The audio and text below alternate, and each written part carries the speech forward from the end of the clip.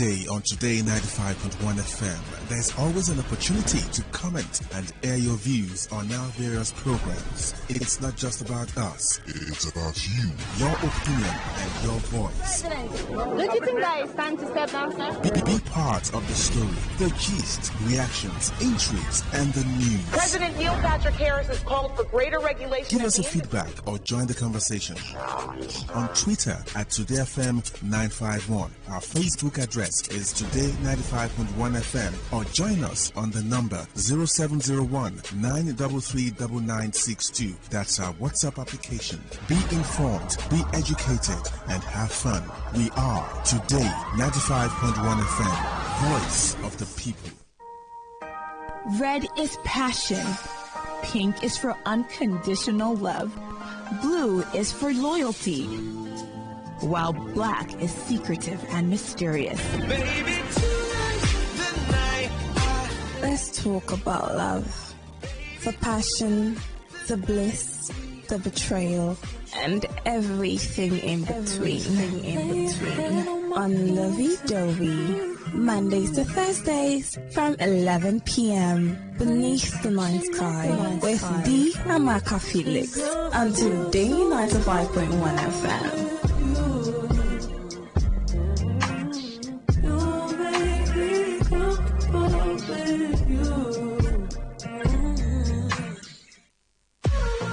What's a successful business without sales? And what is sales without an audience? Well, do you know that you can reach 8 million listeners across 6 states in 2 geopolitical zones all at once? How? With Today 95.1 FM, you can get millions of people to know about your business. And what does that mean to you? More sales. Call 081 389 2850 now for more information.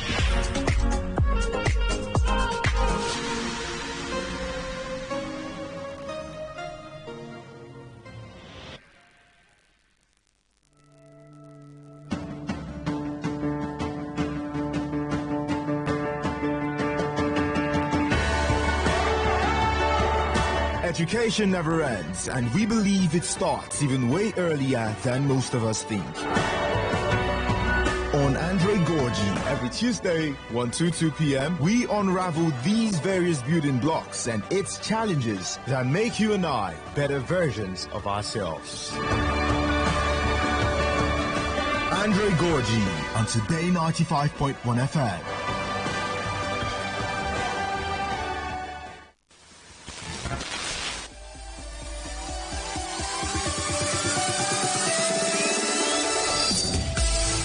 Oxygen, entertainment has to be the next best thing. Because every chapter is unexpected.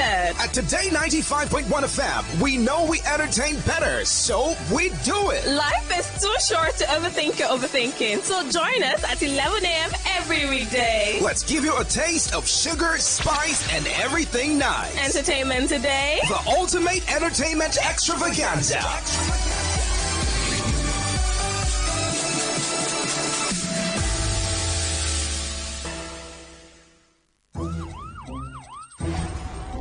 It all begins with breaking news.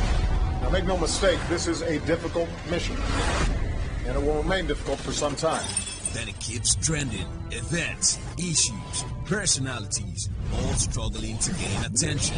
But in the race with deadlines, the intrigues, power play, on the currents are often missed or underreported. Insecurity here is basically a product of poverty. But not anymore. As the platform on radio steps in to fill the missing links on events, issues, and personalities in the news. I'm not afraid of anybody. Yeah! The platform on radio serves only the hottest topics and trending issues. Only on Today 95.1 FM. 95.1 FM. Port Harcourt. Weekdays, 4 p.m. Get on the platform on radio and be served.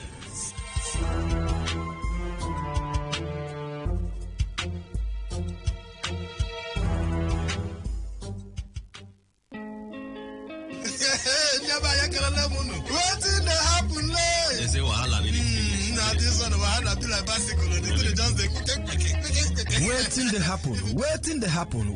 happen. Now for today 95.1 FM, 5 p.m. Monday to Friday, now here you go here, waiting the happen for Niger and Obodo the world. Now that time where we they bring you Ogbonga to them, we go shock you. You go wonder, say a person do like this. Now so we they bring them, can't give you acid the hot. Now where would they find way to sweep this country? Don't run. You go stay abroad, in the chopper, you say this one, no worry.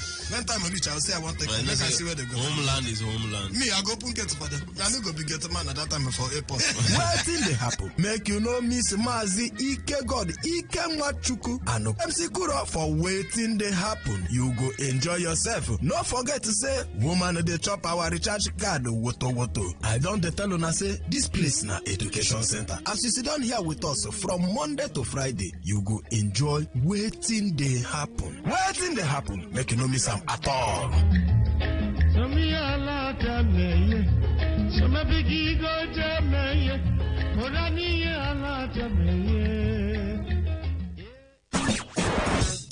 Live your truth. Express your love.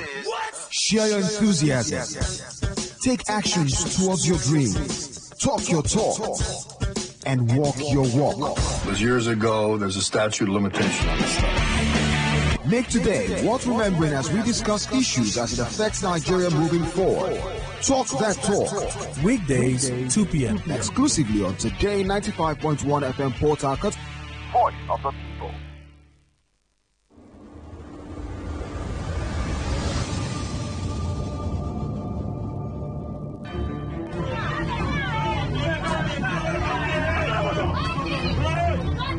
Have you ever been in a situation where you had to pay a fine for an indictment? Then you later found out that there was an already established law to protect you from that penalty. Have you ever been denied a position because of your gender or disability? Have you ever been discriminated, treated unfairly, assaulted or cheated by your landlord, employer, tax collectors, bank, family, business partners, and the police? What if the breach between you and justice is just the right knowledge? I'm sure you've heard that knowledge is power. Join us every Saturday, 10 to 10:30 a.m. on Today 95.1 FM for the program The Law Today, to get acquainted with your legal rights and beneficial interests as a citizen of Nigeria. The Law Today, 10 to 10:30 a.m. every Saturday, is brought to you by Today 95.1 FM Port Harcourt.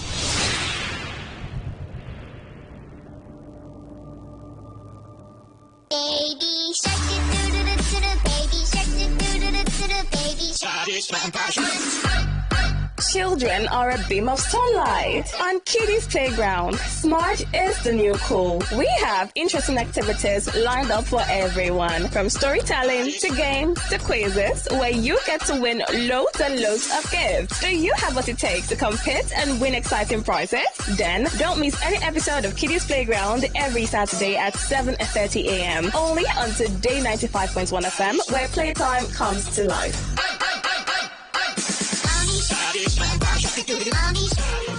What's a successful business without sales? And what is sales without an audience? Well, do you know that you can reach 8 million listeners across 6 states in 2 geopolitical zones all at once? How? With Today 95.1 FM, you can get millions of people to know about your business. And what does that mean to you? More sales. Call 081 389 2850 now for more information.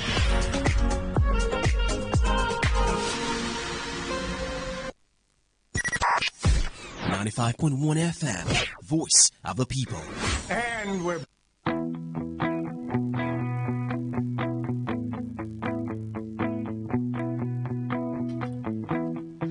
all right, thank you all for staying with us. Now 15 minutes past 8. Let's continue our conversation.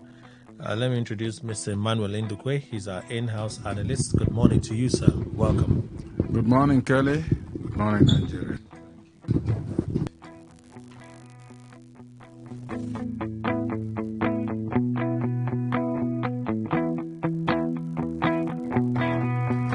Okay, so I'll just take you through some of the other stories I mentioned earlier, just a few of them this morning. We'll talk about some and just make our way up, look at some of the trending stories today. So there's a report from Business Day. NNPC directs marketers to seize petrol imports, cites Dangote refinery capacity. It was 2 weeks ago when we brought you that story from Mele Kyari. They came out to deny it. Now there's another one in circulation. The Nigerian National Petroleum Company Limited, NNPCL, has issued a directive to oil marketers to cease the importation of petrol, asserting that the Dangote refinery possesses sufficient capacity to meet the domestic demand. And this is the next story trending now. Let's wait and see. Maybe they'll come out and deny. Who knows? And then Daniel Bwala posted a very cryptic post. Shared a cryptic post on X. Give me a moment. We'll come back to it. Let me just look at, I think there's another one I'm interested in. And then we'll begin our conversation this morning. So President Tinubu has written to the National Assembly seeking confirmation of Lieutenant General Oluide as the Chief of Army Staff. President Tinubu has sent a letter to the Senate seeking confirmation of Lieutenant General Olufemi Olatubosun Oluide's appointment as the substantive Chief of Army Staff. The President also dispatched a similar letter to the House of Representatives. In the letters addressed to both Senate President Godswill Akpabio and Speaker of the House of Representatives Tajuddin Abbas, President Tinubu seeks Oluide's confirmation in accordance with the provision of Section 218, Sub 2 of the 1999 Constitution as amended and Section 18(1) of the Armed Forces Act. The President appointed Oluide as the Acting Chief of Army Staff on October 30 following the illness of Lieutenant General Taurid Lagbaja. So that is a statement. This dropped at the weekend, signed by Bayo Nanuga, Special Advisor to the President, Information and Strategy. We're sure that this will happen quickly. The Senate would do the confirmation any moment from now. So before we get to the next story, let's read that other story that I just mentioned so we can move on and continue making progress this morning on the show. Dane Bwala. When you come against an overwhelming conspiracy of some television guests and anchors against you, pushing an agenda, and you are helpless, just praying to your God, He will expose them for who they are. It has started. What do you make of it, Mr. Andikwe? Nothing. Just a bad workman quarreling with his tool. That's what I make out of it. Because I don't know what the anchors or presenters or whatever. But it was cornered. It was actually cornered by Shehu on that interview. It was a brilliant session. I totally loved it. You see, Kelly, I do not looking at it as that he was perhaps unduly cornered. If I were passing around the same area that Bwala was passing, Shehu wouldn't have even called me. But when you have certain things on your skin, you will see that, okay, let me put it in the clearest way.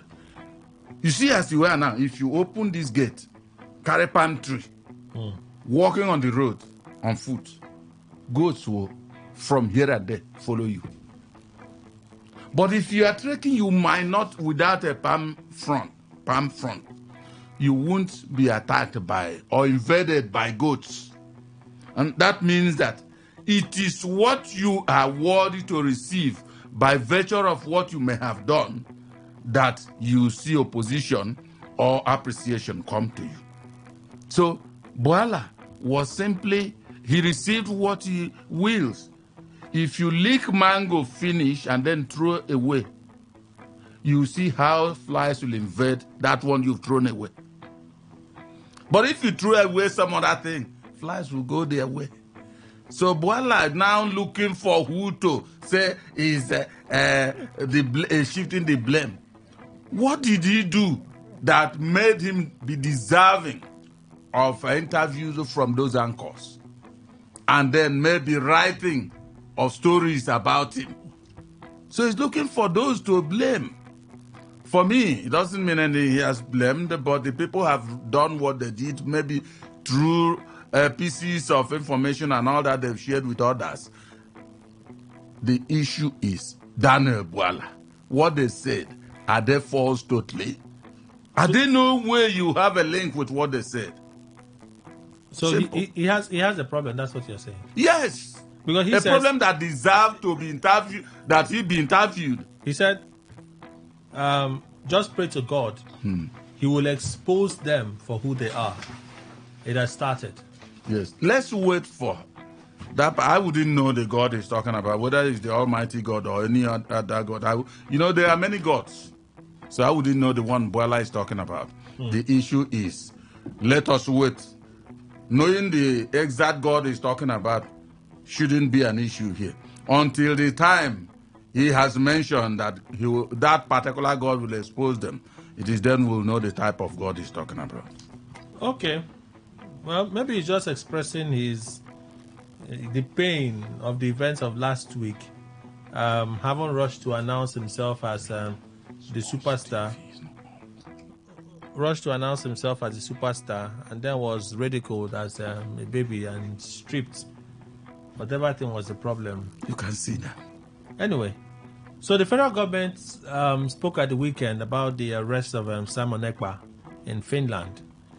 We had this conversation on Friday, and as at Friday, the government channels were yet to speak on this, except for the Chief of Defense Staff that expressed his excitement and hope that he will be extradited to Nigeria to face trial. The federal government on Friday attributed the arrest of Simon Ekpa, the self-acclaimed Prime Minister of the Biafra Republic government in exile, to sustained diplomatic pressure on Finland by Nigeria. See, from Finland, on Finland by Nigeria. Ekpa was arrested alongside 4 others on Thursday on suspicion of terrorist activities. The Finnish district court has ruled to keep him in detention on probable cause, citing his alleged involvement in inciting violence through social media. A day after his arrest, the Nigerian government says it is closely monitoring the legal proceedings of Ekpa. The Ministry of Foreign Affairs wishes to confirm the arrest of Mr. Simon Ekpa, a Nigerian Finnish citizen and prominent leader of the proscribed indigenous people of Biafra, IPOB, by Finnish authorities on Thursday, November 21st, 2024. Spokesperson for the Ministry of Foreign Affairs said in a statement, the minister said it would continue to track the progress of Ekpa's legal case, emphasizing the importance of the proceedings in addressing the influence of IPOB and transnational actors on Nigeria's national security. He was charged with inciting terrorism and promoting violence. The Finnish district court ruled to detain him on probable cause of publicly inciting crimes with terrorist intent. The ministry wishes to affirm that the arrest of Mr. Ekpa is a significant development in addressing the activities of IPOB and also neutralizing the influence of transnational actors and their impact on our national security. The ministry will continue to monitor the legal proceedings and provide further updates as the case progresses. So that is that update. Again, confirming how much influence the Nigerian government has had in the arrest of Simon Ekpa so far. Let me introduce Wadi Chimenem Esquire. He's a legal advisor, the legal advisor to the Federal Commissioner to Mr. President on Christian Pilgrimage, South Zone, a temple chief, and a voice for Apara people. Welcome, sir. Good morning. Thank you very much, Kelly. Good morning to the good minds in Rivers State and to those that are praying for the government of Tinubu and the government of Nigeria. And also, I want to greet especially the leadership in my community for what they have, the giant strides, and ensuring that there is peace, particularly the monarch of the community. So I'm happy. I want to thank him especially, even though we are not of the same party. Okay. Welcome, sir. So let me just take your views on the federal government position on the arrest of Simon Ekpa. It's been a long drawn issue. The military had wanted him arrested in a while, and finally the arrest has happened. The next step is if they'll succeed quickly in bringing him to Nigeria to answer to the alleged crimes they say he has committed. It will be very hard, very difficult. First of all, let me thank they call them the Finnish community or country for going these further steps to have arrested him. But remember, he's a citizen of that country. And I think we don't even have the same Interpol system in terms of information sharing, in terms of knowing if there will be extradition. It's like what happened in Kenya. So that may be jaundiced to bring him, extradite him down here to Nigeria. So for me, that may not be, it won't be easy. But I don't know so far what the federal government, the move they are making. There could be some covert and overt operations going on in terms of how they could extradite him down to Nigeria. But remember, he's a citizen of Finland. And the course of action, if there is a terrorism act, we should understand whether or not it was the Finnish, if they are arresting him based on terrorism within Finland or act of terrorism within Finland. Influencing, inciting acts of terrorism in Nigeria, Southeast, then it means that, in particular. It means that because before this time, Nigerian government have been writing to the Finnish government. Yeah, that they should do all that is necessary to see that this young man is taken. Because when you look at most of his podcasts, of course, these are violent podcasts. And of course, they are even beyond incitement. These are characteristics of a terrorist. The man has incited on different podcasts and video clips. You see him shouting that, in fact, he has declared war between Nigerian government. And so you can see that in some areas today, people are dying. Some few days, some soldiers that were at checkpoint, innocent soldiers, were shot down, at the gunpoint. So all these things are, you can't take it away from the language of, EPA. Samuel EPA has become so, in fact, he's even worse than Idi Amin Dada of the blessed memory, Uganda. So for me, it will be very difficult also. Remember, the Finland, they were colonized by the Swedish authority and the Russia. And when it comes to Nigeria, Russia does not, I don't know, but under Putin leadership, it is very difficult. And of course, before they could do that, there could be some colonial interest. It's like what is happening here in Nigeria. There are some certain things that you want to do from leadership. Of course, you must go to Chatham House, where they will have to anoint you, whether you like it or not. So, of course, you can't take away colonial powers coming in to look at whether this citizen will be extradited. Remember what is going on within Nnamdi Kanu. The British are still looking at, why their citizen will be, will be punished in this kind of manner. So, what we even look at as terrorism may not be what they look at as terrorism. They may look at it as persecution. So for me, if you look You mean the Finnish government? Yes. I mean that of Nnamdi Kanu. I'm just citing what is going on. Okay. Because sometime in the house, a member of the house, a congressman stood up and was like, Nnamdi Kanu should be released by all means, without even knowing the nitty-gritty. So for me, I think the law, if the law in Finland will permit, or the authority, because with what we are seeing, authorities are not even dancing to the tune. Many a time, that guy has made a lot of violent podcasts telling us that they are ready. In fact, he himself has even declared he is now the prime minister of, sovereign state of Biafra. Which I hear he has denied. Well, denial is possible. According to some of the things I've seen on social media, he's claiming now that he's only a content creator.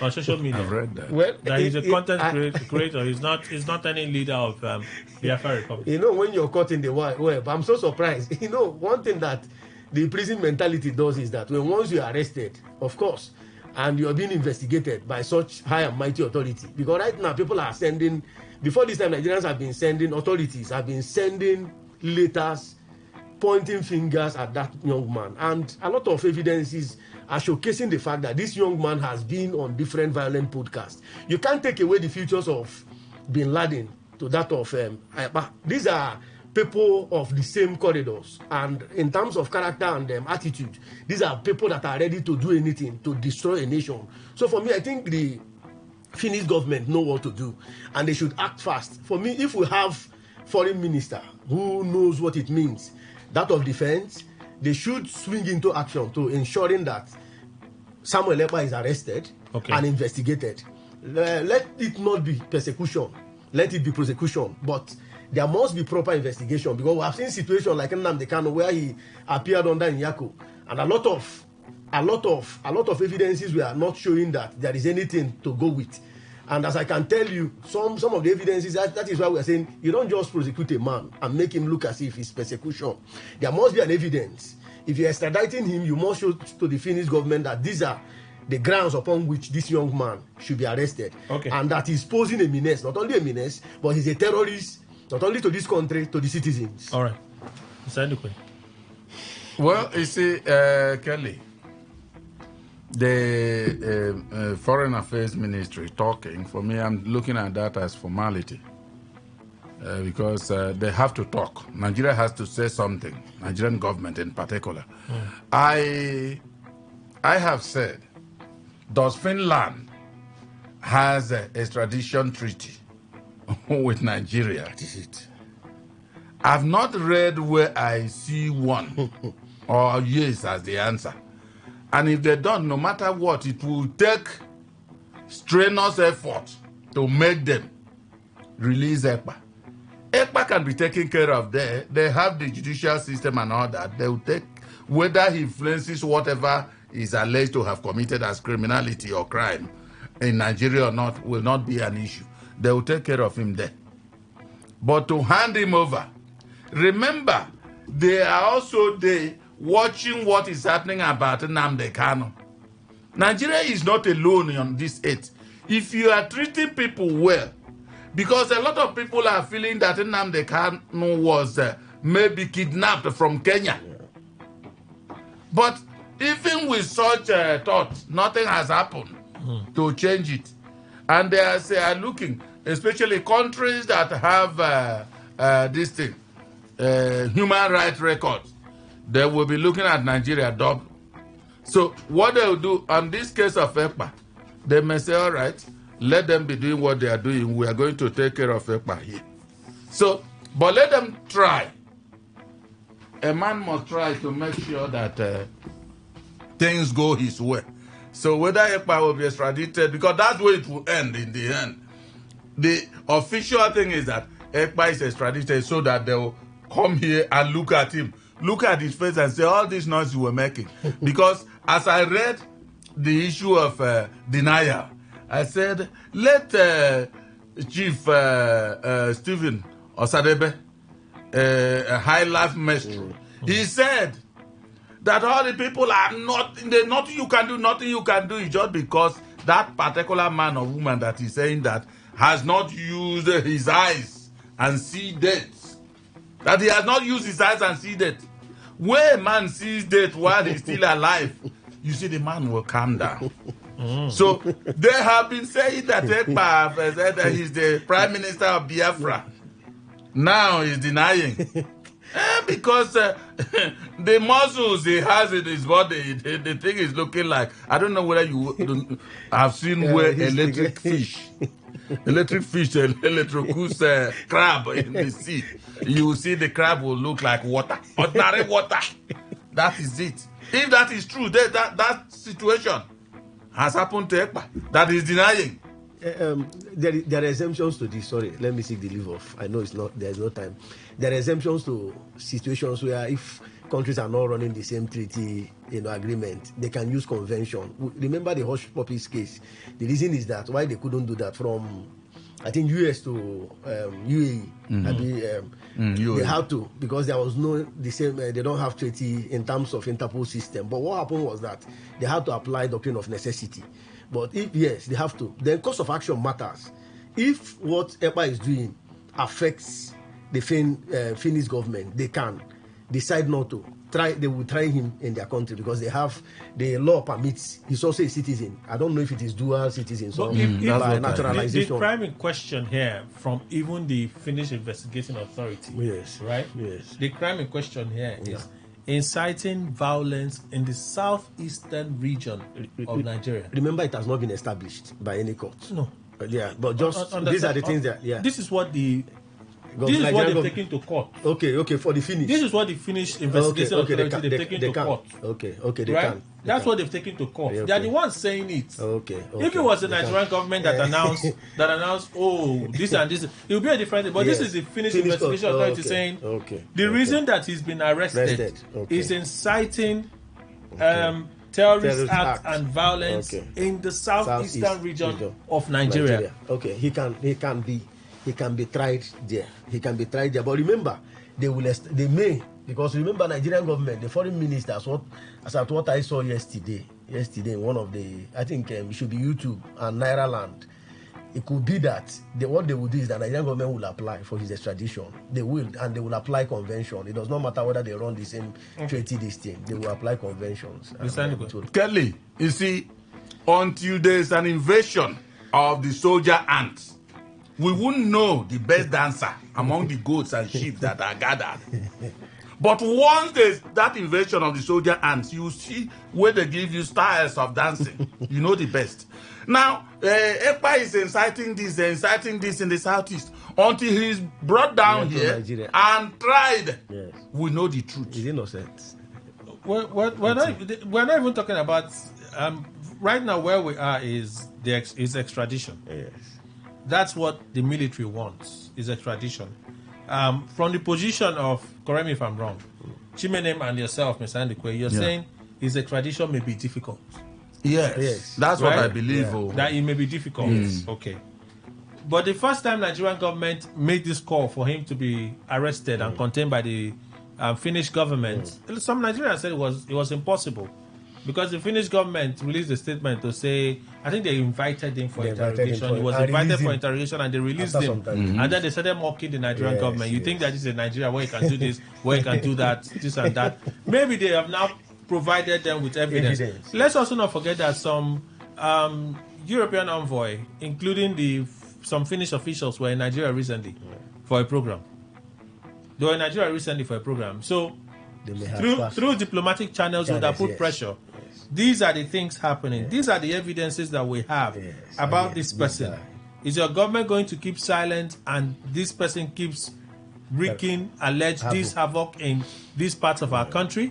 Soldiers are being killed, police officers being killed, innocent citizens being killed as well in the southeast. All of these are allegations. So we don't know what pressure they are putting, but for the fact that even the Finnish authority, they are even saying that this came with immense international pressure and collaboration with the Nigerian government. That's what I'm saying. Nigerian government. It makes a strong point. No, it does. It makes a very strong point. So far, diplomatic treaty, extradition treaty, or this and that treaty, this Finnish government tells us this arrest and investigation is with close collaboration with the Nigerian government. Finally on that, it says a lot. The end will justify the means. Yeah, so we'll wait and see. Dr. Paul Wala is a senior lecturer at River State University. Welcome, sir. We're just looking at least the Ministry of Foreign Affairs have now spoken acknowledging the arrest, and they say they are monitoring the process closely. Yes, I think that crime, any crime that has to do with terrorism, is an international crime. It's covered by international. But most of the times, in terms of the prosecution, there will be some difficulty because you have to do somebody who has a dual citizenship, that of Finland. But in most cases, where such issues arise, diplomatic measures have been utilized, diplomatic channels have been utilized. And I'm also sure that Nigeria has a strong bilateral relationship with them. So the situation whereby perhaps when they say that there is a mounting pressure, which means it has gotten to that particular point where if nothing is being done, it will be interpreted that Finland indirectly is backing up. Please go on. Indirectly is backing up the one who is sponsoring the restiveness in Nigeria, especially that of the southeast. So having a cordial relationship with Nigeria would at times, based on this kind of issues, got into a point where both may have a face-off. And then issues of terrorism is something that the international community frowns at. So where Nigeria have been making a strong case, and then the insecurity is continuing going, the world is saying what is happening in Nigeria, and nothing is being done. I think the last visitation of Finnish officials may have prepared some forms of agreement that may have reached that led to his arrest. Then I'm also sure that since it borders on terrorism, Finnish government have the right to try him over there. Yes, they have the right to try him over there. Then if Nigeria so wish to, based on diplomatic resolutions between two countries, they can extradite him. But that extradition is at the will of a Finnish government to do that. Okay. So we'll watch and see how this whole thing peels over in the coming days. Let's see what happens with Ekpa. Would the Nigerian government succeed in quickly bringing him to Nigeria to face trial? Another argument they could raise is the integrity of our courts and our judicial system. But nonetheless, I've seen some of his videos, and I'm not going to act like I haven't seen. I've seen some of those videos. Same way I've seen some of the videos of videos and podcasts of Nnamdi Kanu. Mm-hmm. I saw some of those videos and I couldn't believe it. When some of my colleagues said, Kelly, have you seen this? They brought it to me. I'm like, really? I've seen some of them. But we're not going to go over them now. The case is on. And now the call is, like I asked Mr. Ndukwe on Friday, if they succeed in extraditing him to Nigeria and the trial begins, after a while, people will start saying, release him. Mm-hmm. Release him. Give him to us. Is he the first person that commits crime? Release him. Give him to us. Nigeria. To take care of him. Release him. That's the call now with Nnamdi Kanu that he has committed no crime now. But me, I'm telling you that I'm not a witness in court, and I will not be one. But people cannot deny that they did not listen to those broadcasts, those messages. Yes, I heard some of them on his X channel then. I used to see some of them. He was making a lot of broadcasts. I used to see some of them. But for that extradition, if the government they have a strong case against him, right now is at the courts now. He lacks confidence in the transparency of the courts. That's a different matter. But I was just thinking out loud. So perhaps we'll get to that point. Let me ask Mr. Ndukwe again, where they say, release him to us. Release him to us. It will guarantee peace in the southeast. It will be a request. It will be a request. Yes, and the request is subject to acceptance or rejection. Simple.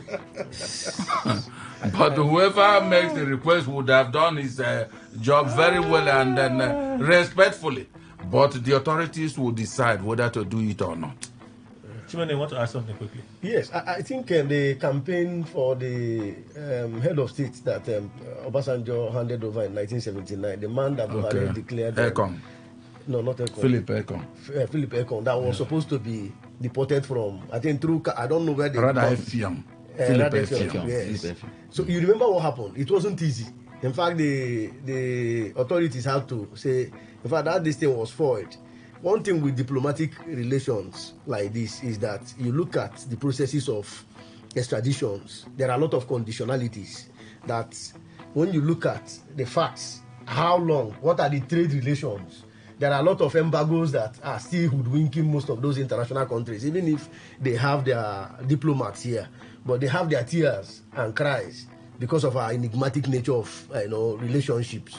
There is, about the Binance, the man that is suffering now in the prison. They've released him. But you saw there are a lot of hiccups and all the rest. In fact, they had to even call in. So the dangers of not looking at the legal system, the dangers of bringing him here, and what are the protections? We lack a lot of when it comes to civil rights and human rights. So that could be another issue. That's what I said. It could be another issue. That could be another issue. That you will raise before the court there to say, try me there. You remember the hospital case? Hospital case, I prefer to die but the case of hush puppies. No, it's a different. I'm talking about. Hush puppies crime were not in Nigeria. No, we are talking about Ekpa. He's shouting from Finland. He did whatever. No, but Ekpa's crime. Now, I know what I'm talking about is in Nigeria. Yes, it's the conditionality of bringing me here. He's a citizen. Okay. He equally have the right of fair hearing. And you know how they do there. They prefer that, please, do you prefer coming to this side? Or you will say, please, I prefer the prison there because they are heavenly prison. You eat, you make communication, you can watch cartoon. All right. The worst aspect of it is even considering what is happening to Nnamdi Carlos trial. The international community. I tell you, that you even be how will Nigeria guarantee them of all right, let's see how this whole thing pans out. But Bishop Kukah speaking. Practically, I said everybody that ascended to the seat of power was never prepared for power. That they lacked knowledge. I have huge respect for Kuka, but it seems to suggest that he's the only one that knows everything. I don't know. That's the way he suggests to me. Like he's the one that knows everything. Mr. Ndukwe, let me take your view on this one. You see, Kelly, I have said even for me, the biggest book on earth is the Bible. And the Bible says that we should bridle our tongue. Because life and death are in the power of the tongue. You see, when you come out and say every other person that came up as a leader in Nigeria and was not ready for it. They didn't have the knowledge. Yes. But automatically when Matthew Kuka is put there, he will have the knowledge. Or is he part of the club that lack knowledge? I don't know why we always expand our comments in this form. All I know is that, yes, a few individuals amongst them may lack the knowledge and may have been accidental leaders, no doubt about that. But when you say all of them, and that starts from Dr. Azikiwe and the rest of them in the First Republic that indeed fought for the independence, the people they were focused on what they wanted. I think they were prepared. But internal insurrection may have made us empower those who should not have taken the position. But even at that, before the thing happened at the end, they were ready for that particular position of leadership. So I disagree completely with Kuka when he said almost all of them. No. Dr. Wala. Well, I will take a different view on that. Number one is that basically, you said they lack knowledge, not prepared for. You see, when we are talking about opposition voices and civil society voices, I think some of these statements at times are being made to stir up those who are coming up, or those who are anticipating, those who have the mind of aspiring, or those who are in power to really do well. I don't see it as something that is very, very authoritative. Now, when we also look at most of the past leaders, okay, take for instance, several times here, people have condemned Obasanjo. He doesn't have that morality, So the question is that while he was there, what then happens? And again, if you look at some of our political leaders, what we think about is just the political power. Political power. How prepared are they? So when we look at their pattern of governance while in power, you see that of a truth, you begin to ask yourself, were they really prepared before coming to power? So Kuka, I won't condemn him for that particular statement, but it is a kind of a call that anyone who is coming to occupy political position is not just by that seat or that position. You get to prepare so that you can lead the people well. So if we are to counter, so the person that goes campaigning, the person that goes campaigning tells us that he has this policy, he has that policy, he has that policy. That's not preparation. At the end of, how do you know somebody who is prepared? Okay, people have campaigned, people have made promises, we have voted. What are we seeing? What are we seeing? Yes, what are we seeing? So is it a lack of knowledge? What do you call it? Is it a lack of knowledge, or it is our misunderstanding of their priorities? I don't think so. What is their who will be in government that their priority will be to see the citizens suffer? Oh. So I don't think so. Okay. When you are knowledgeable enough, no matter the challenges, you will be able. You'll be able. You will be able. So you agree with Kuka? I agree with Kuka. There is a lack of knowledge. Yes, there is. Well, a country that has almost everybody that will aspire to leadership, unprepared and lacking knowledge, then something is wrong with that country. If one should believe Kuka. Then Kuka also in his cathedral may lack some knowledge. But yes. He cannot describe himself as infallible. He didn't say that. No, I'm just saying. No, Kuka cannot describe himself as infallible. The comments one will make, I don't know, if he knows that he's a human also, he shouldn't have put everybody on the same boat that have aspired to be a leader in this country. No, he's referring to those that are leading and have led. That's what I'm saying now, Kelly. There's no time everybody will become a president. Perhaps he's raising a call let's raise the bar on what is required to get into that position of leadership. Perhaps that's Call Kuka tomorrow and give him power. Oh. We'll see how we'll perform. Chimene. Kuka was born before independence, so it means that he would have had every opportunity to have led Nigeria. Nothing stops him. In fact, those that should have been, if we are to follow the words of Plato, those that should lead are the righteous people. Kuka says, I've looked at a lot of his excerpts, both the Christian literature and, he's always coming to speak. He's a very good oratory speaker. But I think when you begin to look at yourself as being so perfect, then there is a problem. Even within the holy books, you say that shall not criticize, that shall not. There are things you don't see, that shall not judge. There are a lot of things that I look at. Kuka tend to assume perfection in all strata of leadership. And I think when you go to the Senate where we cite, those that are of Kuka always want to offer solutions. And that is why you see today, the Father Mbaka, I don't know if he has gone to the Chancery or Vestry. These days I don't hear him again. Maybe he's making publications now. But I think he should remain in the Vestry. Each time they come out, people should understand when you say, I'm a man of God, then you must censor your language. I don't think that any leader is unprepared. There is no leader that is not prepared. The reason is that you can't be perfect. Even at a point in heaven, the devil got tired and descended into the earth. Was cast out. Whether cast out or, but there was an embryo. For those of us who are, when you read Bible commentary, I read, like I told you, some of us will read Christian and Islamic books. So, okay. No, let's go on. Now, so for me, I think, I want peace. Let Kuka, please. I think he's from Kaduna. He got his diploma in University of Ibadan, did philosophy. I think he may have diluted religion to, atheism and all the rest. But let me plead with him. I don't think the likes of Obasanjo, 1952, it means that he saw Nnamdi Azikiwe. During the days of Nnamdi Azikiwe, he saw the leadership. He would have ventured into politics or offered. Because we are hearing the lives of Odoa Kasimpre and Ekwensi in those days, all those that performed. He started performing recently. So for me, he was part of Oputa panel. Oputa panel was faulted at a point. And he was part of that panel. So there is no perfect person on earth.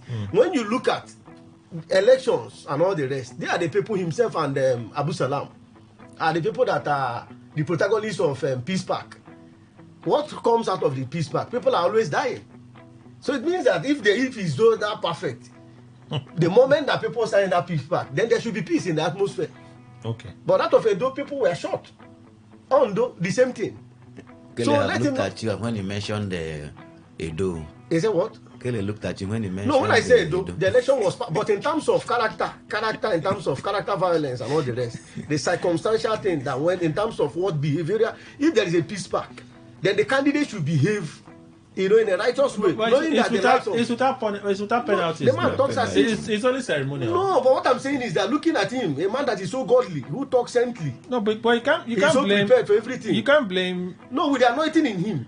That's what I'm saying. He has a perfect anointing. So one would have thought that. Even he, an atmosphere of peace, like total experience. Even he has acknowledged that for the fact that they can't prosecute anyone for the peace park. I don't want you to exonerate him. It's pretty much ceremonial. No, I'm not exonerating anyone. We have to state. My duty is to state the fact as much as possible. So, but there's a flip part to what Kuka is saying to me that I find a bit difficult to comprehend. And he's not a baby. I am a baby where Kuka is in terms of experience, Nigerian politics. Look at the persons that get into power. How long they stay in power. The things they did in power. They come out of power, their lives are better, they are richer, more influence and everything, right? Yeah. But they don't make so much impact in the lives of the people. I've always said to me, and I hold it strongly, that when we say that our politicians are not clever, I say we do ourselves huge disservice because the politicians are apparently more clever than we are. Yes. For me, I think their interest is more about how much can we make ourselves better as individuals and our family, enlarge our territory and all of that, then we will do things for the people. That's what I think is missing. That's the leadership gap that is missing. If you say they are not knowledgeable, well, it's Father Kuka. It's Father Kuka. What can we Born say? in 1952.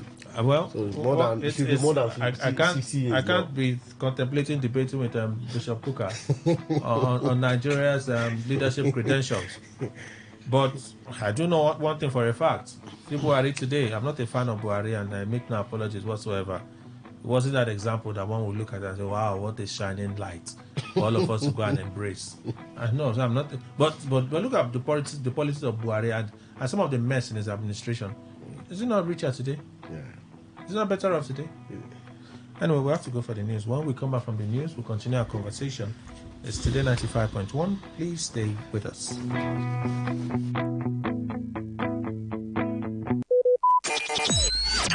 Talk radio. I listen to a lot of talk radio. 95.1 FM. What in the happen?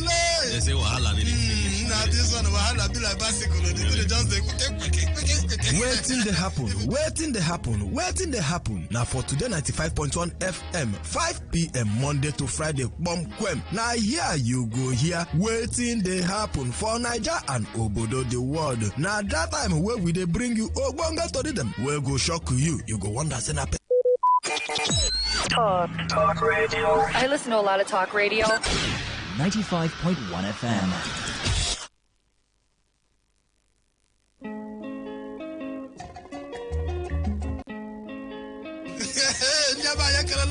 What in the happen? They say wahala be this one wahala be like bicycle. They just waiting the happen. Now for Today 95.1 FM, 5 p.m. Monday to Friday, bomb.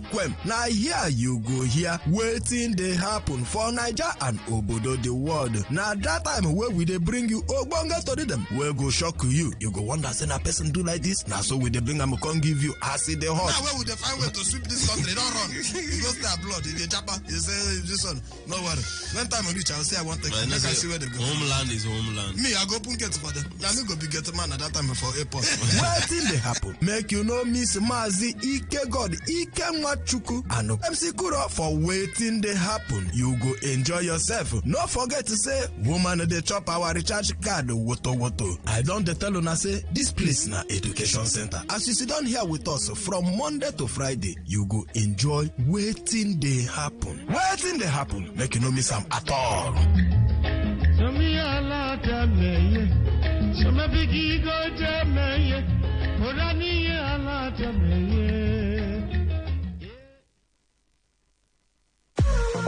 What's a successful business without sales? And what is sales without an audience? Well, do you know that you can reach 8 million listeners across 6 states in 2 geopolitical zones all at once? How? With Today 95.1 FM, you can get millions of people to know about your business. And what does that mean to you? More sales. Call 081 389 2850 now for more information.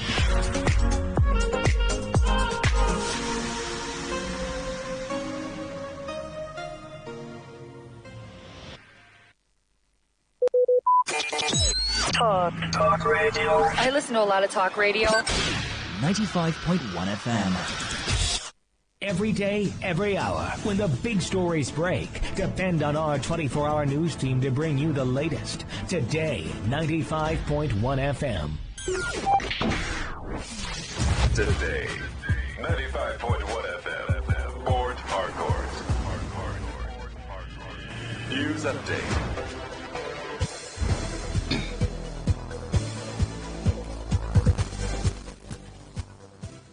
Hello, good morning. Here's news update on Today 95.1 FM. I'm Rona Agbara. Data from the Nigerian Electricity Regulatory Commission, NEC, shows the electricity distribution companies in the northern part of the country have recorded approximately 64 billion naira in losses between July and September, following consistent blackouts in the northern region. In the first week of November, the country witnessed its 10th national grid collapse in 2024, plunging the entire nation into blackout. Confirming the development, the spokesperson of the Transmission Company of Nigeria, Ndidi Umba, said the national grid experienced a partial disturbance following a series of line and generator trippings that caused grid instability. Recall that there were 3 separate grid collapses in October, which paralyzed electricity supply in most parts of the country. However, power blackouts in the northern Nigeria have recently worsened due to the vandalization of the Shiroro-Kaduna transmission line, the major line supplying electricity to the region. No fewer than 17 states in the region suffered total blackouts for 2 weeks last month due to the disruption.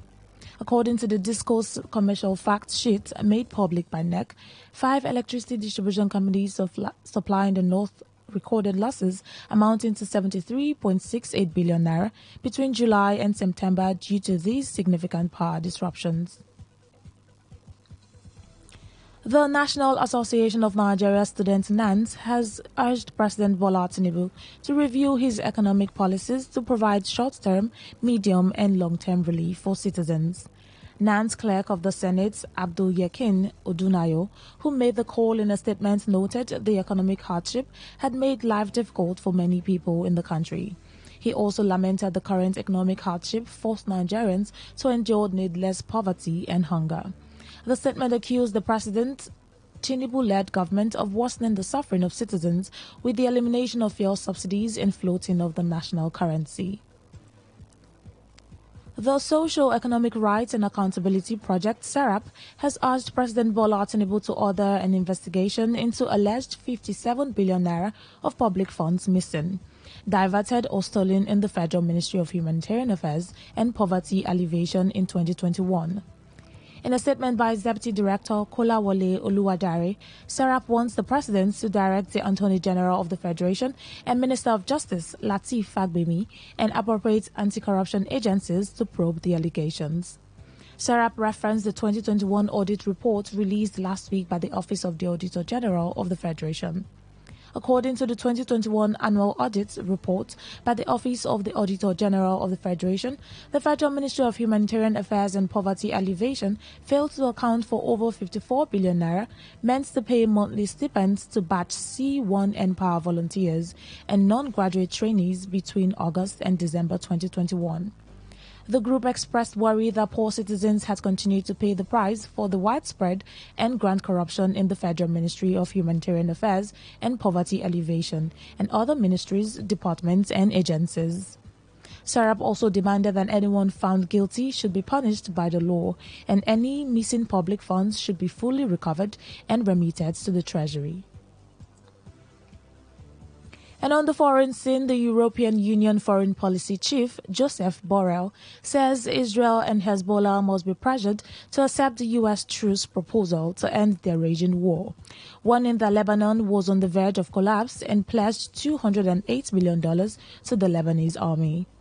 Borrell, the High Representative of the European Union for Foreign Affairs and Security Policy, called for an immediate and simultaneous ceasefire by all parties and the full implementation of the United Nations Security Council Resolution 1701. Resolution 1701 calls for the disarmament of Hezbollah and its withdrawal to the north of the Litani River, the pullout of Israeli forces from Lebanese territories, an army and UN peacekeeping troops serving as the only force in charge of the security in the southern border area. Israel has been trying to impose new conditions to secure more enforcement mechanisms and have a free hand in Lebanon to prevent Hezbollah's rearming and funding conditions strongly rejected by Lebanon for violating its sovereignty. Hezbollah and Israel have been exchanging fire across the border since the militant group opened the support for Gaza in October 2023. The conflict descended into war when Israel expanded its attack on September 17 with an unprecedented, highly sophisticated pager and walkie-talkie attack against Hezbollah members, killing a dozen people and wounding more than 3,000.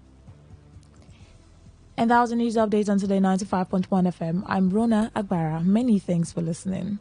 Good morning.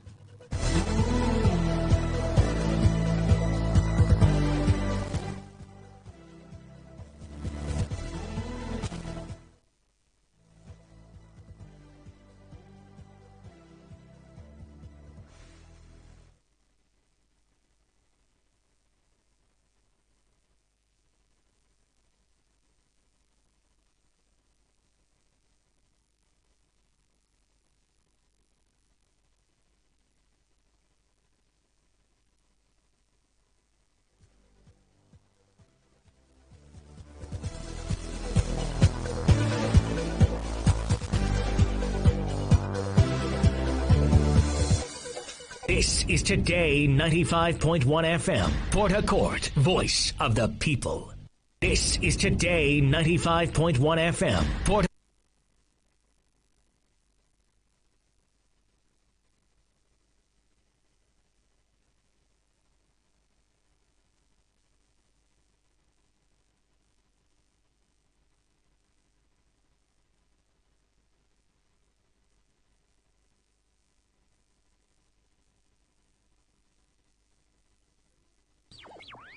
Tune in for a journey beyond the ordinary. Fasten your seatbelts. We're not just a station. We are the station. Today, 95.1 FM, the voice of the people.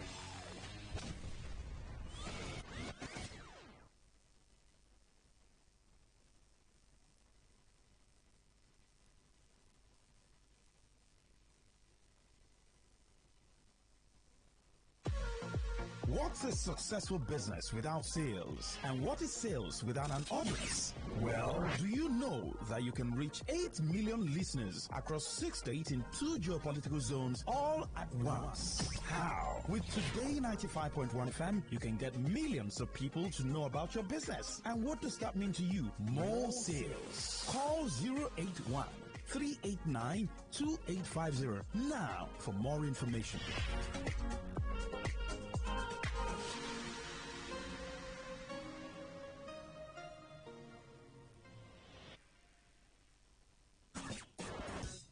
Live your truth. Express your love. Share your enthusiasm. Take actions towards your dreams. Talk your talk. And walk your walk. It was years ago. There's a statute of limitation on this stuff. Make today worth remembering as we discuss issues as it affects Nigeria moving forward. Talk that talk. Weekdays, 2 p.m. Exclusively on Today 95.1 FM Port Harcourt. Voice of the people.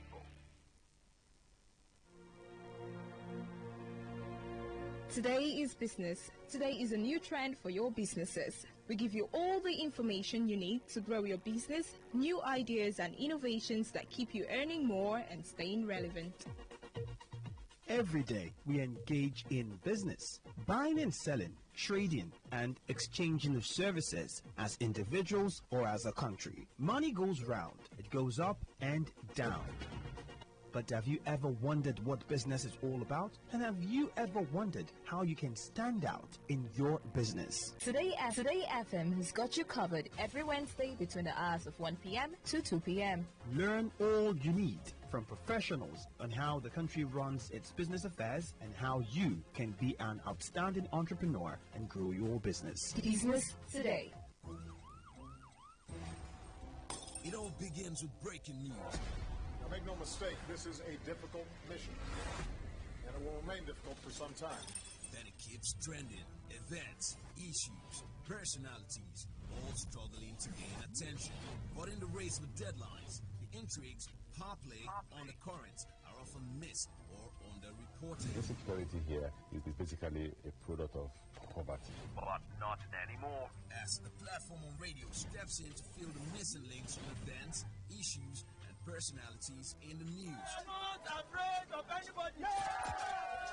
The platform on radio serves only the hottest topics and trending issues. Only on Today 95.1 FM. 95.1 FM. Port Harcourt. Weekdays, 4 p.m. Get on the platform on radio and be served.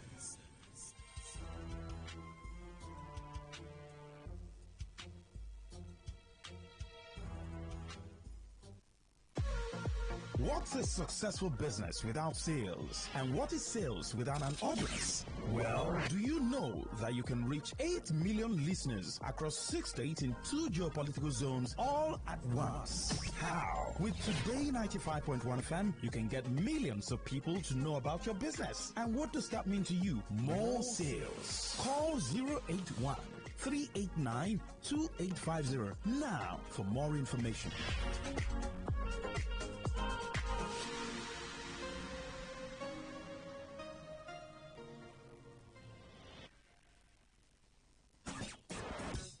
Live your truth. Express your love. Share your enthusiasm. Take actions towards your dreams. Talk your talk. and walk your walk. It was years ago. There's a statute of limitation on this stuff.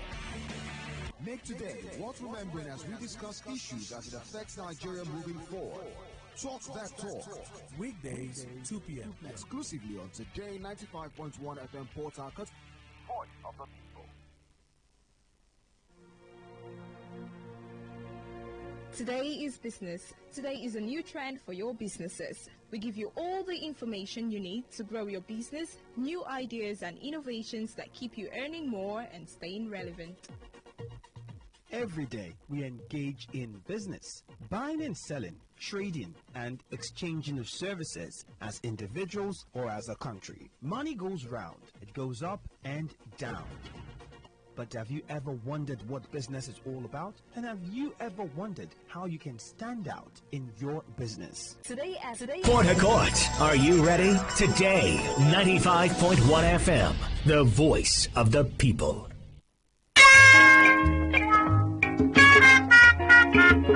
The River State chapter of the Nigerian Institute of Quantity Surveyors, NIQS, heartily welcomes the president of the institute, QS Kenneth C. Nzekwe, FNIQS, past presidents, board of trustees, members of the National Executive Council, Quantity Surveyors in Nigeria and across the globe, and construction professionals, stakeholders of the built environment to the 2024 National Conference and Annual General Meeting with the theme, Strengthening the Quantity Surveying Practices and Processes for Growth and Sustainability in a Turbulent Economy. Venue, the Harlequins Event Place. Date, 27th to 29th November 2024. Time, 9 a.m. to 5 p.m. Welcome to the Garden City. We wish you a pleasant stay and fruitful deliberations. Signed, QS Jamaibi Thanks Numbere, FNIQS, Chairman, Local Organizing Committee, and QS Timothy Green, MNIQS, Secretary.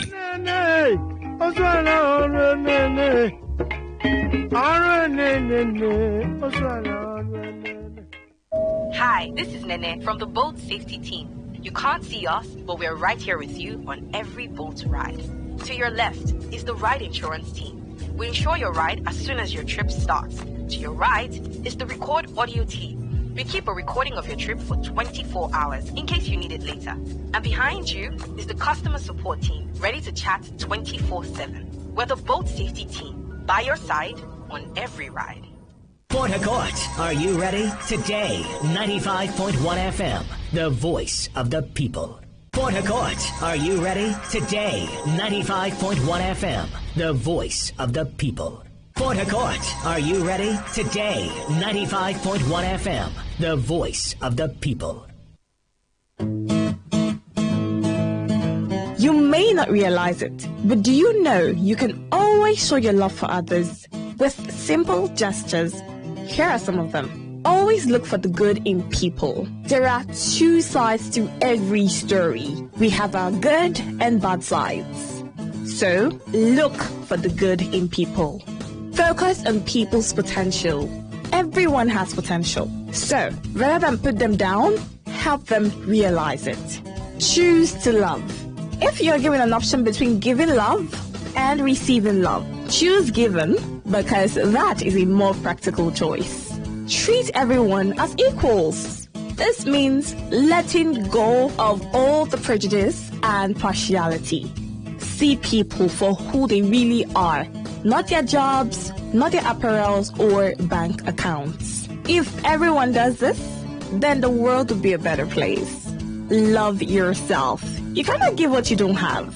So, before you try to love other people, love yourself first. Forgive. We all make mistakes. So, whether it's a family or a stranger, the best way of showing love is forgiveness. Everyone deserves a second chance. Show compassion. Care for other people. Care for what they are going through. Do what you can to help. Give back to the community. Remember that a single drop of water can cause countless ripples. That donation, no matter how small, can inspire others to do the same. Smile, even to strangers. Remember that you're never fully dressed without a smile. So, do not underestimate the power of a smile. Not only the Radio has never been this good. Today, 95.1 FM, Port Harcourt.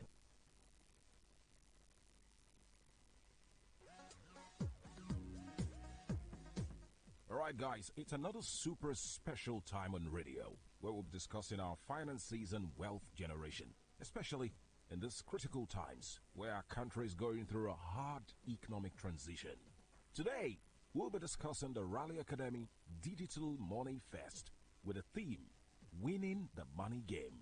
And it's a privilege to have in the studio with me today an extraordinary gentleman. He's an e-trader and an online entrepreneur. He was trained at the London Business School, the London School of Business and Finance, and also the London Academy of Trading. He has certification in technical analysis from Cyprus. He has gathered over 15 years of experience in financial trading and technical analysis.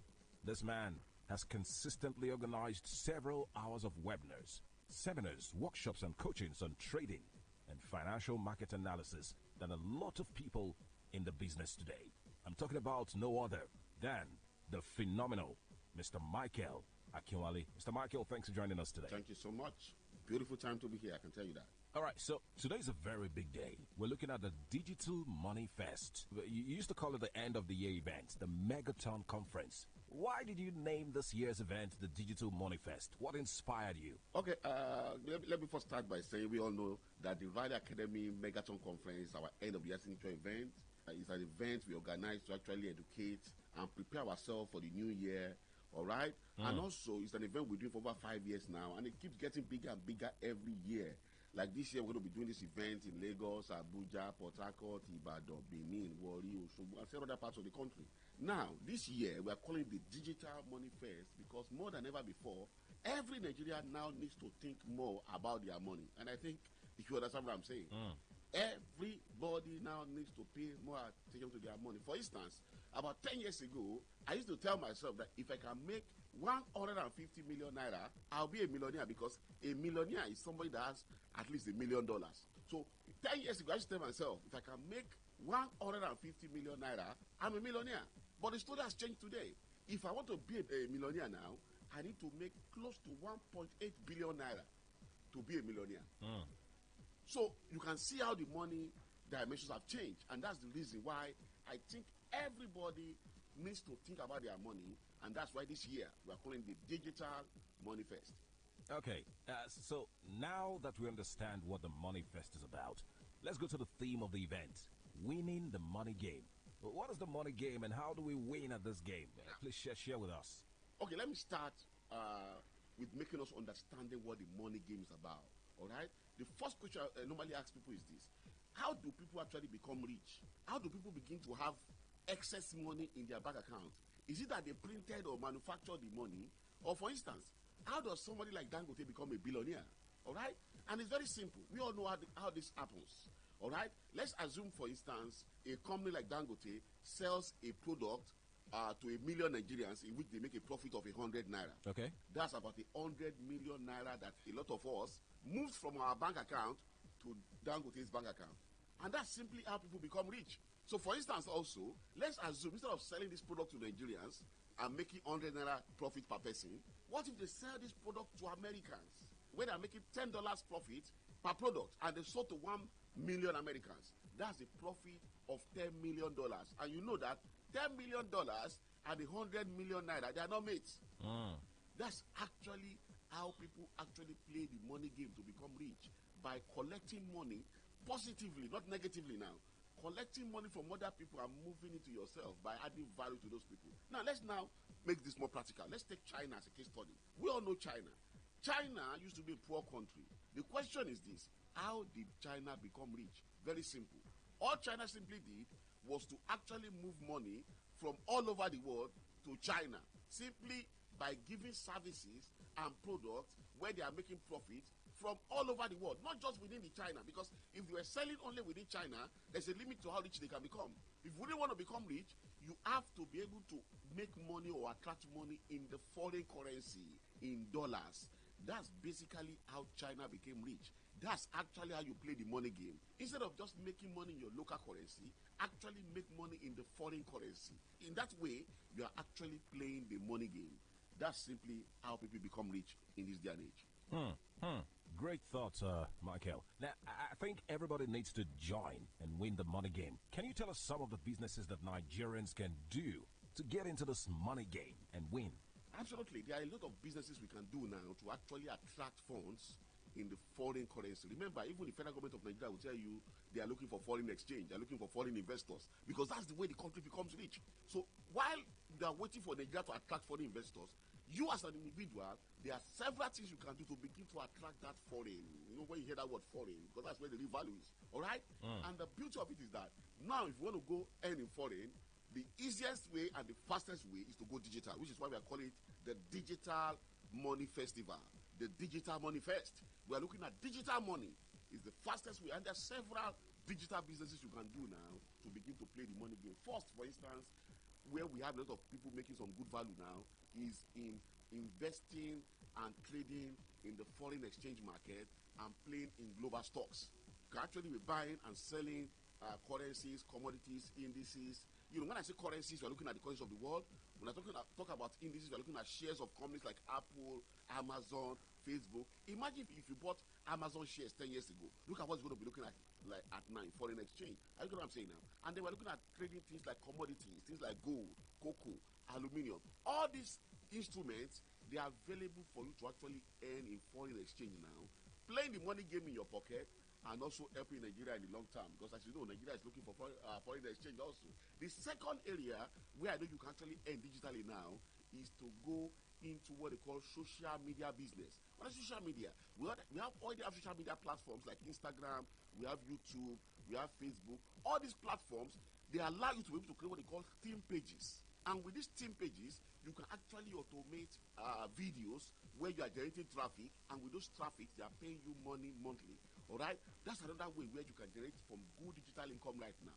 The third area that I know people actually also do very well now is what I call retail commerce, e-commerce, online, buying and selling of products online, especially if you're able to sell them to other people around the world. Right? That's what I'm saying now. We call it e-commerce, or what we also call drop shipping. That's another area where you can actually do well. And the fourth area also right now is that you can also offer services or jobs online remotely. So from the comfort of your house, you can actually be offering some services online, and they are paying you in foreign currency. And you know what that means right now. So these are several areas where Nigerians can actually start making some good income for themselves right now and playing the money game. Now, what else is unique about the Digital Money Fest? And why is it a must to attend for everyone? Well, there are several reasons why you have to attend this event. I think everybody in Nigeria now, you know what the economy is talking about. So every opportunity to actually increase your income, if you are earning 500,000 now, how can you begin to earn 5 million? That's what every Nigerian should be thinking about now. Because if you are earning more, there will be less impact of what's happening right now on you. So basically, that's one reason why I think everybody should attend. But most importantly, one reason you have to attend this event and makes it very unique is that we're going to be bringing experts in all these businesses I just highlighted. For instance, we're going to be bringing experts when it comes to online trading, bringing experts in social media and team pages and all of that. We're going to be bringing experts when it comes to e-commerce. We're going to be also showing you companies now that are actually recruiting for remote work and all of that. So we are bringing experts who have practical knowledge on all these businesses to take you by the hand and help you to succeed so that we can make 2025 a very great year. Apart from that, in the spirit of the season, this is the year 2024 is coming to an end again, and we're preparing for the new year. So we're going to be giving out a lot of gifts, which can also help us to go digital in this time and age. So we're going to be giving out laptops, televisions. We're going to give out phones, tablets, smartwatches, power bank, t-shirts, generators, refrigerators, books on flash drives, power banks, and also because of the time we're going to spend at this event, we're also going to be serving light refreshment for everybody at this event, because it's a money festival, it's a money fest. All right, so it's one reason why everybody needs to actually mark their calendar for the date of this event and make sure they are there. It's going to be a beautiful time. Wow, this is sounding really, really mega already. Now, who can attend this event, and are there requirements to attend? Well, there are actually no requirements to attend. The most important thing for me right now is that you must have at least an Android phone or any of these devices that can help you to go digital. Remember that knowledge is power, information brings liberation, education is a prerequisite to progress. So anyone who needs information on actually how to go digital in 2025 need to be at this event. You can be an employee, a businessman, lecturer, student, man, woman, retiree, housewife. And guess what? This event is coming to you absolutely free of charge. You pay nothing to attend, just register, book your seat, be at the event, and I can tell you, it's the beginning to start making 2025 a very great year. All right, let's jump straight to the real business. Tell us the dates, venue and time of the Port Harcourt Digital Money Fest, and how participants can register to attend. The Port Harcourt Digital Money Fest is going to be taking place for just one day. One very important day right here in the city of Port Harcourt, and I can tell you cannot afford to miss it. And the day this event will be taking place is next week Thursday, the 28th of November, 2024. Let me do that again. Next week Thursday, the 28th of November, 2024. And the time is going to be at 10 a.m. prompt. 10 a.m. prompt. The venue of the event right here in the city of Port Harcourt is going to be at Casoni International Hotel and Suites. Casoni International Hotel and Suites, number 6, Presbyterian Close, off Stadium Road, opposite RCCG, right here in the city of Port Harcourt. Casoni International Hotels and Suites. Casoni International Hotel and Suites, number 6, Presbyterian Close, off Stadium Road, opposite RCCG. If you're on Stadium Road, you can actually see the Casoni International Hotel right from Stadium Road. So it's a very popular place, I can tell you. You cannot miss it. It's now very important that you register to be at this event so we know you are coming. And to register is simple. Just take your phone and send an SMS to your phone number, and then your seat will be reserved to be at this event. So take your phone right now, then you have to register. If you want to register to reserve your seat in the city of Port Harcourt, send an SMS with the word PH. PH is short for Port Harcourt. Send an SMS with the word PH to this phone number, and your seat will be reserved to be at this event. 091 6466 0000. Let me take that phone number again. 091 6466 0000. Let me take that phone number again. 091 6466 0000. What else would participants benefit at this Megaton conference? Okay, this event is already packed with knowledge, packed with opportunity, packed with gifts.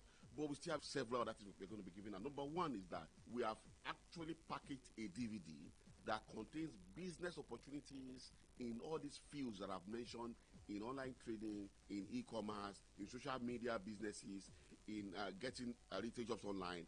We've packaged a DVD on opportunities around all these businesses, and we're going to be giving it to all the participants that attend this event. So make sure you're at this event. Come and pick up your DVD. That's going to show you opportunities for 2025. And secondly is that we're going to be giving out our 2025 Megaton bonus. It's the 125% 2025 Megaton bonus. Every participant at this event, when you choose to go into e-trading, you're going to be getting a bonus of 125%. All right? That will help you to actually boost your online trading business. Thirdly is that we're going to be giving out free capital at this event. So people are going to be going with 100,000 capital, 200% bonus. So it's a gift and bonus packed event. It's an opportunity you cannot afford to miss. And I can tell you, this is how we start to make the year 2025 very great. Can you tell us again the dates, venue, and time of the Port Harcourt Digital Money Fest, and how participants can register to attend? The Port Harcourt Digital Money Fest is going to be taking place for just one day. One very important day right here in the city of Port Harcourt, and I can tell you cannot afford to miss it. And the day this event will be taking place is next week Thursday, the 28th of November, 2024. Let me do that again. Next week Thursday, the 28th of November, 2024.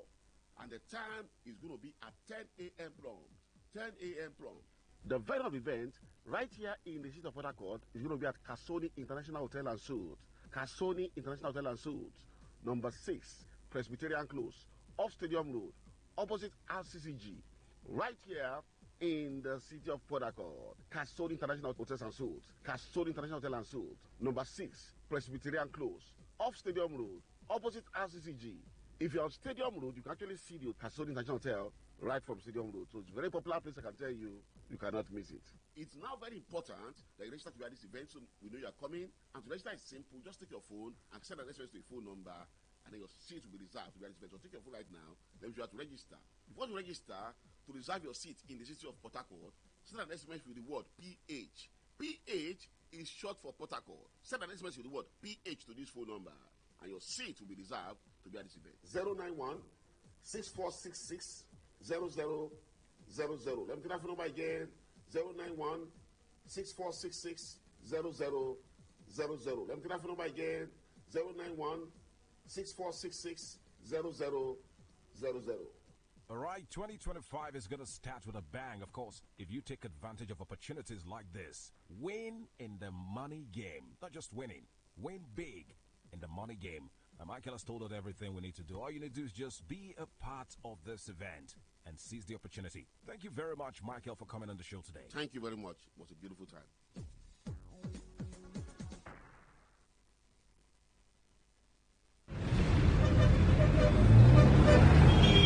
Live from the Garden City of Port Harcourt, Nigeria. This is Today 95.1 FM. It's a triple experience on this frequency. Talk, news, and sports. Right here, every day on Today 95.1 FM. The voice of the people.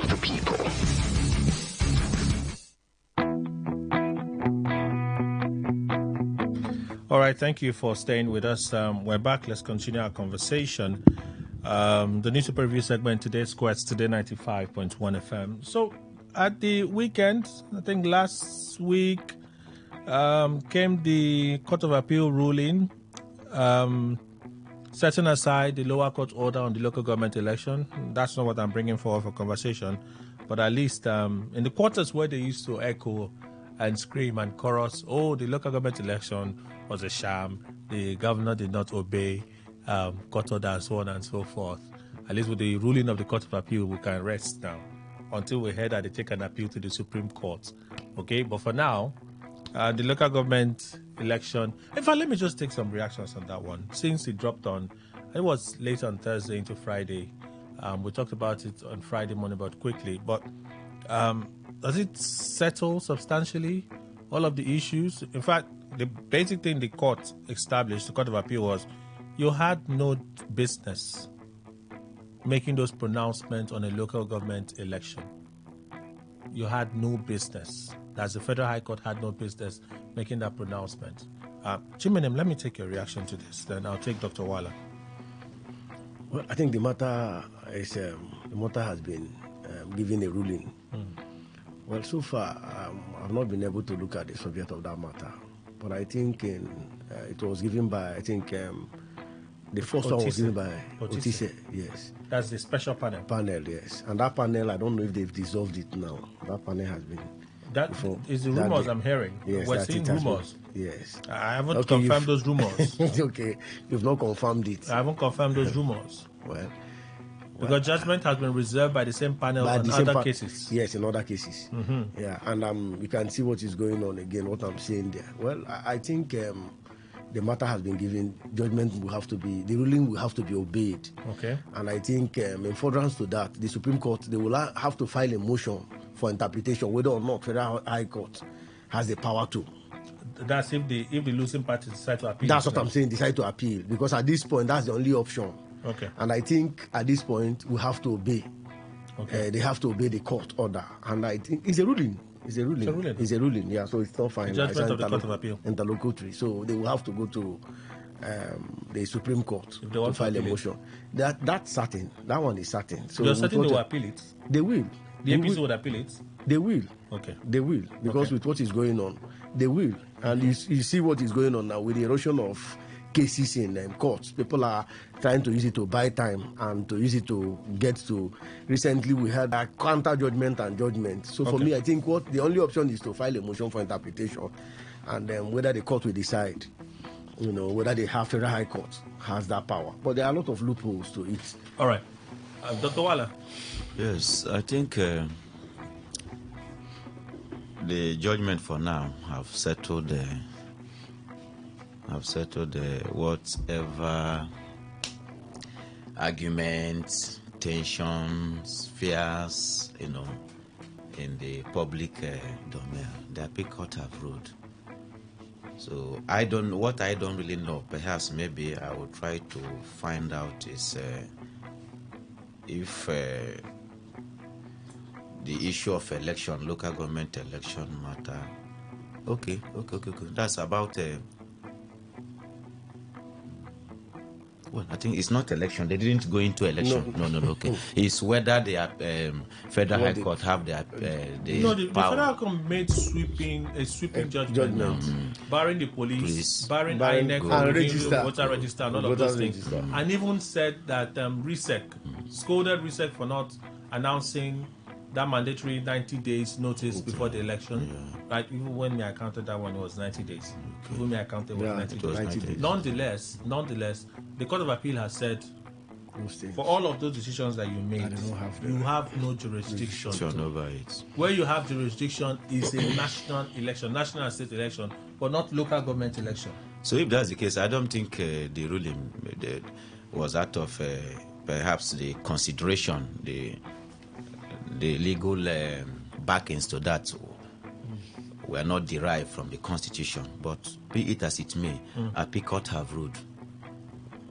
All the parties have to comply by that judgment. So if the other party wishes to, I think what the only right there is for them to seek for the interpretation. But if it is expressly contained in the Constitution, so I don't see the reason why they should even bother going to Supreme Court for interpretation anymore. Well, it's in their choice. I haven't heard, but if they intend to appeal, it's in their right to do so. Mr. Ndukwe, we talked about this on Friday. The Court of Appeal making things easier somewhat now for the local government administration in the states, setting aside the Federal High Court judgment of Peter Lifu, effectively, declaring, Federal High Court, it's surprising that you're putting hand in this matter. You have no business in this matter. No? It's local government election. It's a state matter. Yeah, Kelly, you see, this is what I always get baffled about when judges will take on cases. For instance, they know, because I want to believe that any case a judge will take, he must understand whether he has jurisdiction or not.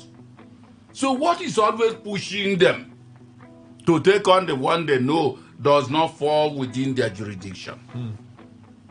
Kelly, if I were a judge, nothing you will do for me to take on the one that is not within my jurisdiction.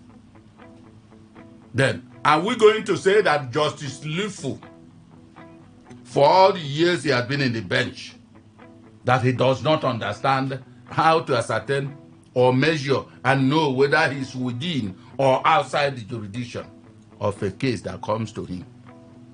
Quite unfortunately, that's a problem.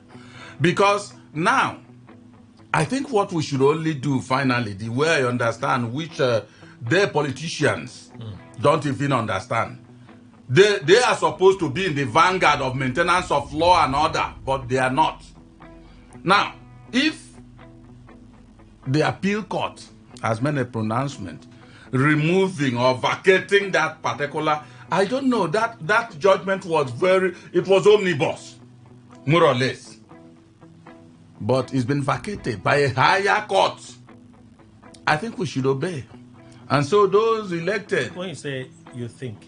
No, I have to put it that way, Kelly. Making it seem optional. No, Kelly. You see, this Nigeria is very difficult to understand, though. Because the country will tell you any pronouncement from courts, obey. But federal authorities themselves will listen to a court verdict and will choose not to obey. There are cases now. So, what do you want me to say? Are you saying that tomorrow they may come, we are not obeying that, we are not obeying that? You also heard when a court said Chief Okocha's caretakership is not all that in congruence with the law since it's nullified. Good. In other words, nullified. Is Chief Okocha not in the vanguard of APC doing this and that? I think the last one they went for Congress. Good. See, local government Congress. Kelly, I'm baffled in this country. Despite a court order barring That's them. What I'm saying. See, I get baffled at what this country is doing. And that is why I will always try to at least save my breath by putting it on probability level. So, but ordinarily, as the higher court has made a pronouncement, is the one that should be obeyed. But because of the reality we always see in this country, let's say, I think, which will put me on a safer state. Okay. But all I know, Kelly, if they say you don't have jurisdiction, what are we talking about in the first place? Over a case. So appeal court, maybe they may appeal. That's what I'm saying. No, it will go to a higher one. That's what I'm saying. They will go to the apex court. That's Supreme Court. Thank you. They have the right of appeal. They have right of appeal. Until an appeal is lodged, it's not lodged. So situation is that what the higher court has given supersedes what the lower one has said. Okay. That's it. Like Chimene mentioned, some of you may have been seeing those rumors and stories fly all over the place that the special panel has been dissolved. Since you're the one raising it, since you raised it, because I've seen it, they said I didn't end up saying I read that Nyesom Wike has been very angry with the ruling of that special panel of the Court of Appeal and has ordered the dissolution of that panel. That is what the stories are on social media. I have to verify. Hear me. Yes, yeah. That is what the stories are on social media. That Nyesom Wike is very angry with that ruling and has ordered the dissolution of that special panel as set up by Monica Mensah, the president of the Court of Appeal. Does Nyesom Wike hold such powers to dissolve a panel set up by the president of the Court of Appeal? If that story is true, we're not talking about this. This is just to hear, just to say that we hear, but we cannot confirm. There is no confirmation. I haven't seen it in any official channel that I read from. I've seen it on 2 other channels. And when I see the story, I just glance through it and I'm like, okay, and then I move on. Okay? So if we have confirmation, and one of the ways we can confirm will be when judgment will be read. The Rivers State government has lodged their own appeal against the order of the same LIFU now. The same LIFU that barred the federal government, the CBN, from releasing Rivers State allocation. The same LIFU now. So Rivers State lodged their own appeal at the Court of Appeal, and judgment has been reserved by that same panel. So if it's time for judgment and we hear another person, we don't hear any of the 3-man. It's a 3-man panel now. We don't hear any of the 3 mentioned. Somewhere inside that note, it will be referenced that, the panel was dissolved and a new panel was set up, head by this person. So we will confirm if indeed the rumors as we're hearing it now are true or they are false. But for now, because if you want me to talk about this story, I will push in different quarters that we will find very uncomfortable. So let's not talk about it. Let's leave it. If the issue of bias is raised, that somebody, a litigant, a plaintiff is not comfortable by the ruling of a judge or call it a panel, they can change or investigate and bring an independent panel. No, we have seen situations like that. Sorry. I said, allow me not to go into this matter. Because all of a sudden, there's an issue of bias. The judgment from the Court of Appeal that affirmed the Amewule group, there was no bias. No, one moment. That is if the other party, no, one moment, sir. When Peter Lifu gave the multiple orders in favor of the Nyesom Wike group, there was no bias. No, the court was not. It's not for Christmas. Okay. It's only when you raise. That's why I said let's not go there. Let's leave the it. The litigants are meant to raise this. Let's leave it. There are rumors. Let's leave them as rumors. If it's confirmed that Nyesom Wike has the powers to call for the dissolution of that panel, then we'll have that conversation. But for now, let's leave it. For now, because they also now that you raised this rumor, because it's the one that raised it. I'm surprised that the panel has been dissolved. From what we heard. I'm surprised that he did not raise another rumor of a seeming suspension in the villa over Prime Minister Modi's appearance and diarrhea and no diarrhea. They are lies from the pit of hell. We are all aware. So please, yesterday, Mr. President was coming back a day before his day with the wife, and the first person to there are rumors. There are rumors. Minister. Some may be true, some may not be true, but we're not putting them up for discussion here. However, while the case in court is going on, judgment has been reserved for a particular date. That date will be announced, and then we'll hear. There was also funny news that came from the Office of the Accountant General on Friday. That they will release them. No, the first one was they're not going to release. That was the first one I saw. That they're not going to release. Then there was an update that Rivers State government sent them a notice of appeal So on the basis of that notice of appeal, they were going to maintain status quo. And Rivers State government will continue to receive, okay? It's a short-lived celebration because one would have to wait and see how the Court of Appeal will rule on that their appeal. They also have an appeal lodged before, I think they have an appeal. Okay, I think it's a Court of Appeal that they have an appeal. Yes, it's a Court of Appeal. It's a Court of Appeal that they have an appeal because they objected to Peter Lee for continuing on with that trial. They also have an appeal at the Supreme Court. There's an appeal at the Supreme Court. Yes, they have. There's an appeal at the Supreme Court because when the Court of Appeal asked Governor Fubara to go and represent the budget to the Amewule group, stating that Omotosho's order must be obeyed, they took that appeal to the Supreme Court. So that appeal is at the Supreme Court. Yes. So all of these appeals. But then, with the statement from the Attorney General, I don't know, some persons might have a comment, so let me not close it. If anyone wants to comment about the Office of the Accountant General saying that status quo be maintained, being that they've lodged an appeal at the Court of Appeal, if you have something to say about that, let me allow you to say something. Dr. Wala. Okay, I think that's what I've just said. I also heard it on Friday that seems the Rivers State government have appealed that particular ruling.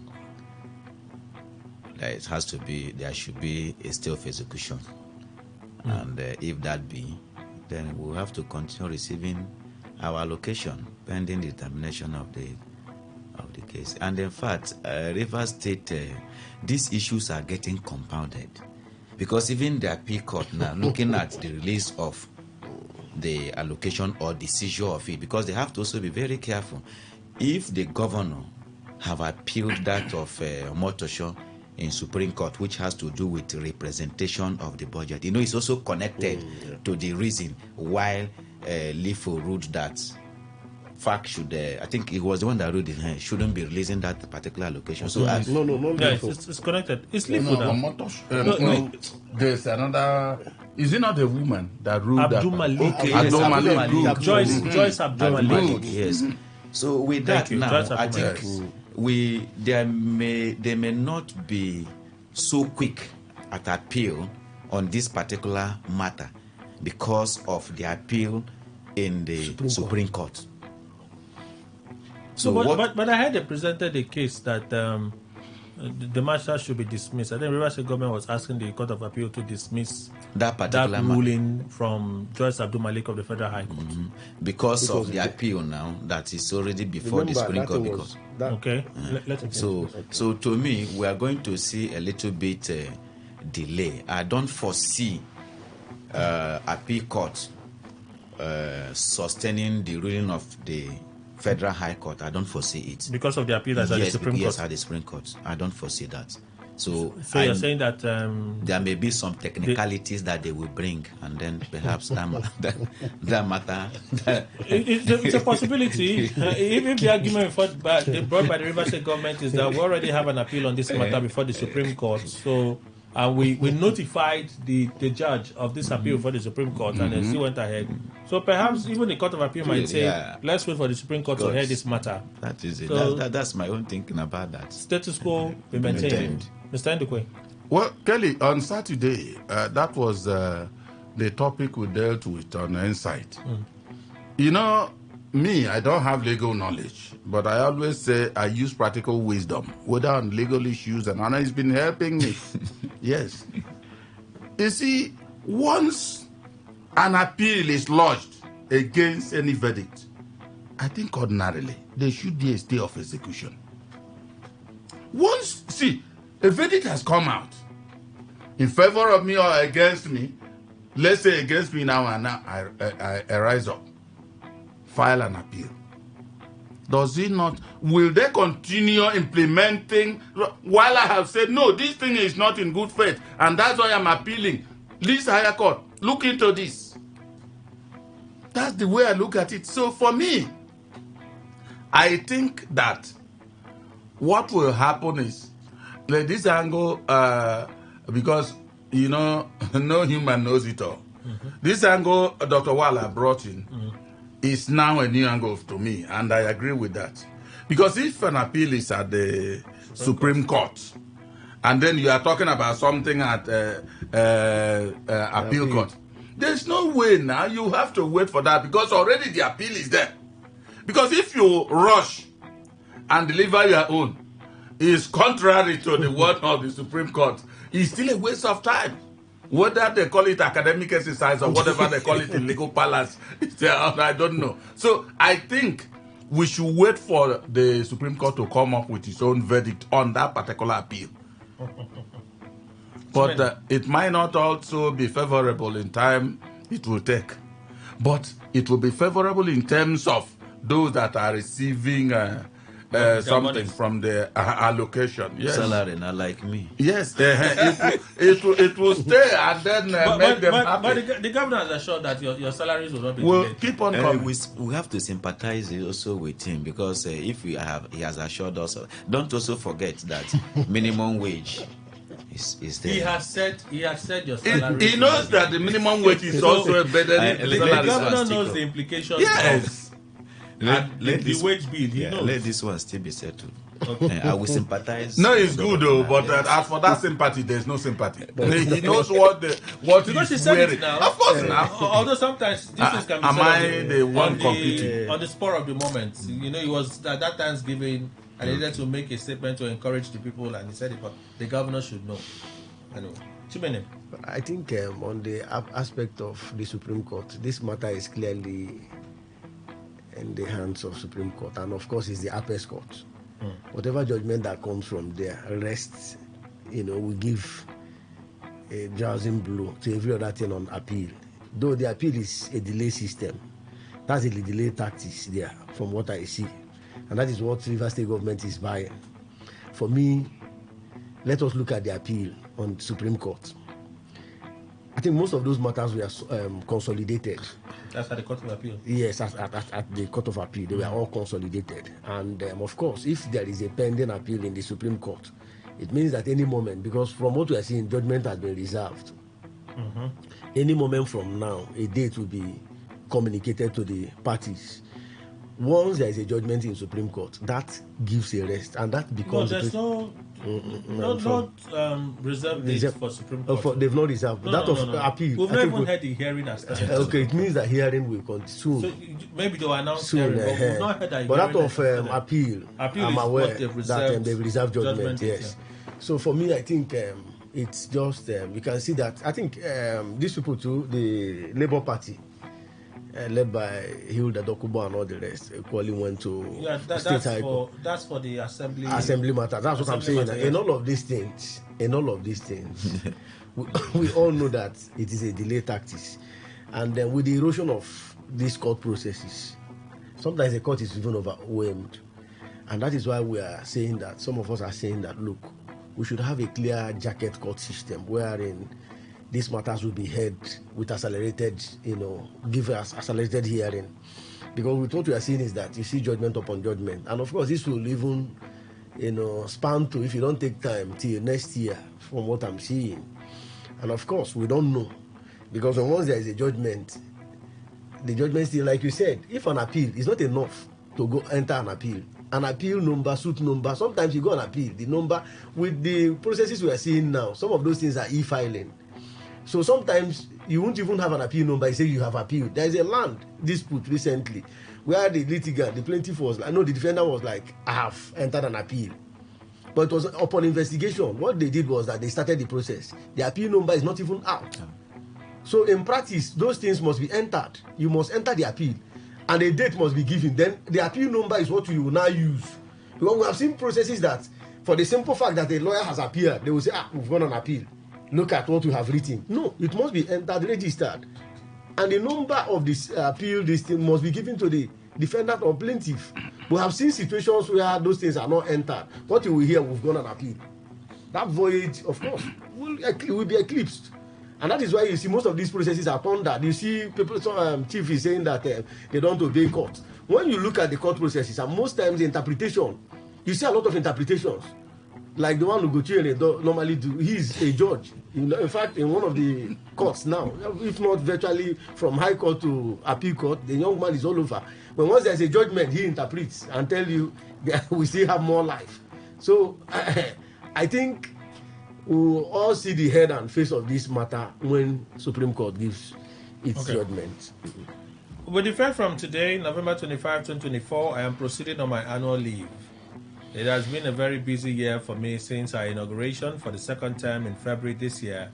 My absence will not in any way affect governance in the state, as the Deputy Governor, His Excellency Senator Lawrence Erujakpo, has the mandate to take charge of all state functions. Also, my absence shall not in any way cause delay in the execution of all ongoing projects and programs by various ministries, departments, and agencies. Don Ediri, Governor of Bayelsa State, proceeding on annual leave. He's a human being, after all. It's provided in his job now, his job details, so he has gone on that leave. Let's leave that and talk about PDP. Yes, it should be left. He deserves it. I'm not saying he says well-deserved leave. Well-deserved leave. Well, he will not give Bayelsa State power. Bayelsa State is still in darkness. On Friday, there was a report that I think it's 19 to 21 of the towers that were vandalized have been vandalized again. In Bayelsa. Have been vandalized again. So they may just be in darkness for a little longer. That's the gist coming in now from for the situation in Bayelsa State. But let me introduce this, and we'll just talk about it for a moment. PDP opinion. Yeah, opinion poll. PDP governors give NWC February 2025 deadline for NEC meeting. They pushed it again now. This time they say they're pushing it in to Sono and to mark and respect and support their own Umo of Akwa Ibom State, who lost his wife. So they moved it to February. But did anybody see that at the APC governors meeting, the governor came in. The River State Governor Fubara was there. Yeah, came in. APC governor. Yes, he came for the meeting. Governor I saw him Fubara coming out from was this. there. Yes. APC governors forum. Kelly. APC governors. Let me hear very well. He said APC. I said APC governors. They had, I don't know which of the residents who hosted it. Yes. But it was APC governors forum. APC governors meeting now. Uzodinma was there. Yes. Sanwo-Olu. Governors forum. There's an event where APC governors forum. I saw it on YouTube. I saw Governor Fubara enter the room. Yeah, with his wife. At least he entered the room. Yeah. They did not tell us what happened closed doors, but he entered the room. Yes. The same time that thing was happening, PDP governors were assembling in Jos. Yeah, where? The same time that thing was happening, PDP governors were assembling in Jos.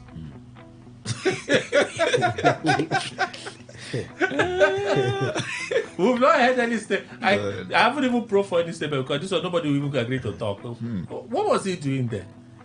Did he go to have a private meeting with them? Is he thinking of dumping the PDP finally to join the APC? Is that the boat of salvation? I don't know what the governor was doing there. I don't have any information to elaborate. But then, the PDP governors, they've pushed their NEC now to February 2025.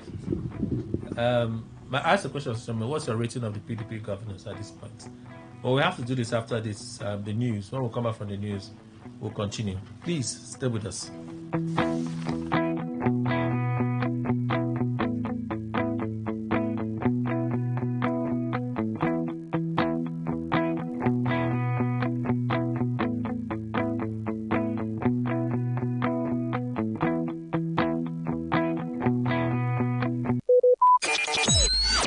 Talk radio. I listen to a lot of talk radio.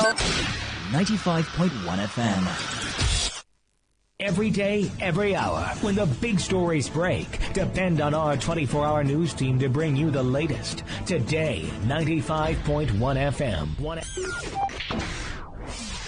Today, 95.1 FM. Port Harcourt. News update.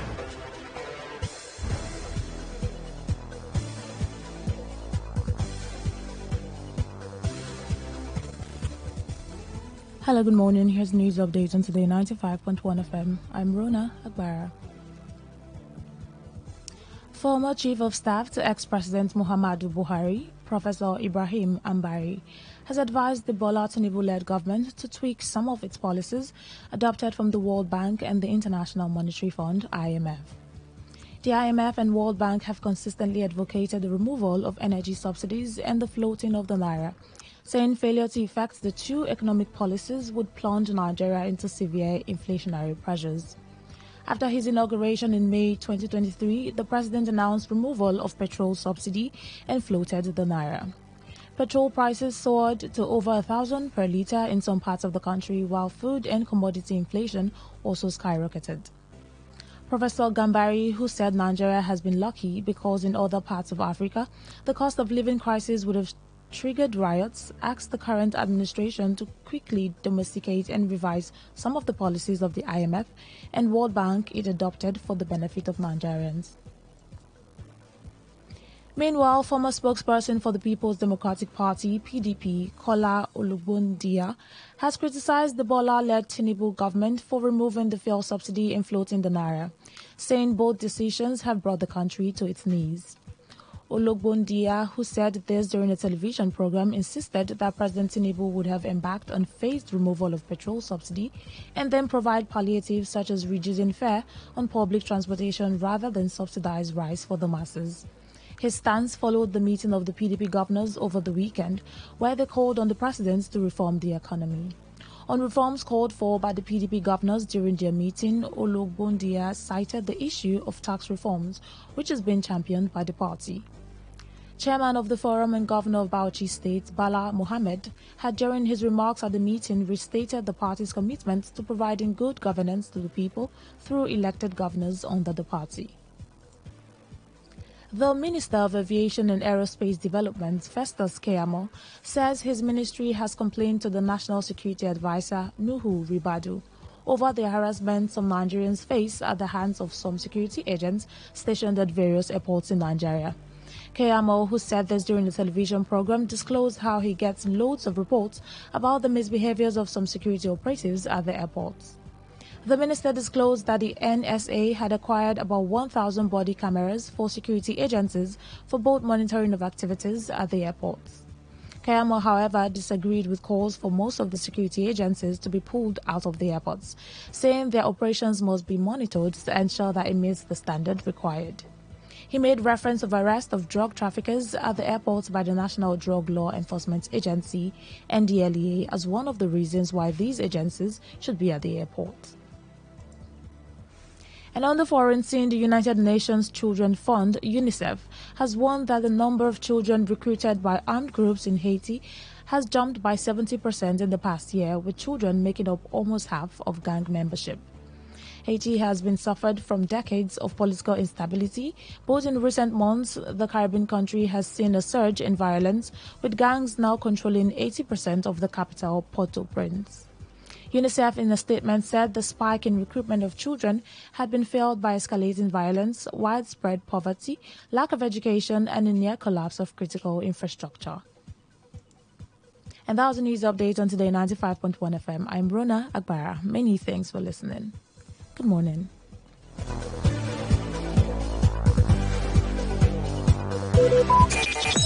Talk radio. I listen to a lot of talk radio. 95.1 FM. See, my day. Talk radio. I listen to a lot of talk radio. 95.1 FM. Please listen to this announcement. The marriage registry is by this medium notifying intending couples, churches, and the public that the local government council registry Rumodumaya is fully open, in line with the 4th schedule of the 1999 Constitution as amended, to register couples, both old and new ones, licensed churches, and acquaint affiliate churches on latest requirements for marriage registration.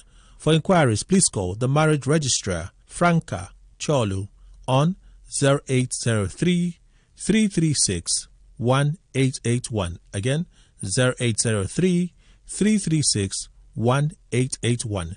Or visit the Obiakpo Council Secretariat. Mrs. Rosemary Adonye Brown, announcer. Hi, this is Nene from the boat safety team. You can't see us, but we're right here with you on every boat ride. To your left is the ride insurance team. We insure your ride as soon as your trip starts. To your right is the record audio team. We keep a recording of your trip for 24 hours in case you need it later. And behind you is the customer support team, ready to chat 24/7. We're the boat safety team, by your side on every ride.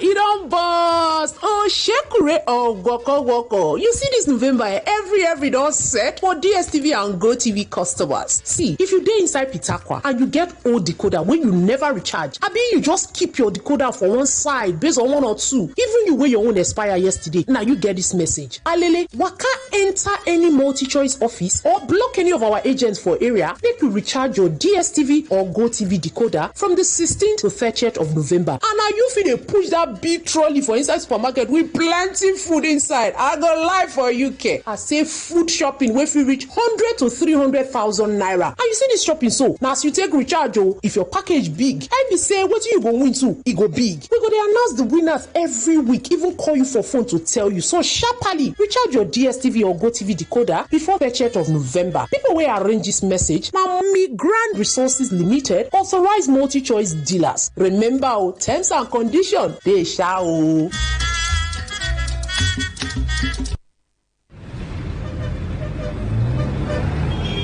Live from the Garden City of Port Harcourt, Nigeria. This is Today 95.1 FM.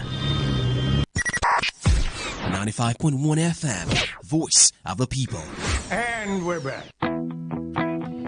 All right, thank you for staying with us. Let's get to our stories and issues for opinion poll this morning.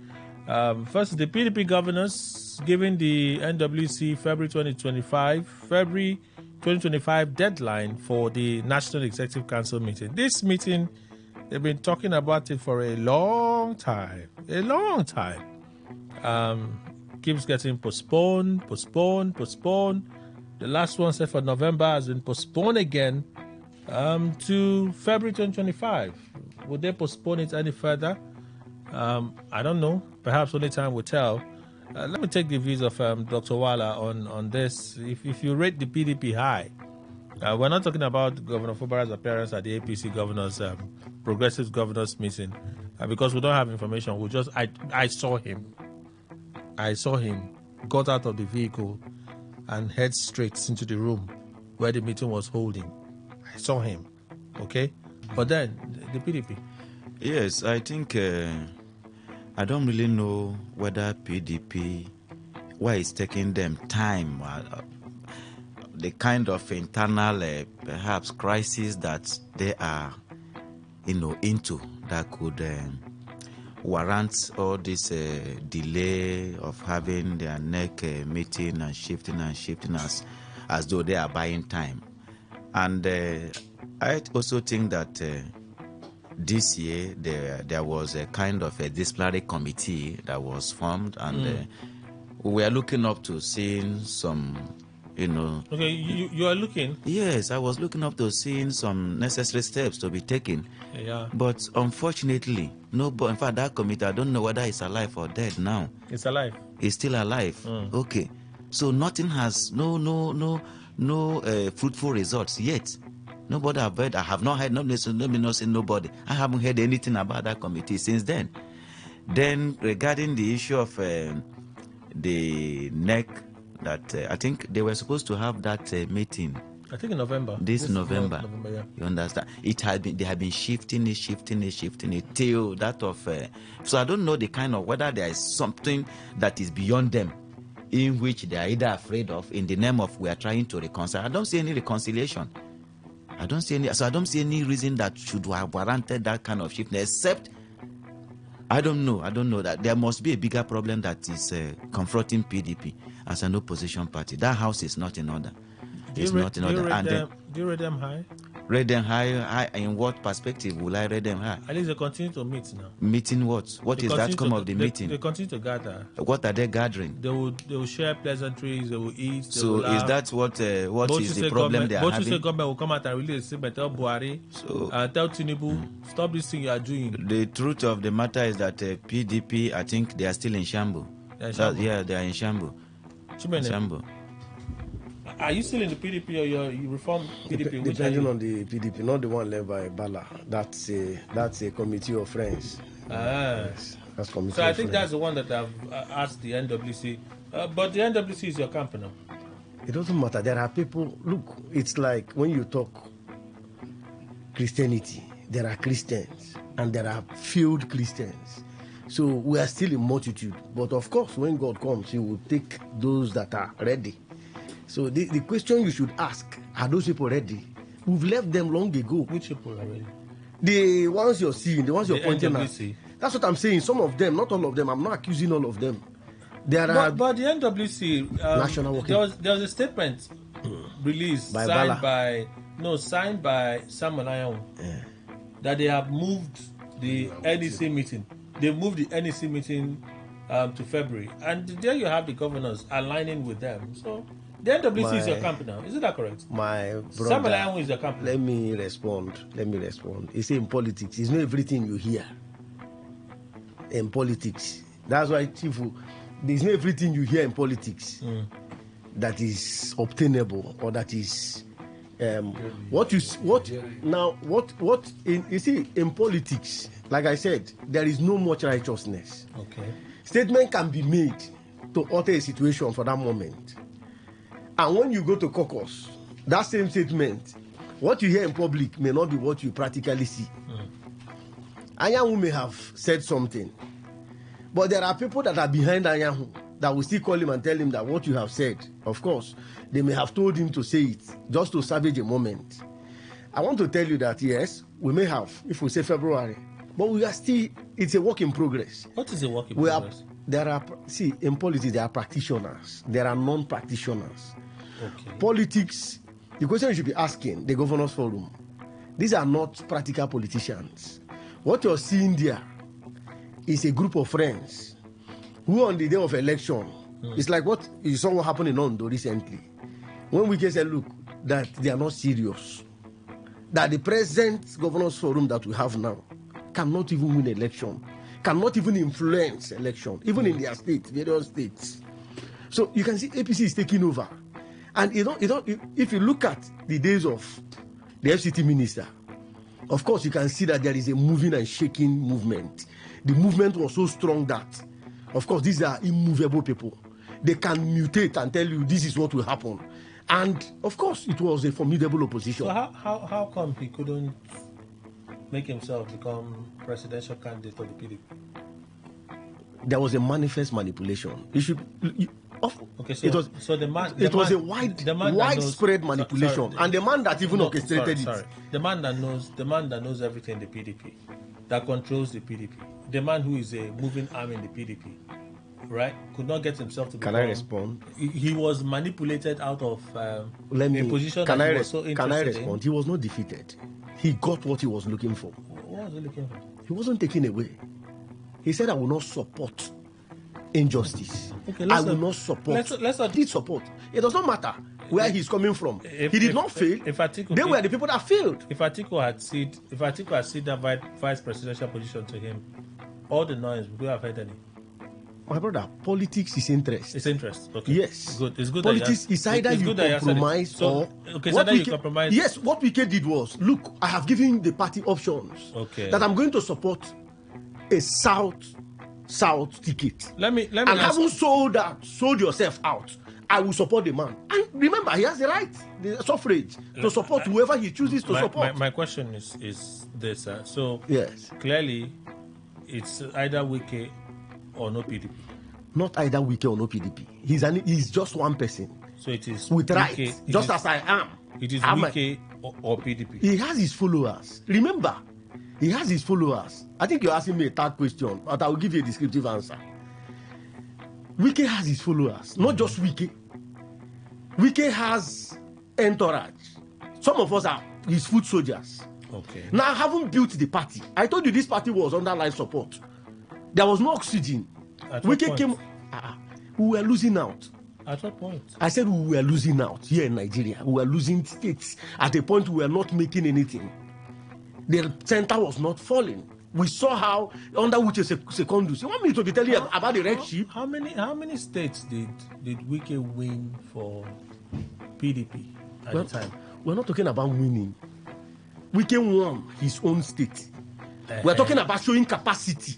Well, that winning his own state, that winning his own state wasn't without the rumored support of the sitting president at the time. Which president? Which president? Isn't that correct? Which president at that time? No, but isn't that correct? It's not correct.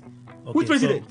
So president that failed that? Wike's first that term. failed his election? Okay, so I don't understand. Kelly, were you in Pakistan? I don't answer the question. Okay, I'm responding. We're discussing politics. Okay, if you're making claims, I have the right to interrogate those claims. No, but I'm responding. Now, the man you said who supported him failed in his election. So you, the foot soldier of Wike, as you described yourself, right? Yeah. You're saying that Wike did not only me, we have so many of us. At least you're the one who has said it. Yes. So allow me to interrogate you. Yes. So you're saying that the likes of Goodluck Jonathan and his wife, did not, by their influence. There was no. You see, when you look at, you want me to demystify patience now, I have respect for you don't need to demystify now because Wike already has given her credence, but he said they're not really responsible for what. Have I told you what goes on in politics? Like what? Psychophancy.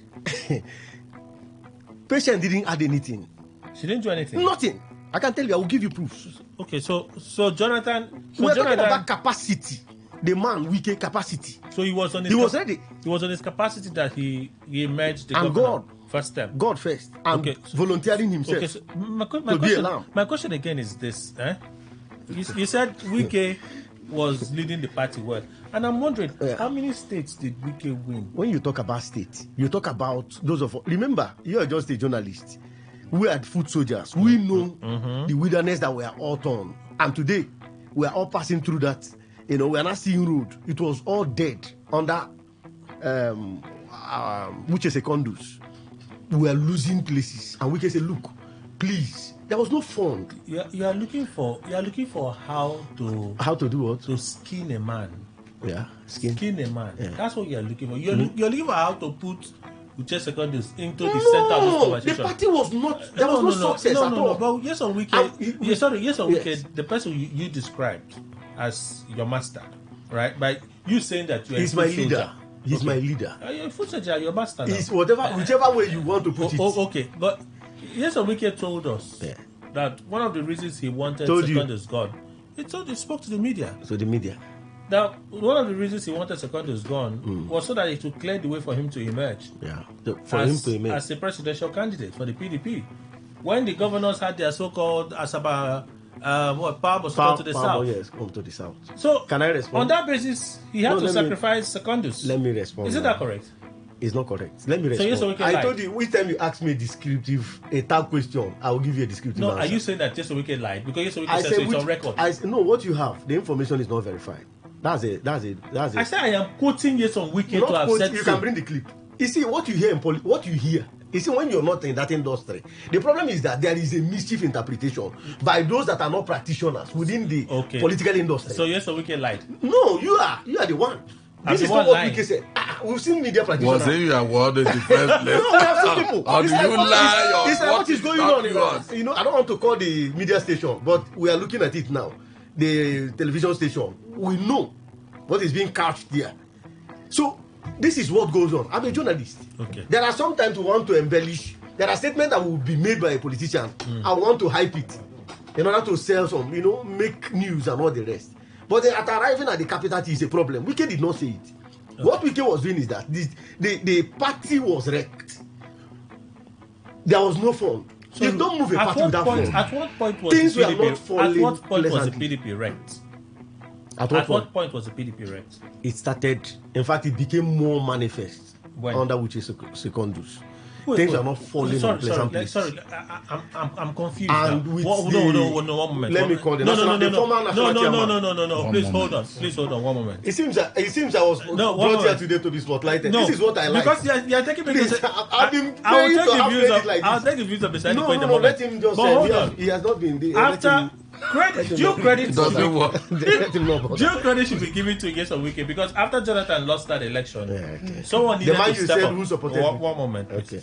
Someone needed to step up. No, just because things are not going the way one expects doesn't mean that you will not give credit to whom credit. Which credit is fit. There are people you give credit you regret. So, Nyesom Wike didn't credit. Wike stepped up, took over leadership of the party, and he made the first blunder, bringing Alimo the Sheriff. As a blunder to you, but not blunder to us. Those that are even Nyesom Wike said it. Nyesom Wike said it that we narrowly escaped. We have successes at the beginning. He said we narrowly escaped because they started pushing tooth and nail to get Sheriff out. Man has a and just before their convention, there was a court order. They said hallelujah. Yes, they went ahead to do that convention. Yeah. That convention brought who did that convention bring McAfee. McAfee as a caretaker committee. Yes. Yeah, caretaker committee chairman. Yeah. McAfee managed the thing and they were supposed to have their proper convention.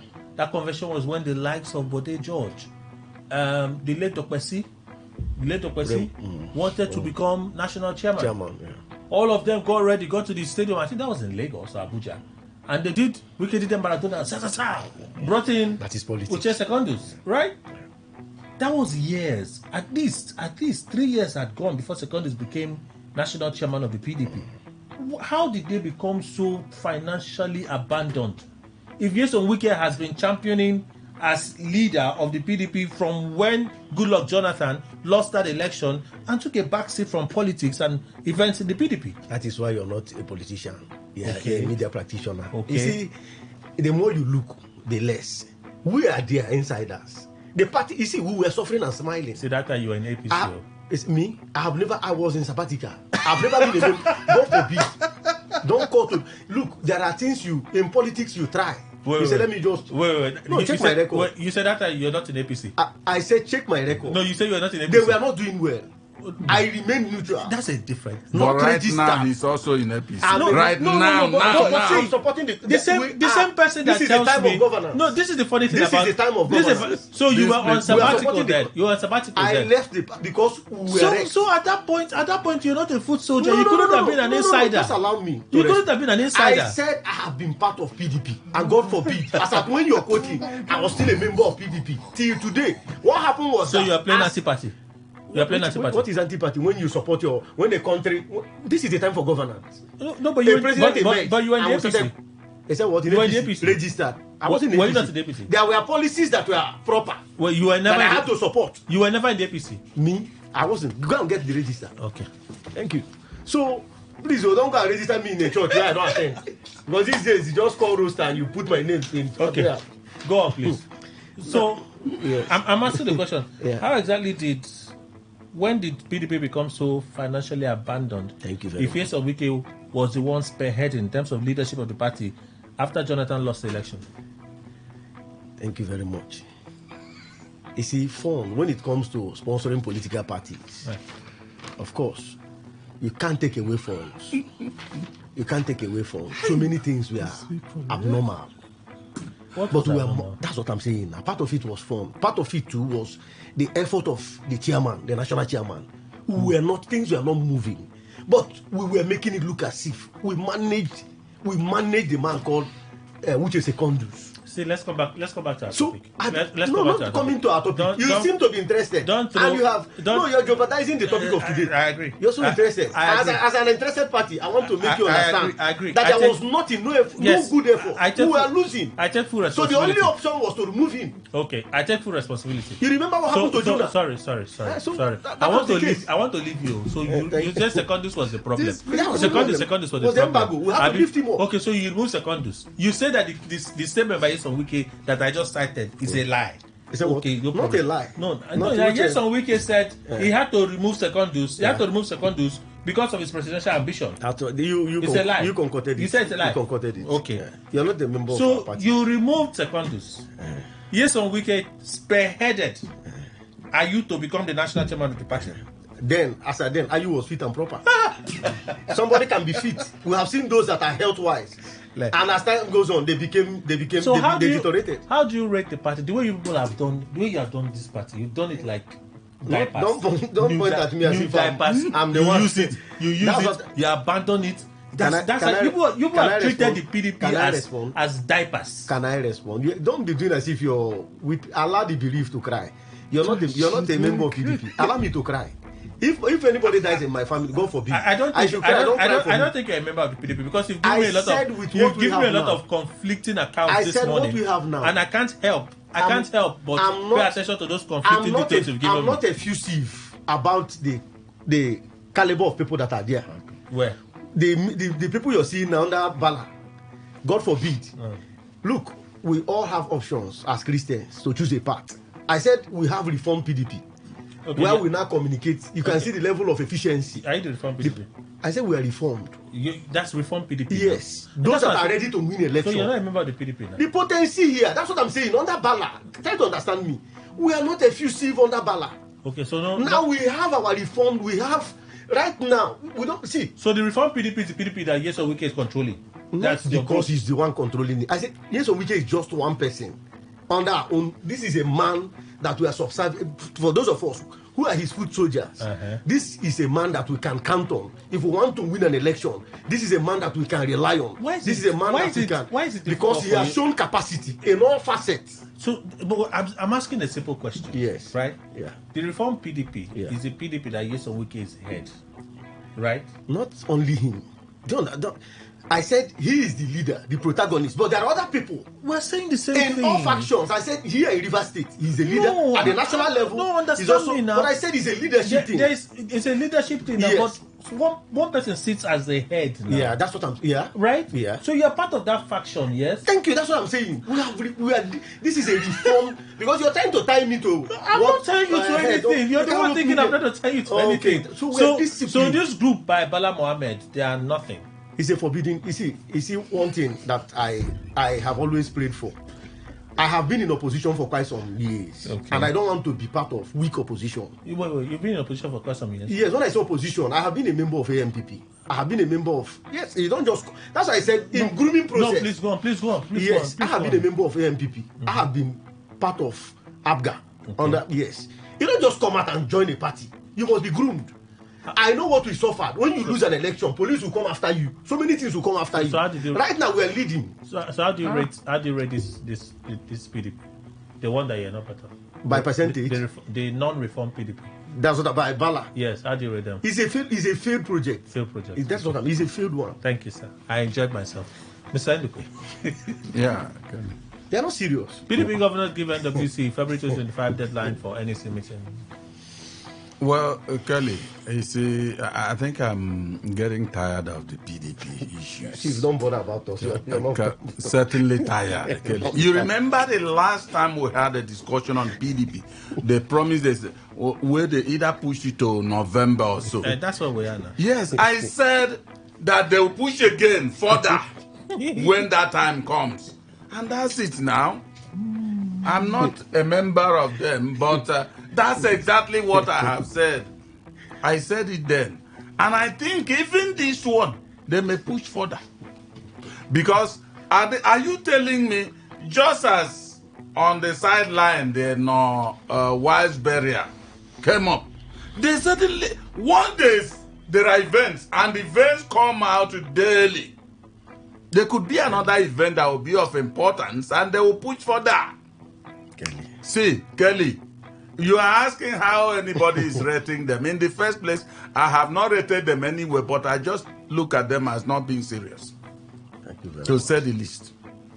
Because when it reaches that time, there will be another one that will supersede whatever they are going to do, and as a result, they will give. See, have they been able to come out and say their mind on what they want the Magun to be? Open your mouth, they will run to court and get an injunction. The Magun says it's only the Magun and those that are behind it that know the road to court. The best national chairman. You see it? The road to court is only understood by the Magun and those who are around him, shoring up sand around his waist. Following the rule of law. You see, the issue of these PDP people, tell me, governors are supposed to be the strongest people in any political party. But what are these people doing? To show you, when they appeared a division in the governors forum, was it Enugu state governor and another northern governor of the PDP? The two of them were not in alignment with others. Others agreed about the Magun issue and all that. But these two were indifferent. Indifferent in the sense that they had no position. No, Adama is for the Magum now. That's what I'm saying. I think Amba was also neutral. No, Zamfara state government is neutral from the account from I think Vanguard newspapers. Kelly, tell me, a man says he belongs to PDP, and they ask you about PDP has issue. They ask you, what is your take on this issue? You say, I'm not on A, neither am I on B. I mean, where are you? That's what it is. Are you truly a member of the PDP? So I don't understand. I don't take them serious. Even in that February, they said, February, just before you turn like this, it will be February. And they'll push further. Let them continue. Or they may act by way of removing shame this time. They may go and sit. Is it not NEC? And who will be the chairman of that NEC? The Magun they don't want. Okay.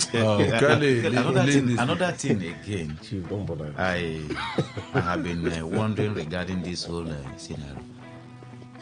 You couldn't complete his tenure, right? And that was the reason why they appointed a caretaker.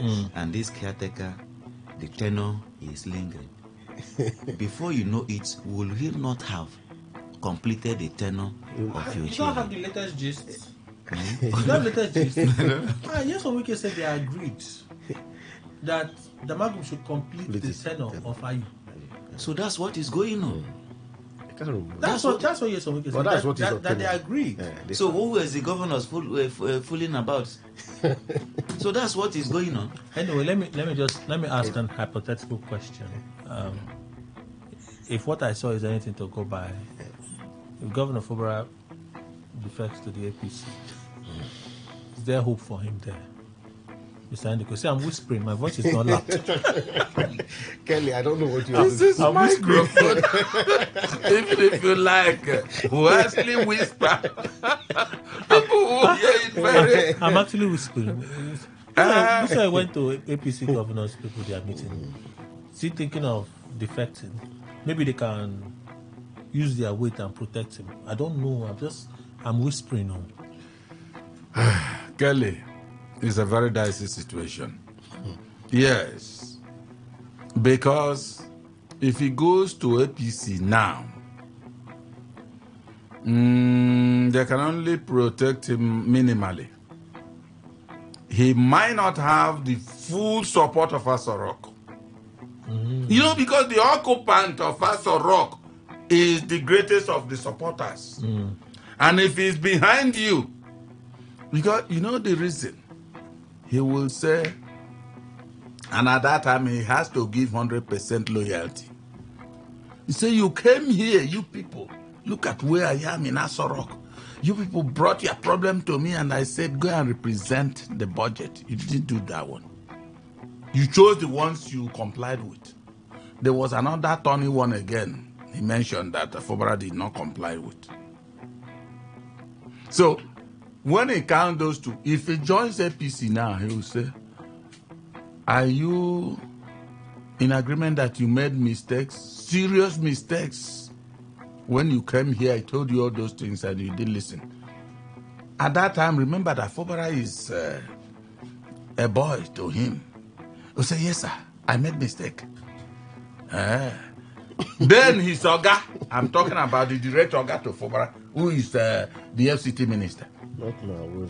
Hold on. Is it a director? Of course. No, see, listen, Kenny, I'm not talking about what Fubara stands against. Fubara said the case. They had his father and son. The father and son, they've broken their ranks. I don't know the day they broke it. I don't know the day they broke it. Because there's no day I saw Fubara with appliances in the public. You know, this pattern that they use, they won't call each other's name, but they'll be abusing each other. They won't call their name, but they'll be abusing each other, replying each other. Politics is all about abuse. No, I'm saying they'll be throwing shit at each other. You mean I'll be throwing shit at my father like that? I said, don't mind him. We're building. It's a symbolic father. We're building psychiatric hospital. The fatherhood is symbolic. In their local government, they may need it.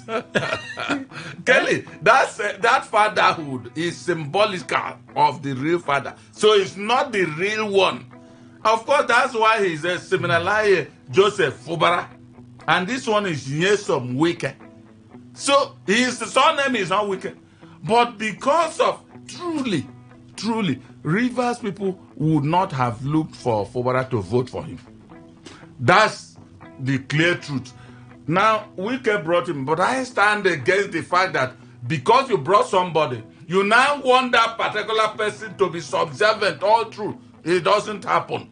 Okay, so the APC thing. Let's just assume we went to greet somebody.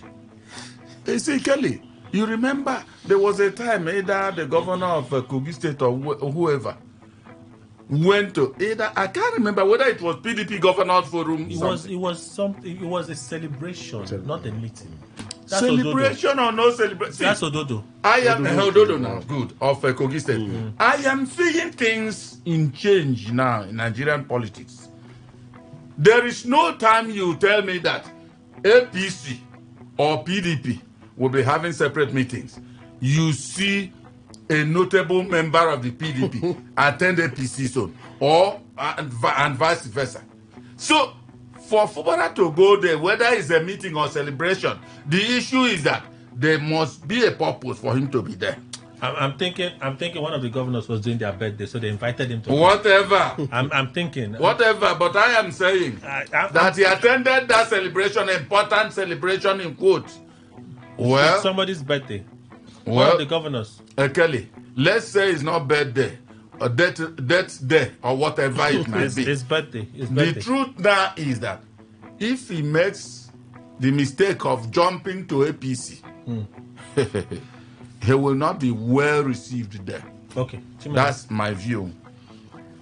Well, you know the policies of Nigeria is very tough. When Herbert Macaulay was heading NCNC, he never knew that Dr. Nnamdi Azikiwe will later, take over. And of course, you saw what happened. And all of a sudden, that became the vanguard of what launched Dr. Nnamdi Azikiwe to the famous fame. But I think we must be very careful, because when you're leaving to join a party that you don't know the wherewithal, of course, there are a lot of, vultures. Of course, this was the same place, because that day I saw his SUV stopped and he came down on white apparel and all the rest.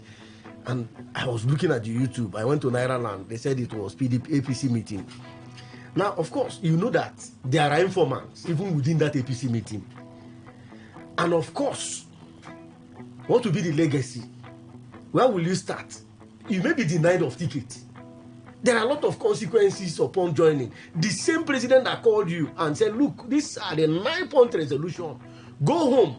We don't want to pass through the constitutional means, but through the political means, just as the governor said. And you were conscious. You were not unconscious. You went with your entourage.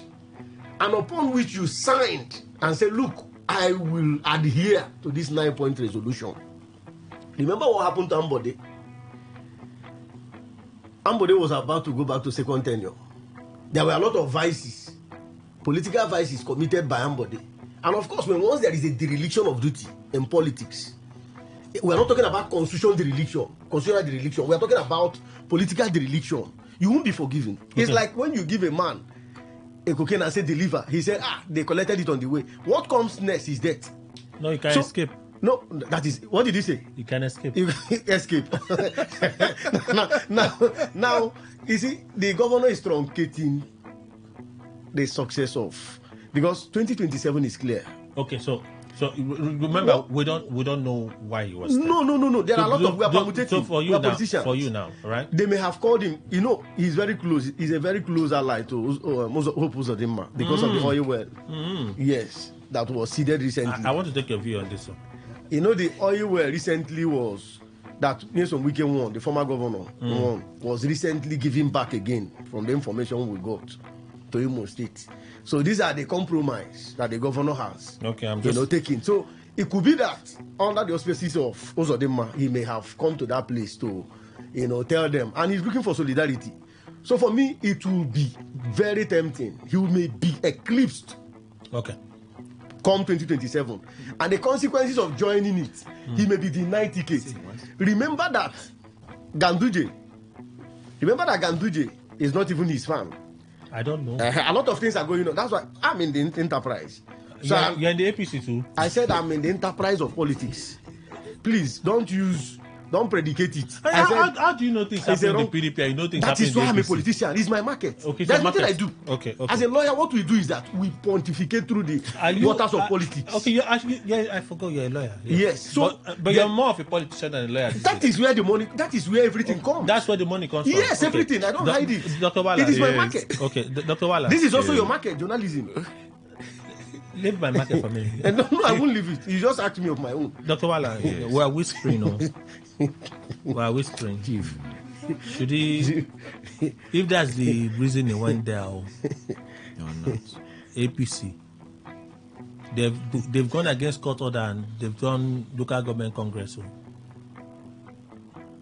You are saying they've gone now? Well, I think there's a court order barring them from proceeding with the Congress. As I speak to you, please. There is a court order barring them from proceeding with the Congress. Are you sure? They've gone ahead with the Congress. Okay.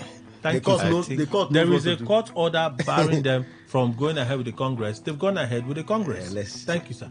Please. Yes, Kelly. I think the governor has his freedom to attend any meeting. He's already into politics. The only issue there now is that because of what is happening in Rivers State, everybody is skeptical of each other's movement. And it's a political game. It's tactical. You see, there is a game in politics which we call a prisoner's dilemma. Prisoner's dilemma. A game in politics where you take a step where you put people into speculations. So, and I also know that Hope Uzodinma, governor minister here, they are not close allies. They are not. I also know that Uzodinma has proven himself to be powerful in APC. Let me not call just Villa. In APC. And he's a very powerful man. So for the governor, Fubara, to have taken that step to honor the invitation, even when the PDP governors forum, right? We are having their. They even did uniform. Good. They did uniform. Good. He like uniforms. I told you, he has been attending the governors forum. Perhaps a committee of friends. Having an expectation which nobody knows, only left for him. If those expectations have been working on his own side or not. So one cannot draw any conclusion at the moment, but I know, or rather, let me not say I know, in my own thinking, taking any step at this particular time to decamp to APC may be disastrous. Okay. It's a rumor, so let's go to our final story. Nigeria has saved $20 billion from subsidy removal. Edu, I'm finding this very difficult to believe. If we have saved this amount of money, why are we borrowing? Chimenem, why are we still borrowing? 20 billion subsidy removal, and not just subsidy from reforms, unification of from reforms. Reforms. So we have all this money. Why are we still borrowing? It doesn't matter. When you go to the treasury, American treasury, just go and look at the money look, I have told you that there is no country that doesn't borrow. Yes, exactly. But it is utilizing it. I told you that even in Japan, China, when we even talk head to head, and America, these are big economy. You can't take away the fact that these people don't borrow. They borrow. What we are looking at that, Nigeria is not an industrialized nation. Okay. That should be established. When you talk about industrialization, Nigeria, it is building up the capacity of a nation. That capacity is not here. We are still under the third world country. Like when you talk about economy that is growing, ours is not growing. There is this, we are epileptic in terms of, growing to that optimal height. And when you look at the position of Bismarck Rwani, of course, you will see that you can't take away the fact that this country will not borrow. We have seen the best. Under Goodluck Jonathan, who has PhD and studies in other facets of, faculties of learning, he borrowed. We saw under the Obasanjo, he equally borrowed. I wonder any president that have not borrowed in the world. Let me not even use Nigeria alone. Right now, as I speak to you in Senegal, the youngest president, the people are shouting.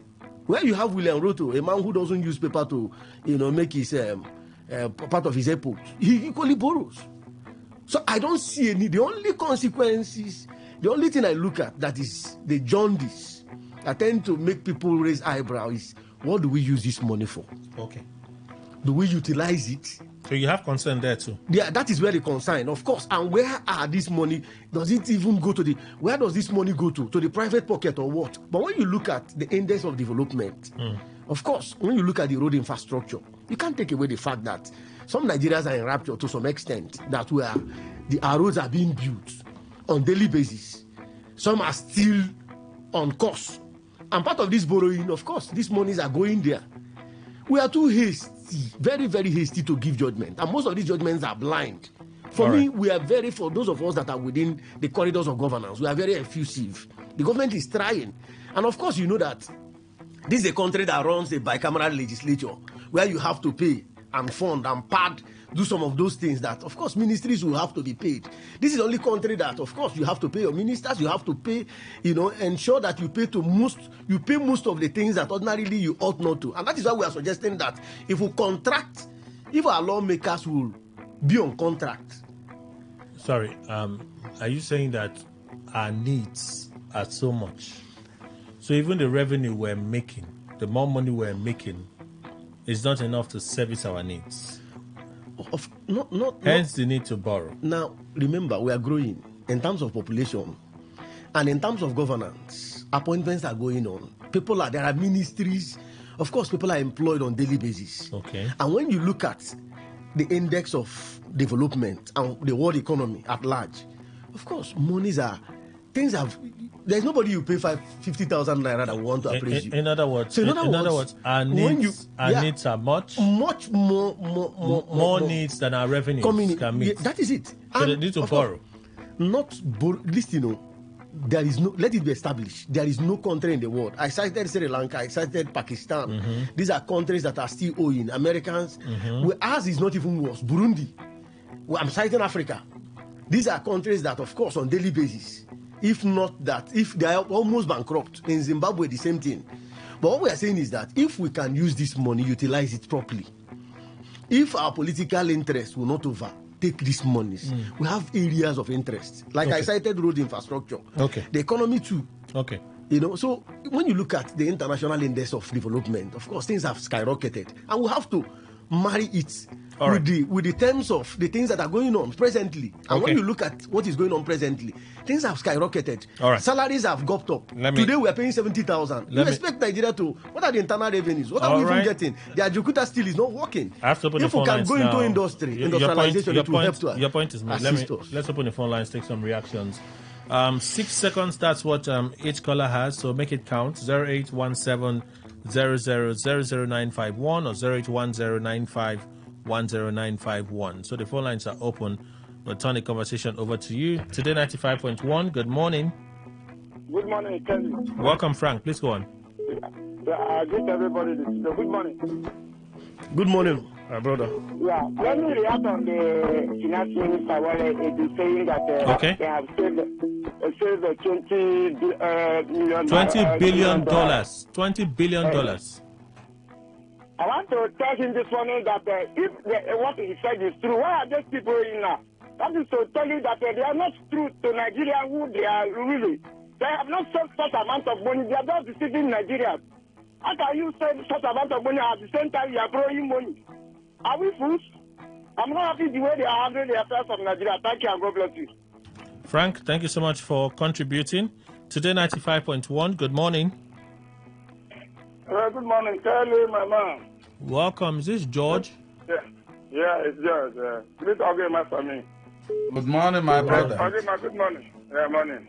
Kelly, you see, the game the PDP is playing, nobody has known the game up to today. You can imagine if my son is having a Thanksgiving service and my friend is also having a Thanksgiving service, which one will I go first? Is it not that of my son? So, because maybe everybody has seen what they are doing in that PDP and it's not trusting them anymore. That is why the young man has looked at them. They are not supporting him. They are not giving him what he wants. So, Fubara is a human being. He has to look for another way to protect himself. Because the people he thought that would protect him are failing him. So, I don't think that our governor made a mistake by attending the meeting he has attended. Though, he has not shown that he has declared to APC. So nobody should blame him or say anything against him for that one. But because of what is happening in PDP, so they are not truthful, they are not straightforward, and that is why the man look at them and say they are not straightforward. Let me see where you have a Thank you, landing. George. So Thank you. Today 95.1, good morning. Yeah, Bartoli, good morning. Morning, sir. Thank you. My name is Henry. Henry, please go on. Thank you. I want to talk about the government. I want to tell him if he likes, he should join APC, and they will not take the contact in Rivers State. Okay, well, I don't understand what you just said. I totally agree with the Minister of Finance. 20 billion is already saved for President Tinubu and his cabinet members. Nigeria is yielding results, but the results are with President Tinubu and his boys. Brighter from Moji sent this message from via the WhatsApp channel. Are you there? Today 95.1. Good morning. Good morning. Not sure you're ready. Please call us back when you are. We'll take some of those reactions. Good morning, Mr. Kelly and the guest. President Tinubu signed a contract with the Brazilian company to train for livestock development. I don't get it. Does it mean there's nothing Nigeria can do in a Nigerian way and export to the world? How can they tell me that the Nigerian government is signing some billions of dollar contract to rear livestock? How ineptitude can our leaders be? It's not supposed to be how inept. How inept can our leaders be? Say, I use your word this morning to say, no be juju be that. Mr. Chibike, thank you so much for contributing. Okay. Today 95.1, good morning. Good morning, Mr. Kelly. Welcome, sir. Please go on. On the issue of PDP, I think it is high time you stop talking about PDP because PDP is dead. We should forget about them. On president alleging that they have saved how many $1,000, I think they are not truthful to Nigeria. You cannot tell me that they have this amount in our cover and yet they are going about looking for seeking for loans to obtain. What did they need the loan for? Why can't they use that money? Of course, before now they told us that Tinubu is rich. Why can't he use his own money to borrow the country? Thank you. Okay, thank you for sharing. Today 95.1, good morning. Yeah. Hello. Hello. Good morning. Morning. Charlie, good morning, my brother. Hello. I don't know if I answered my what. The way Timene is defending this our brother. Can you react to the stories? Can you react to the stories? I don't get it at all. I don't get it. Why you don't get it? No problem. They one side now. Today 95.1. Good morning. Yeah, good morning. Toyin Hosford, welcome. Please go on.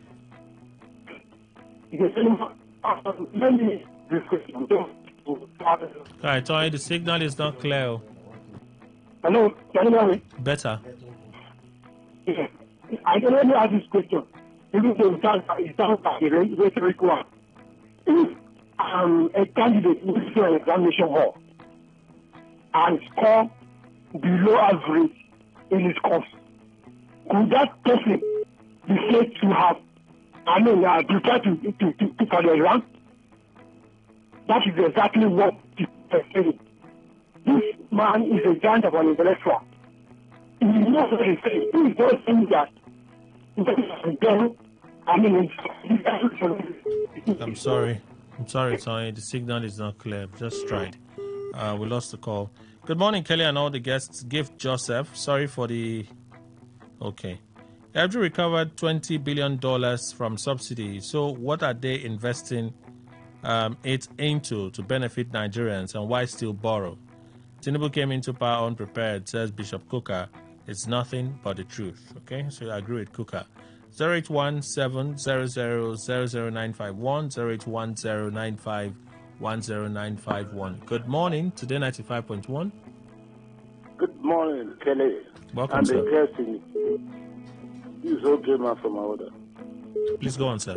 On the issue of this PDP, the fact that PDP they are jokers because they have been promising meetings. That just like what one of that, he knows what they are doing. PDP cannot be of any help here in Nigeria again. They should go and rest.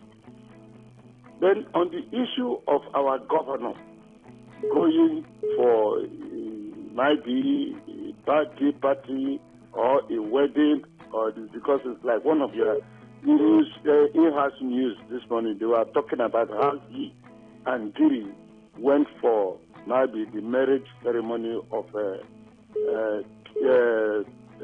Timid, the one-time NDDC thing. So here and then, you understand that wherever the governor feels to go and associate with them, he should go. Because the PDP, they have disappointed us here in Rivers.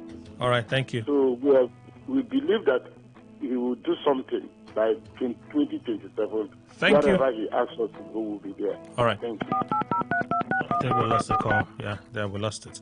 Good morning, Mr. Kelly Kimejma, members of the panel. It's quite unfortunate that the Minister of Finance says we have saved $20 billion. Why then are we borrowing?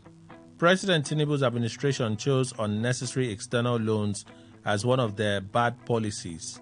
The worst of it all is none of these huge loans has ever reflected on the lives of Nigerians. Nigeria is going through economic hardship and poverty on a daily basis. The finance minister is not telling Nigerians the truth, okay? When I take Clinton West, he sent that one. Phone lines are still open. I think one of the lines are a bit problematic. That's 0810-951-0951. It's a bit problematic, but just keep trying. Today 95.1, good morning. Hello, good morning. Welcome. Speaking from Port Harcourt. My name is Nene. Please go on. Call this station anyway. I want to talk on issue of Fubaragoyi attending APC meeting. Is a strategy that set to take him out of the politics. It could be that they have suggested that they lure him into APC so that he will lose his seat, while now Wike's group will not gain ground to get PDP here because Tinubu is in support, and he said he's going to support him because he supported him to enter as a president. So he should not sit down. It's a dicey situation. He should sit down and think. Since he believes in God, let God lead him what to do. I know that if he does not join APC, they will work against him here. And if he joins, if he stays in PDP, they will also work against him. But let him stand because this is a strategy to take him out of the way. All right. That's my. Thank you. Today 95.1. Good morning. Hello, good morning. My name is Ernest, calling from Rumili. Ernest, please go on. Governor Kuba attended APC meeting. Well, the what? We don't know what he was. We saw him attending. We don't know if he sat down somewhere or went for a birthday. Okay, but for me, I want to advise him to be very careful. And if at all he have to become, it should not be APC. Now let's wait for this. Whether there will be a merger before merger of other parties before 2027. Where he can now go and run in that party. For me, I prefer that one than the APC. Then somebody is saying that President will not support Jonathan. Leave that matter. Okay, thank you. Stay on the main gist now. The main gist is you are leaving the main gist. Stay on the main gist. Even the one that all of you are saying, Governor Fubara at APC meeting, is gist though. Is that what's going on? Today 95.1. Good morning. Hello, good morning. Welcome, sir. Ken and my man over there, friend, Chimelem, and my uncle over there. I greet you people. May God bless you. I salute you especially. So I want to look into this Sam. We call him Dead Sam Abam or Ebam, something like that. Now they are agitating for the freedom of Nnamdi Kanu and to actualize Biafra so that they go their separate way. But some people are very, very happy that Finland governor have hold him tight, but they never think of the strategy and the pattern of actualizing Biafra. No one knows. Now you're asking them to get him down to Nigeria. Other countries are laughing down to Nigeria that the one they gave to us, Big Nnamdi Kanu, what is happening? We in Nigeria, we never think of this. That other countries are making mockery of us over there. That they ask them to send this young man down to Nigeria. So what will happen? The one they sent to them, Nnamdi Kanu, that's to show how Nigeria is, that we don't have justice here, we are nepotism, and we are not good in international way. All right, so I don't thank think you. they will get this man down to Nigeria. Okay. Today 95.1 keeps dropping. Sorry. Greetings to you all. Wale Edu should stop deceiving Nigerians with an obvious lie. How can Nigeria save $20 billion from subsidy removal, yet we're still depending on loans? May God Almighty help us from the hands of these people who are determined, according to you, to destroy our economy. Christian Williams from Igbo HA, thank you for reaching out. Today 95.1, good morning. Good morning, Mr. Kelly. Welcome, sir. I greet everybody in the studio. My name is Samuel. I'm calling from Alakaya. Welcome, brother. Thank you very much. About what I do, he said that Nigeria has saved up to $20 billion. Well, if you convert that to Naira, that's trillions.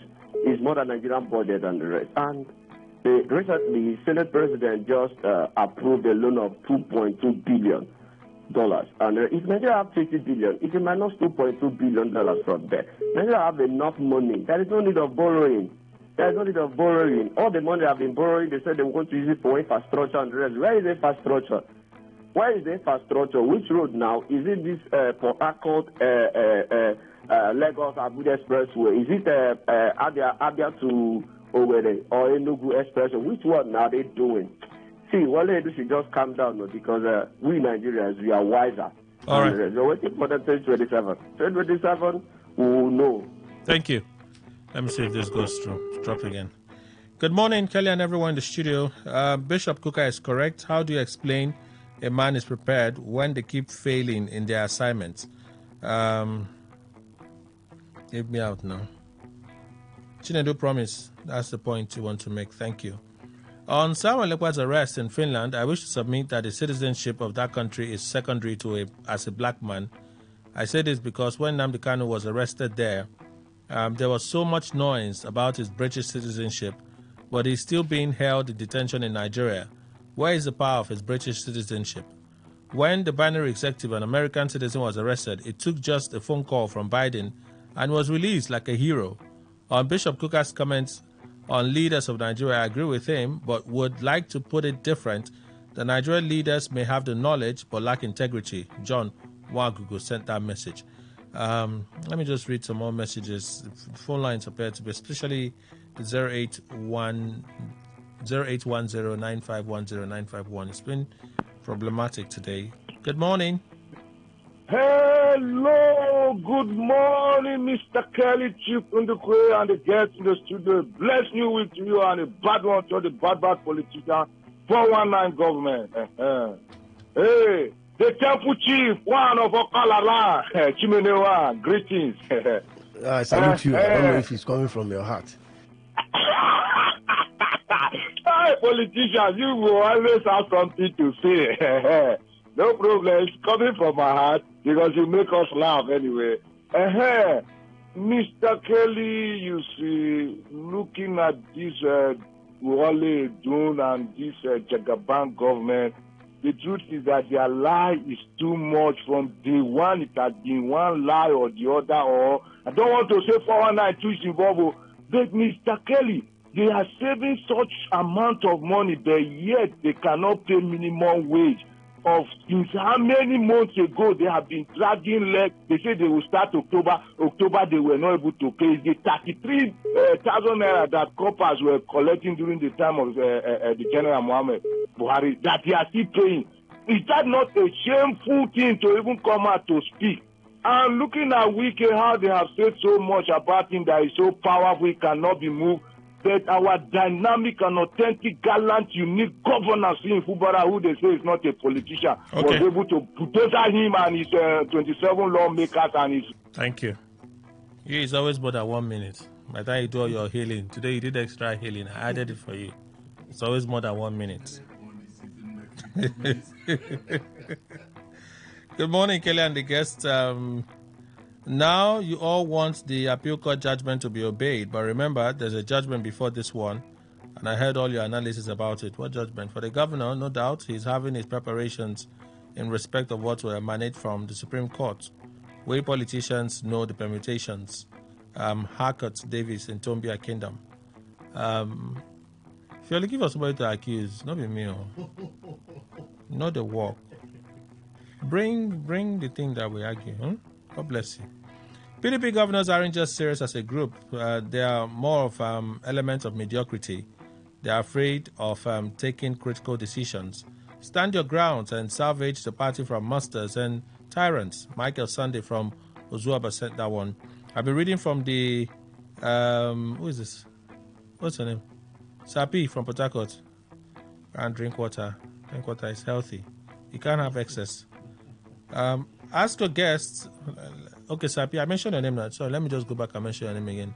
I've not gone too far now. Sapi, and drink water. It's good for you. It's healthy. Okay, Maxwell, I'm not sure you're asking a question, so let me leave that. Okay, Michael Newmalt, also you don't have a point to make here, so let me leave it.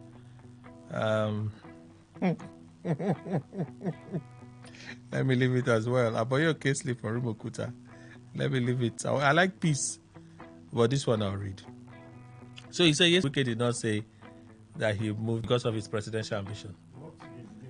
Well, Hector Christopher recalled this from Premium Times.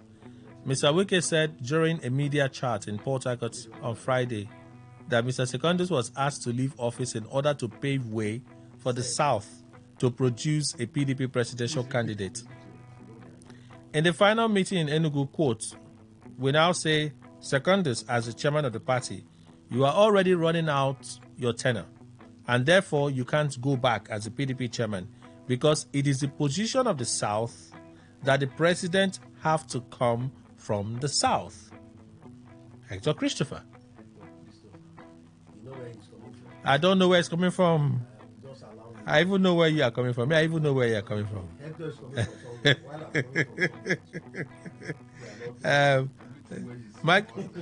Michael Newmont says, Kelly, I don't want peace, so you better read my message to Chimenem and let they read them. Come beat me. Come beat me. Our office is on Today FM Drive, off East West Road. Come and beat me. I did for office. Good morning, Kelly and your guests. My name is Okudiri from Port Harcourt. Now, joke I do before I carry on the boys come block here. Kelly, why are you like this? Wike is playing the part of Magna Sam. The part Magna Sam played during his days in APC in River State with Amechi. I blame the elders of River State for not coming out boldly to caution Wike. So I've switched from the WhatsApp channel. I'm now reading from the traditional SMS channel. Let me read a few. Anyone expecting any form of respite from Dangote refineries living in illusion, Mr. Tinubu's rhetoric lacks hope for redemption. So I concur with Reverend Father Kuka on leadership from our functioning democracy. Fuel was less than 200 naira, dollar to a dollar about 460 naira, and now 1,693 naira 99 kobo. What does inflation level? Cost of commodities, etc. Our sent that message. Thank you, Our, for reaching out.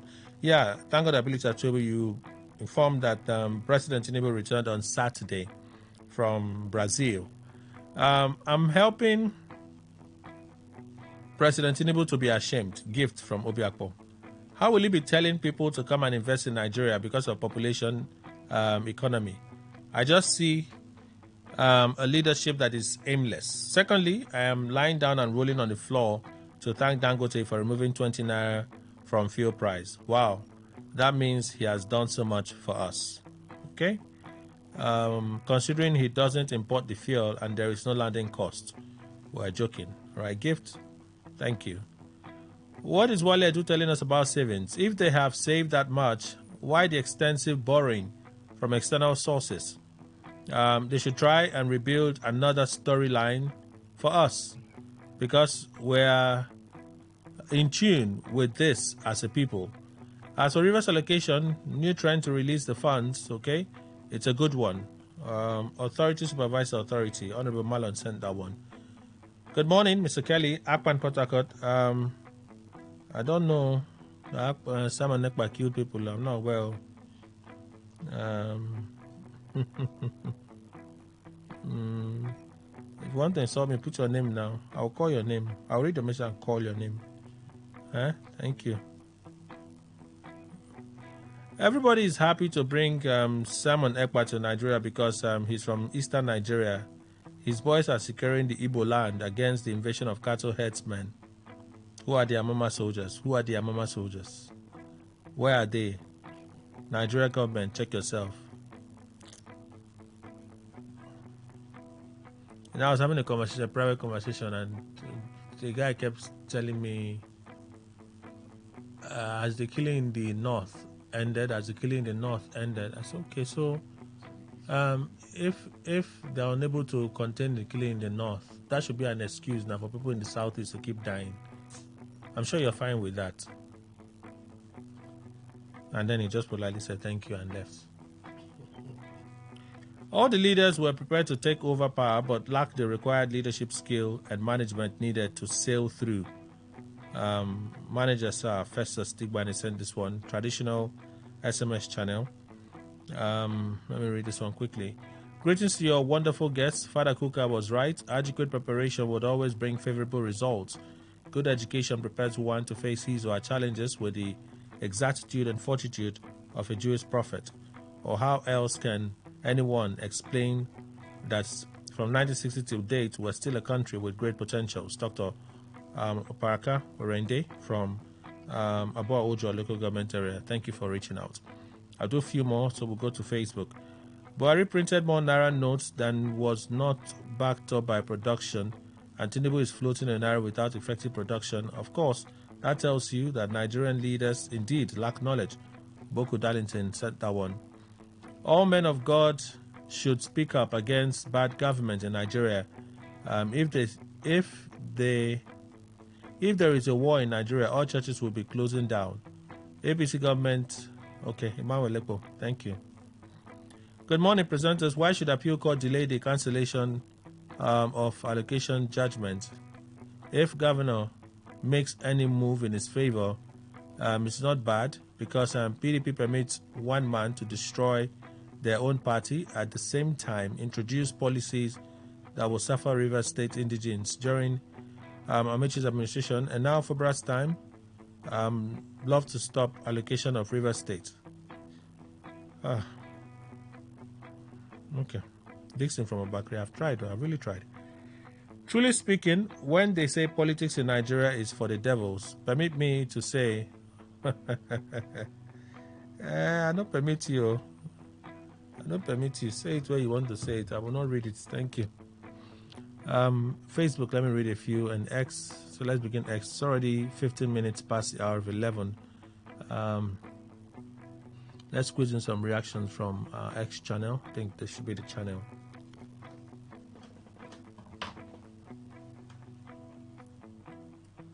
All right, so we have, I see a comment here.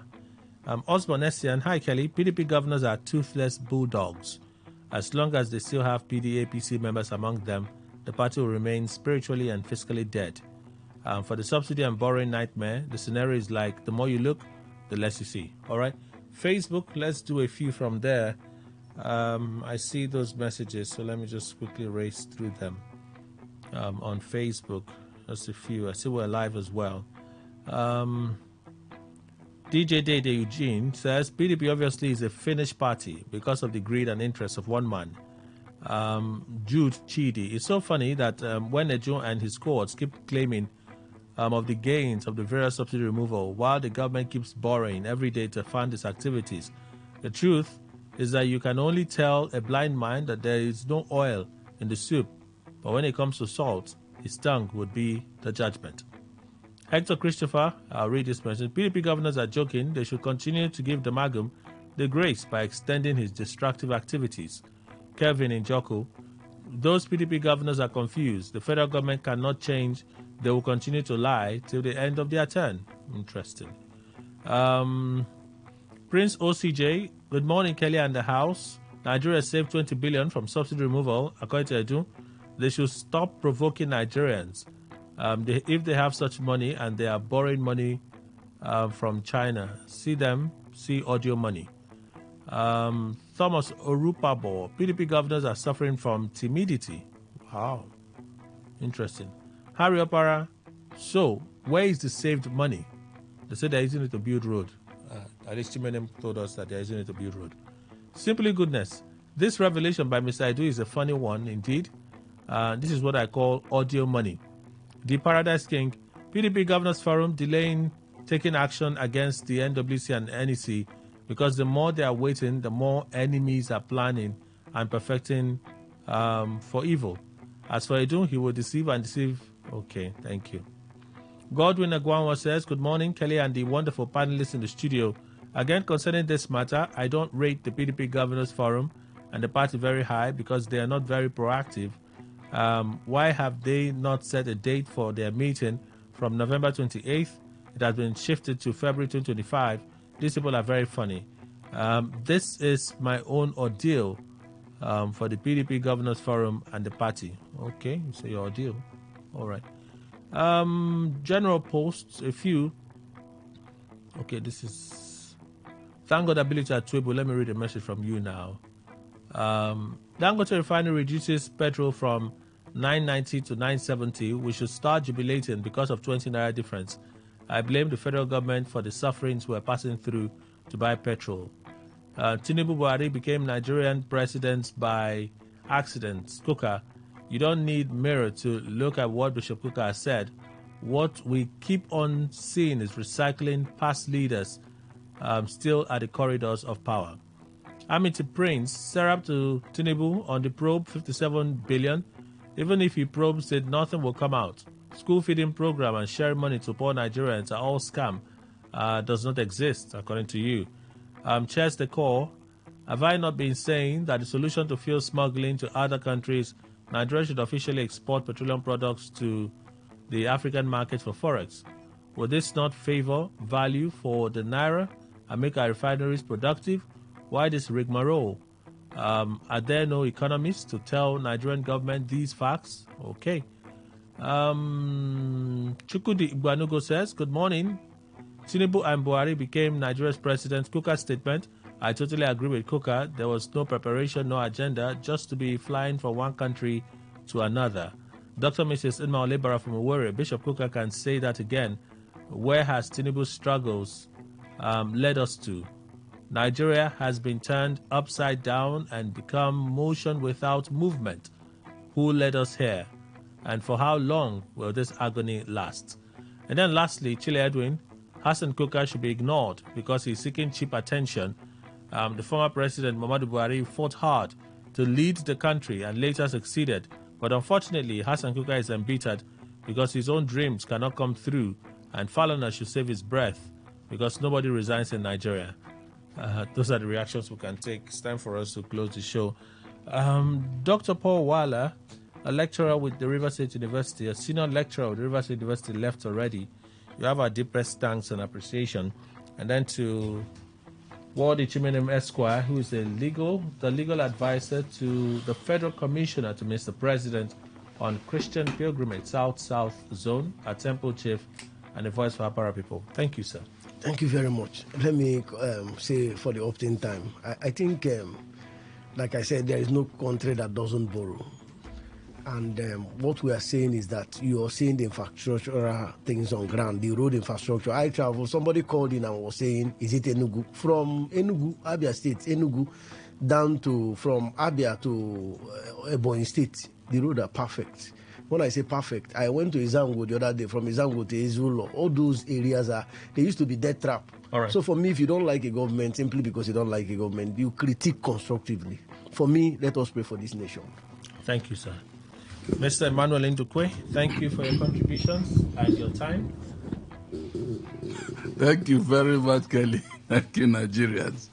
The governor, if he's going to APC meeting, let him also check very well whatever that meeting, and let that meeting bring benefit to Rivers people. That's our show, everyone. Kelly Kemenjima is my name. God willing, we'll see you tomorrow for a Tuesday edition of Today's Quest. Have yourselves a great day. Good morning.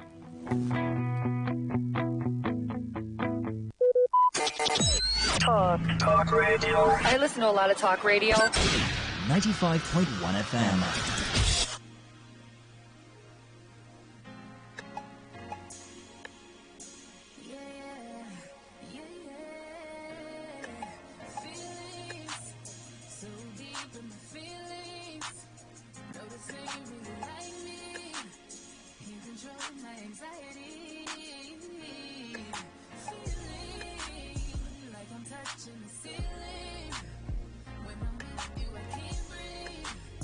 Boy, you do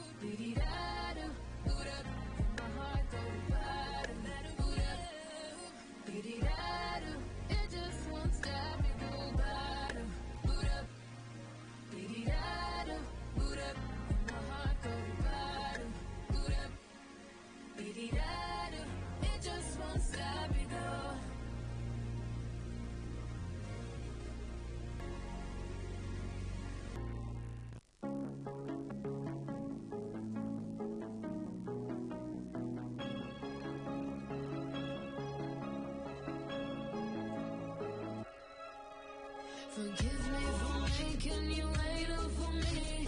I'll pull you in like the waves of the sea. I promise, yeah, I promise.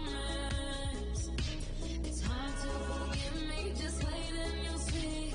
I cannot help it, it comes naturally. If I'm honest, I'm never honest. You'll be screaming out my name, kissing me for getting on so close. Didn't mean to cause no pain, but it's just out of my control. Oh boy, and you're better off on your own. Belladonna, belladonna, belladonna, belladonna. Poison is contagious, get you high enough to bomb. Belladonna, belladonna, belladonna, belladonna. Dangerous, addicted, don't come here unless you wanna. Belladonna, belladonna, belladonna.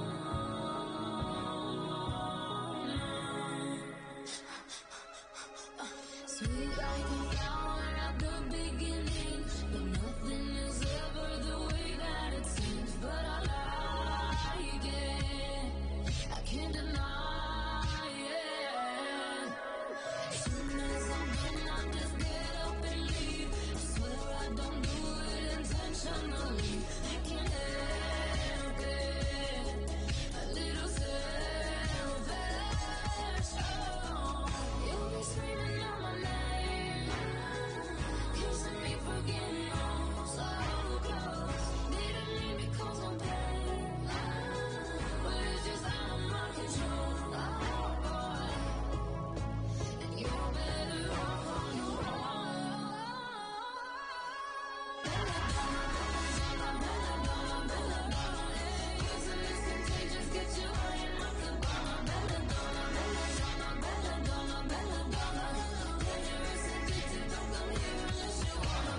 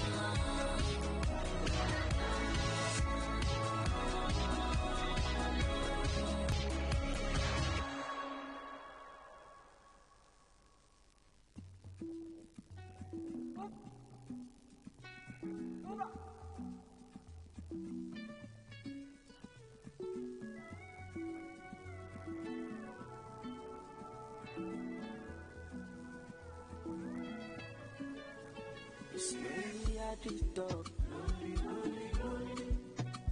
Money on my mind. Money. Care what they yarning about me in particular. Come me. Out here on the road chasing my dream because I know I'm chasing for me. All I the man but my love. But I'm got the edition my love. Everyone select ya come alone. If you find anybody na money I want. But they hear what the people they know. To be a shakeleti love.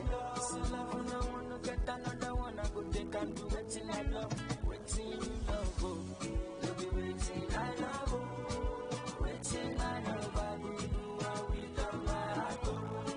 Oh, no people, Mr. Money Ginger. But I know the ways that Mr. Money Ginger. Just carry on, you be no time. Bad boy day, me I dey fine. And at the same time, me I dey high. But through the most standard, calm down, you dey fine. Like fine wine, no decline. Sick about it, that's down in the things. Show me love, I go show you more. Ubo sheshe, I'ma eat on the judge, really, for fire. Yeah. Lola the man, but my love. But I'm got the edition, my love. Everyone select ya come alone. If you find anybody, na money I want. But they hear what people do. Want to get a shakeleti love. It's a love and I wanna get another.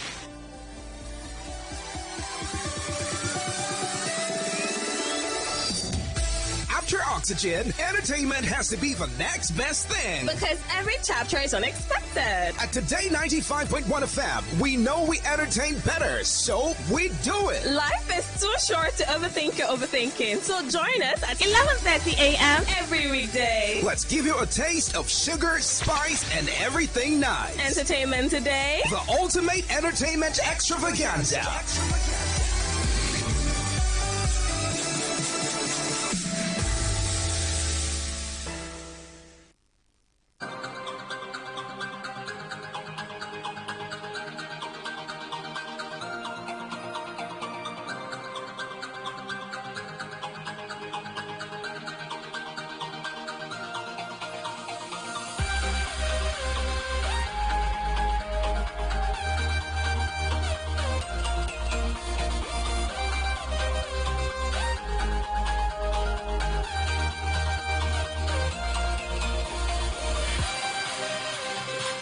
Welcome to a new week of Talking Entertainment. Today is the 25th day in November 2024. It's not a Monday. Woo! Here we are. How was your weekend? Hope you had a great time. Did you? Okay, you did. Okay, someone is giving me a nod in the studio that he did. But I don't know. If it wasn't fun, don't worry. I guess this weekend will be better for you. It has to be a great weekend. That's why it's a relaxation moment. It's time to rest. But I think that you can make the most of it for yourself, even if the things around you do not make it happen. My name is Queen Chima, and again, this is Today 95.1 FM. Throughout the week, we're going to be getting into stories of celebrities, public figures, content creators, entertainers, and just everything, dissecting everything in the world of entertainment. Would usually begin with the news and then get into the gist, gossip, rumors, and everything that's just there to talk about. So, welcome to a new week. Well, in the news, popular Bishop Thomas Dexter, that's T.D. Jakes, popular American preacher, had suffered a medical emergency while delivering a sermon yesterday, Sunday, according to the megachurch Porter's House of Dallas, Texas, United States, where he served as pastor. A video of the incident showed the renowned Christian pastor lowering his microphone and shaking in his seat before people around him rushed to his aid. In a statement, the church said Jakes experienced a slight health incident and received immediate medical attention following his powerful hour-long message. Bishop Jakes is stable and under the care of medical professionals, the church said. The entire Porter's House family is grateful for the outpouring of love, prayers, and support from the community. Jakes founded a 30,000-member megachurch in Dallas, Texas in 1996. The church services at the Porter's House of Dallas suddenly stopped on Sunday when Bishop T.D. Jakes suffered the health incident mid-sermon. Jakes, a celebrity pastor and motivational speaker, spoke about the joys of preaching shortly before the incident occurred. Video of the medical emergency spread across social media shortly after the incident. "I still love to preach. I am tired of preaching," Jakes, 67, said to the audience. "I miss you." Have you ever gone to a hospital to visit somebody and you thought it was going to encourage them and they encourage you? The pastor then moved on to quoting Psalm 19:14 before going silent. "Let the words of my mouth and the meditation of my heart be acceptable in thy sight, O Lord, my strength, my redeemer, let them go in peace," he said. Jakes then stopped speaking and appeared to spasm while sitting in his chair and staring into the distance. Attendees rushed on stage to help him, and the speaker asked the audience to pray for him while he was being tended to. The preacher's X account posted an update about the medical emergency later on Sunday. During today's service, Bishop T.G. Jakes experienced a slight health incident and received immediate medical attention following his powerful hour-long message, the statement read. Well, the entire Porter's House family is grateful for the outpouring of love, prayers, and support from the community. The message added, "Thank you for your understanding and continued prayers." Meanwhile, this morning, his daughter Sarah Jakes and her husband have put out a video appreciating people for their love and support, stating that Bishop T.D. Jakes is recovering and in good condition.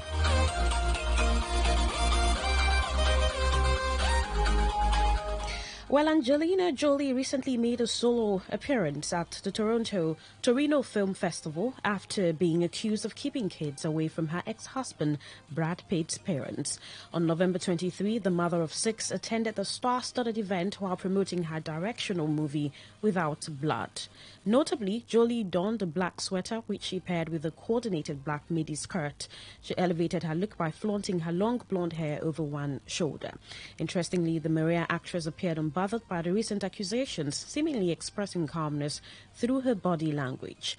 The Maleficent star received the Stella della Mole Awards for remarkably directing her latest anti-war drama film at the festival.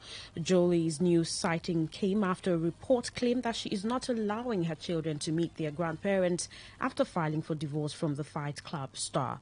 A source told Daily Mail that Pete's parents desperately want to meet their grandchildren as they have not seen them for 8 years. Brad Pitt's parents have not been able to see their beloved grandchildren for around 8 years amid the ongoing divorce and legal battle between Brad and Angelina.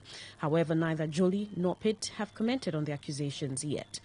The former power couple parted ways in 2019. They share 6 children: Zara, Shiloh, Maddox, Parks, Vivienne, and Knox.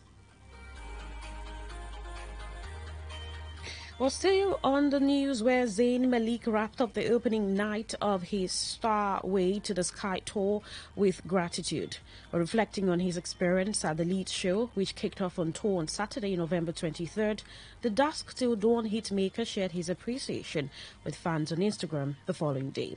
"Thank you, Leeds, for an amazing first night," he wrote, keeping it short and sweet for his dedicated squad. See you tonight, Manchester, sunglasses and red heart emoji. The post featured a carousel of highlights from the show, giving fans a glimpse of the unforgettable night. For the performance, Malik, 31, rocked a black 2-pack t-shirt paired with grey denim cargo pants, completing the look with a red cap that matched his microphone and its stand. "It's good to be back up north," the Pillow Talk chart topper said as he addressed the crowd. Malik, who rescheduled several concert dates following the tragic death of his One Direction bandmate Liam Payne, also paid a touching tribute to his late friend during the concert. A backdrop displayed a heartfelt message: "Liam Payne, 1993 to 2024, love you brother," along with the red heart. Payne, 31, tragically passed away on October 16 after falling from the 3rd-floor balcony of a hotel in Argentina. Additionally, following the memorable opening night in Leeds, Malik is gearing up for his next performance in Manchester on Sunday, November 24.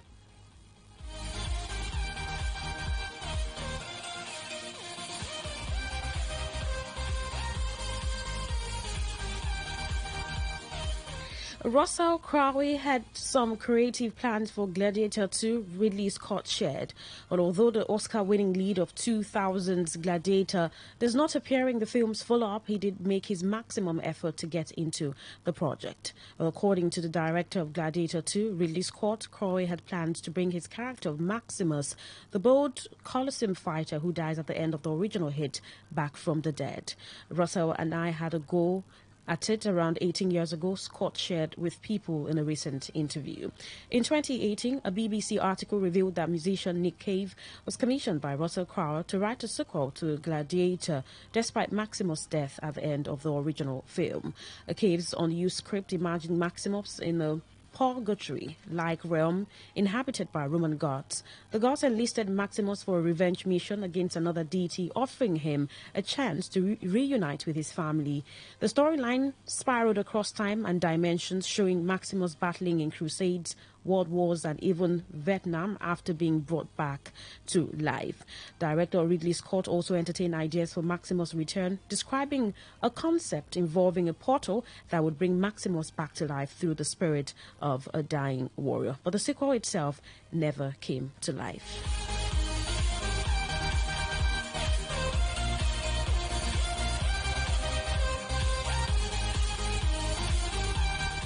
In Nigeria, the president of the Actors Guild of Nigeria, AGN Emeka Rolas, has explained why the guild chose not to take legal action against actress Adam Maluk following the tragic death of actor Junior Pope. Junior Pope passed away in a boat accident on April 10, 2024, while traveling to a movie location. Rolas disclosed that the guild was unable to sue because the contract Pope signed with producer Damaluk granted only his direct family or wife the legal right to pursue such action. He also noted that Junior Pope was not a due-paying member of the AGN at the time of his death, further limiting the guild's involvement in the matter. He said in an interview on Arise News that Junior Pope was here and I said that we're about to sue. In the course of interacting with our legal advisor, he said that from the contract that Junior Pope signed with the producer, the AGN did not have the locum to sue. He said either the direct family or the wife should sue the producer. Rolas explained that the guild is working on restructuring and creating a new structure that includes licensing actors.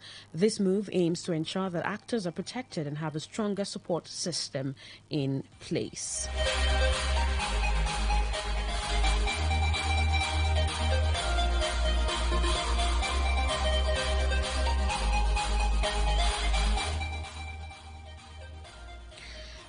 Well, singer Crown Uzama, popularly known as Charlie Poppy, has revealed his life struggles before fame.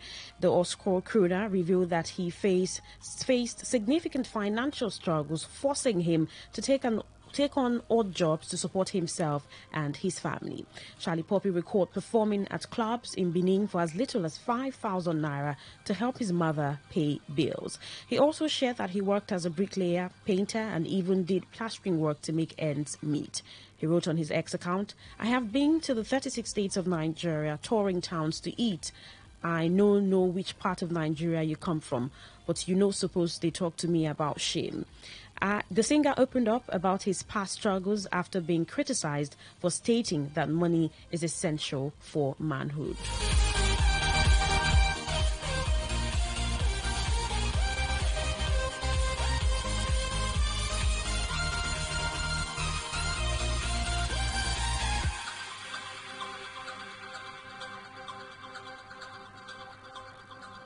And lastly, on the news, President Bola Tinubu has reaffirmed his administration's commitment to positioning the nation's creative sector as a key driver of Nigeria's global influence. Mr. Tinubu, represented by Vice President Kashim Shettima, stated this during the launch of 2024 Abuja International Carnival at Eagle Square, Abuja. This is contained in a statement issued by Vice President spokesman Stanley Nkwocha on Sunday in Abuja.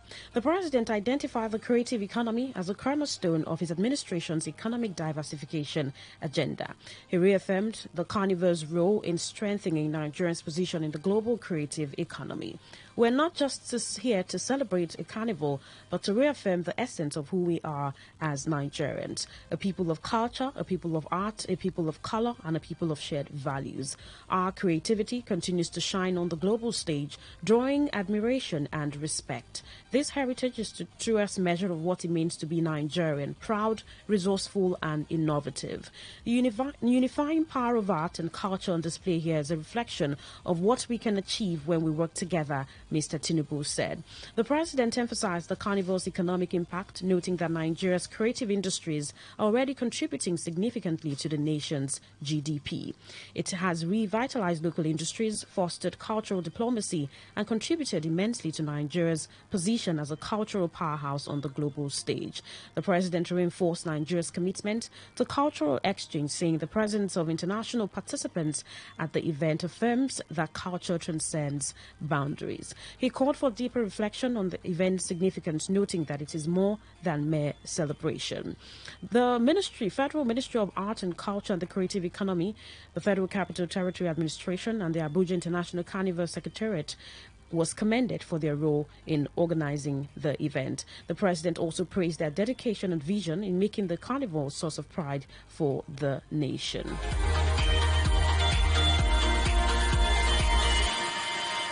All right, and that's all for the news. Still entertainment today on Today 95.1 FM. So much more to come up.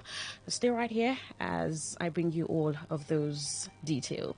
My name is Queen Chima. Hang on with us.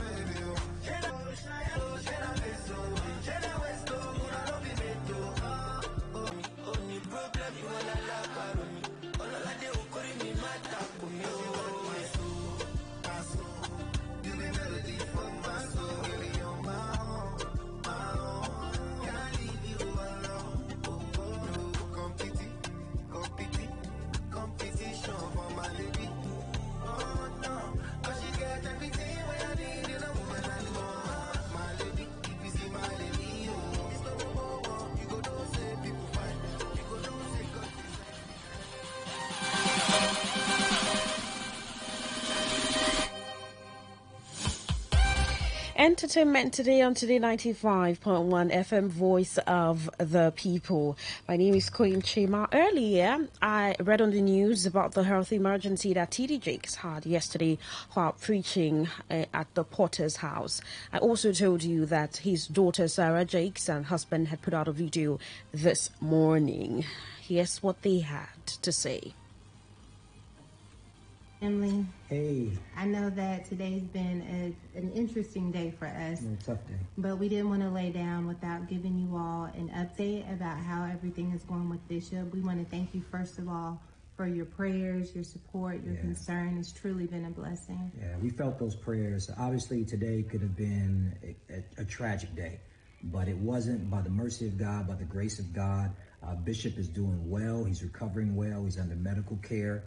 He's strong. We're trying to get him to sit down. He's the strong bishop that we know, but we really can't thank you enough for your prayers, for your intercession, for all your kind words, and keep it up. People are asking, what can we do? Keep praying, keep encouraging. It means a lot to our family. Yeah, I'm so grateful that he's already beginning to improve, and I think it's just a reminder, even going into this holiday season week, to love on the people who you hold near and dear, and just take the time to be grateful for all the people God's given you. Thank you. We love you.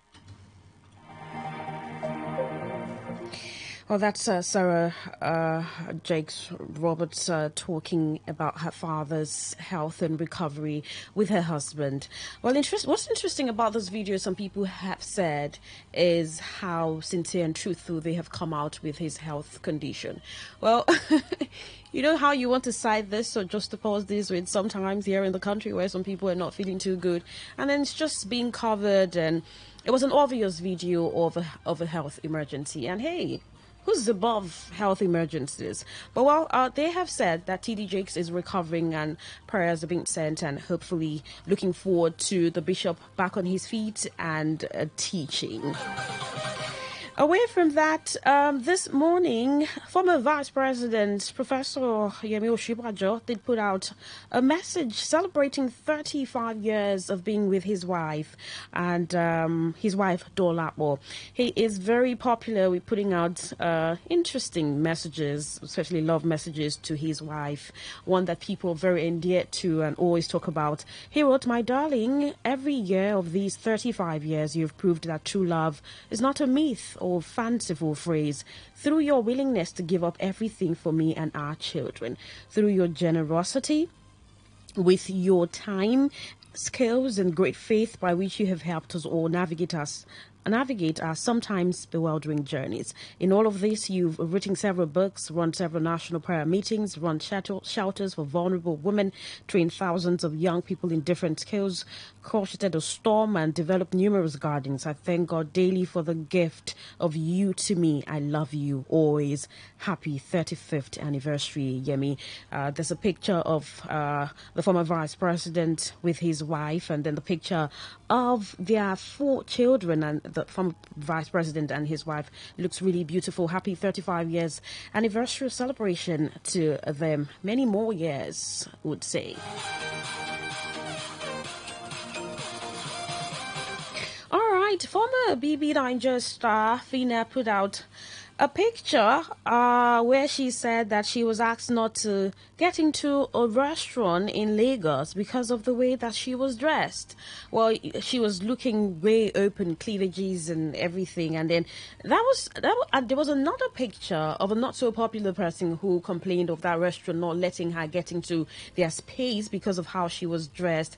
That probably did not gain so much attention. But when Fina posted, so there's still questions about, is this what the restaurant operates? Is this how they operate? Maybe they have a standard for how you should dress and come to their restaurant or not. But she has expressed her displeasure, saying that there's nothing that concerns her outfit to what she's going to the restaurant to do.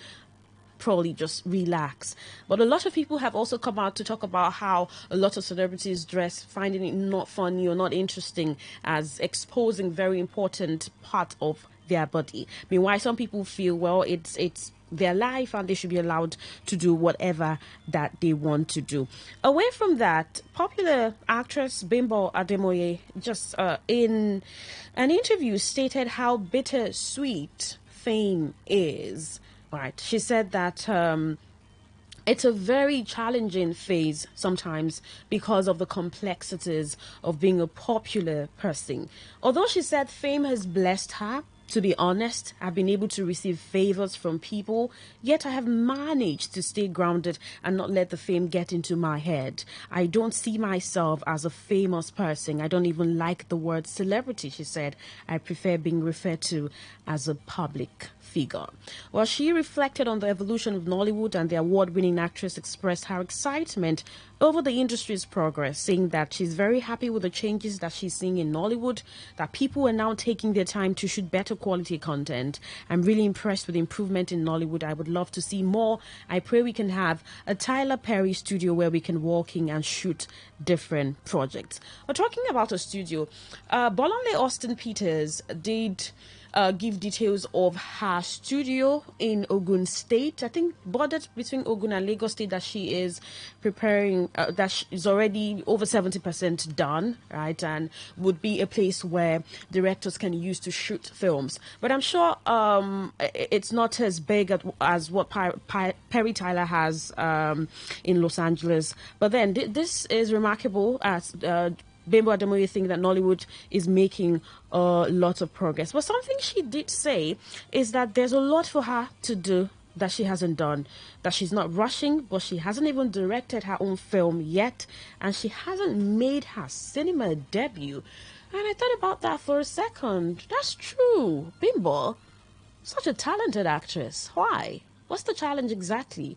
Well, some people might not see that as a challenge because the actress recently is making waves on YouTube with her films that are streaming over 5 billion, 7 million views. And some people think that's a lot of money, especially for these producers that are coming up on Nollywood on YouTube and making their own films. Well, congratulations to her, and wishing her much more progress in her journey to being an amazing actress as she continues to grow.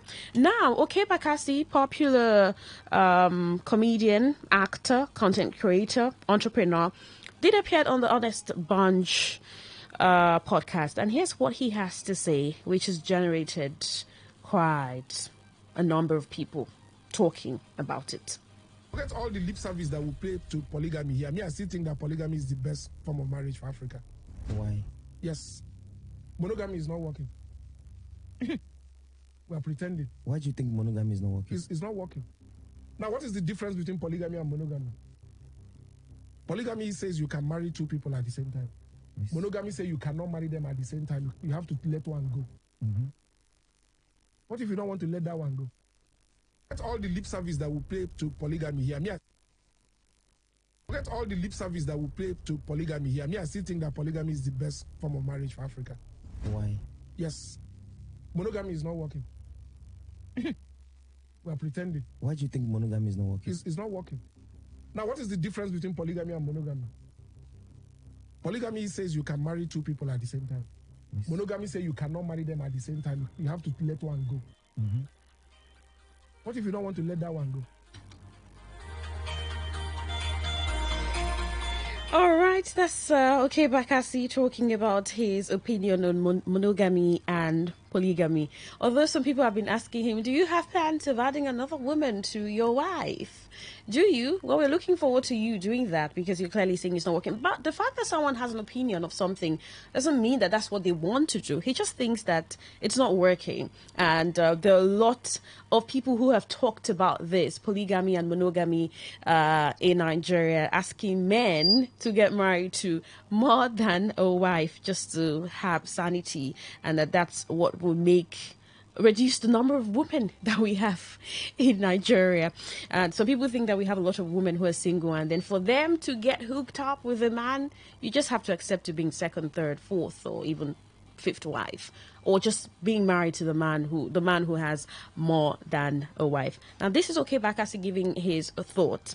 All right, and that's it on entertainment today on Today 95.1 FM. Thank you so much for staying right here with me and enjoying every bit of the process. My name is Queen Chuma. Good morning.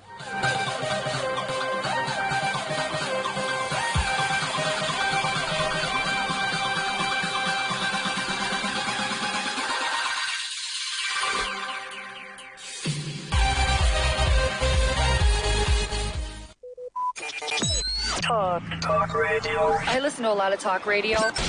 95.1 FM. What do you love listening to? What's your style? What's your choice? What do you yearn for? So we've got great talk, amazing conversations, and entertainment, sports, and lifestyle. So tune in to Today 95.1 FM Port Harcourt, because we are the voice of the people. The voice of the people. Don't get it mixed up. You are listening to Today 95.1 FM, your premium talk, news, and sports station in Port Harcourt. We are the voice of the people. On this day in history, on this day in history. In 1920, the first meeting of the League of Nations Assembly took place in Geneva, Switzerland. In 1960, Ghana became the first African nation to win an Olympic medal when Clement Cote secured silver in boxing. In 1963, President John F. Kennedy was buried at Arlington National Cemetery in the United States following his assassination. In 1965, Mobutu Sese Seko assumed power in the Democratic Republic of Congo after a coup. In 1987, Nigeria adopted the Structural Adjustment Program (SAP) as part of economic reforms under General Ibrahim Babangida's regime. In 1996, the International Court of Justice ruled in a territorial dispute between Cameroon and Nigeria, focusing on the Bakassi Peninsula. In 2000, Nigerian Air Force plane crashed near Kaduna, killing several senior military officers, including the then Minister of Power. In 2016, Fidel Castro, the revolutionary leader of Cuba, passed away at the age of 90. On this day in history, on this day in history, on this day in history.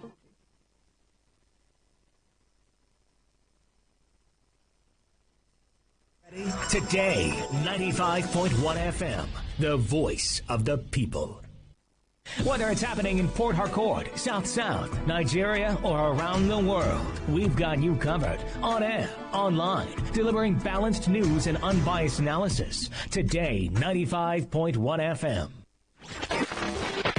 This is 1 FM, Port Harcourt. News.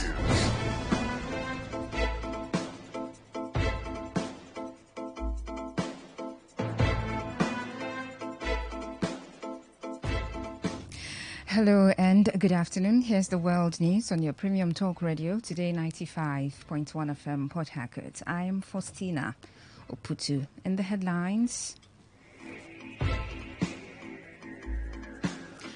oil spill affects communities in Boni local government area of Rivers State.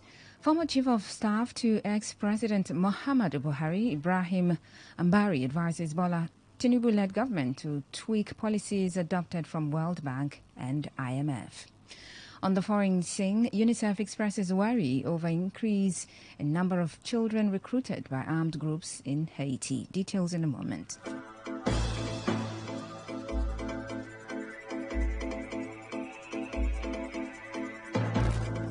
Now the details of the news. An oil spill has been reported in Iloma and 10 other communities in Boni local government area of Rivers State following a pipeline explosion that has caused fear among residents. The director of Pollution, Boni Youth Federation, Sotoye Allison, who made this known in an interview with Today FM's Sandra Kenneth, said the explosion occurred on Saturday at about 9 p.m. while the spill was discovered yesterday. Allison expressed worry that residents of the affected communities were stranded following a public announcement that everyone should avoid cooking or doing anything that will ignite fire. We are told by the community residents they had a terrible sound that was like a gunshot within the community, and only for them to discover that there was a great explosion within the pipeline, the NNPC pipeline, that is supplying crude to Port Harcourt refinery. It was still gushing out. Even though they have depressurized it from their own end, there were still some village coming out from the pipeline. And as it is, the crude flows with water. So as soon as the water is going forward and coming back, it is almost cutting across Georgie Greens. All those houses, they are already polluted with this issue. The local village people had to raise a tank cry that nobody should light fire because the environment was already saturated. At the point of any ignition, there will be fire outbreak. We saw the lamentation on their faces. People were saying they are hungry. They could not eat because of what has happened. He further noted that the spill had caused severe suffering, including many evacuation, adding that aquatic lives have also been destroyed. Bonny is predominantly a fisherman kingdom. We survive through the waterfront. As it is, nobody can use that waterfront again as a survivor. As the fish and the crabs and aquatic life are already gone. Even the mangrove, everything is affected. We did any evacuation. People had to leave their predominant place to perhaps a safer haven. They had to come down to the main town. So there is a high level of evacuation going on now among the residents because they cannot survive what is happening there. It might interest you to know that Iloma, Epelema, Urupiri, Ayaminima, Minima, Oloma, Ogwede, amongst other communities and creeks, rivers and rivulets have been destroyed. Troops of 6th Division Nigerian Army, working closely with other security agencies, have continued to demonstrate a formidable posture against economic saboteurs in the Niger Delta region. A statement by the Acting Deputy Director, 6th Division Army Public Relations, Lieutenant Colonel Jonah Danjuma, said in a bid to effectively tackle the malfeasance of oil theft in the region, troops conducted several operations which yielded the desired results across the joint operations area. Lieutenant Colonel Jonah Danjuma said in deliberate operations conducted in Buguma Creeks in Asaritor local government area of River State, over 8 illegal refining sites were deactivated with dugout 5,000 liters of stolen products handled. The statement also said troops intercepted a wooden boat stocked with over 6,000 liters of condensate in the same area, while 2 wooden boats loaded with over 3,000 liters of stolen crude were intercepted around Ogajiama in Buguma Southeast River. In a related development, operations were conducted around Asaramator Creek in Bonny, LGA, where an illegal refining site with over 10,000 liters of stolen crude housed in a local reservoir was discovered, and also along Idu community in Ekpeya Kingdom in Ahoda West, where a wooden boat with over 2,000 liters of stolen products were intercepted. In a statement, the General Officer commanding 6th Division, Nigerian Army, Major General Jamal Abdul Salam, commended troops for their resilience and assured that the division under his watch would continue to sustain the ongoing operations to ensure increase in oil and gas production. The National Executive Council, NEC, of the National Youth Council of Ogoni People, NICOP, which is the apex youth body in Ogoni land, has reportedly suspended Raymond Marcos and Samuel Chu Onwigwe from acting as president and vice president of the group. The NEC of NICOP, after its forum in Port Harcourt, said the decision became necessary following the petition on allegations of misappropriation of funds and high-handedness against the president and his vice on 18th day of November 2024 by the financial secretary of the group, Lene Ide Bright. In a communique read by its public relations officer, Mwikea Saru, NICOP noted that the petition was weighty and should be investigated, insisting that the group was committed to the promotion of ideals of the Mosob struggle founded by the phobias of the foundation, on the foundation of fairness, justice, equity, transparency, and accountability.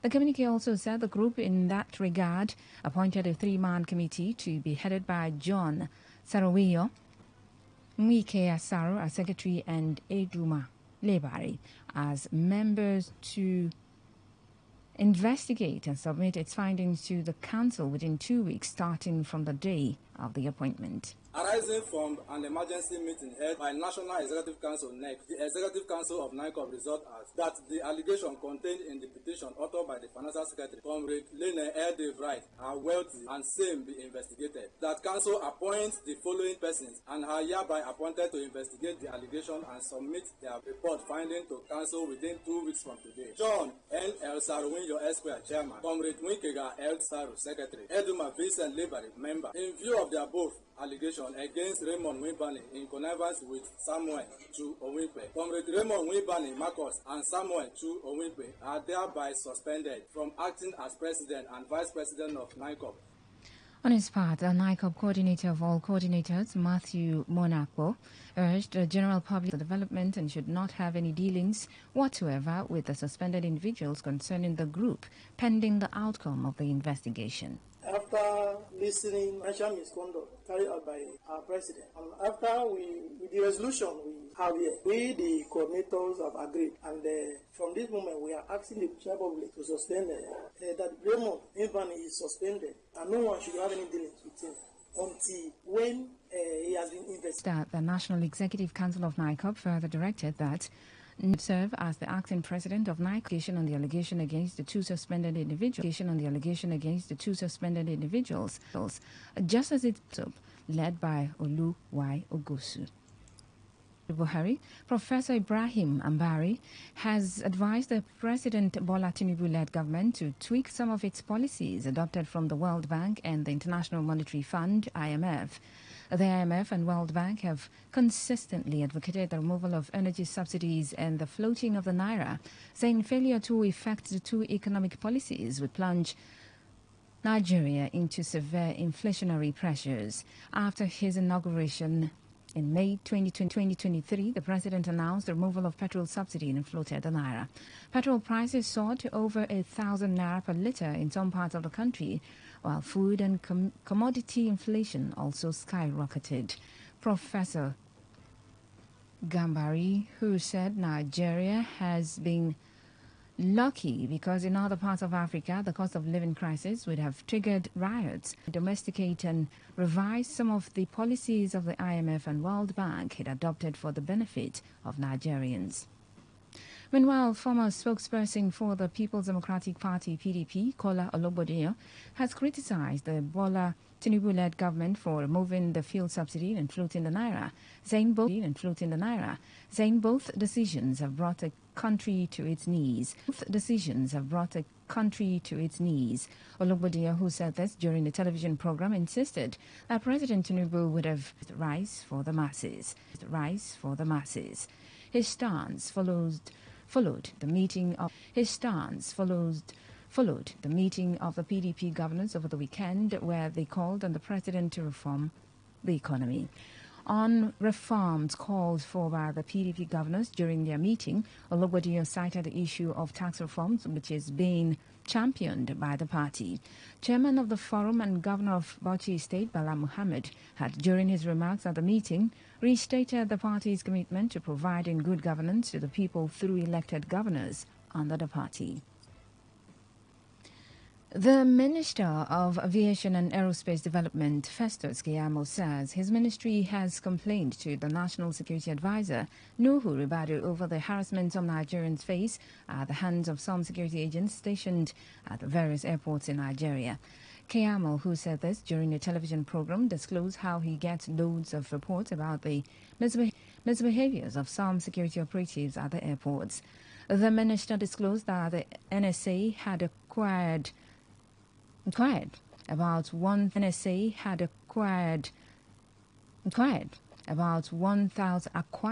security agencies for better monitoring of activities at the airports. Keyamo, however, disagreed with calls for most of the security agencies to be pulled out of the airports, saying the operations must be monitored to ensure that he made reference to arrest of drug traffickers at the airports by the National Drug Law Enforcement Agency, NDLEA, as one of the reasons why these agencies should be at the airport.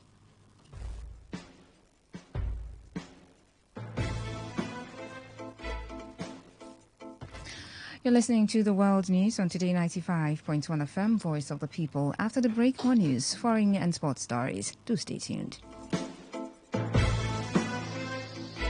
Every day, every hour, when the big stories break, depend on our 24-hour news team to bring you the latest. Today, 95.1 FM.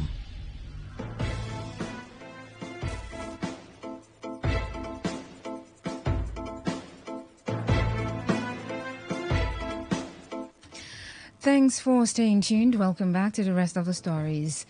Report reaching us says the River State Police Command has commenced investigation into alleged land grabbing activities in Alakaya community in Obiako local government area of the state, including a petition against one Noble Anele DK.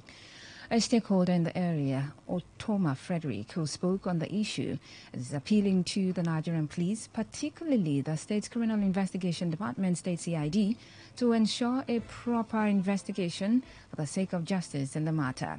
Frederick further called on the Deputy Commissioner of Police, DCP, to charge the matter to court at the conclusion of investigation.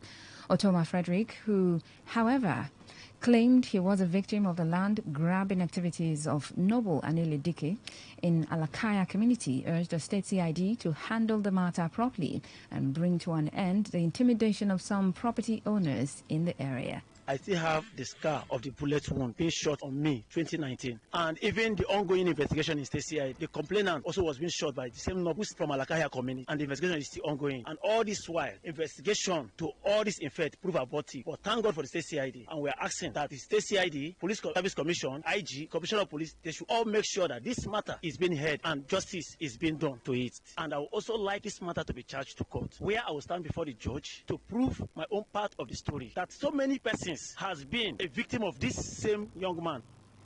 When contacted, the family members of Noble Anile Dike, who confirmed his arrest, promised to state the true position of the arrest.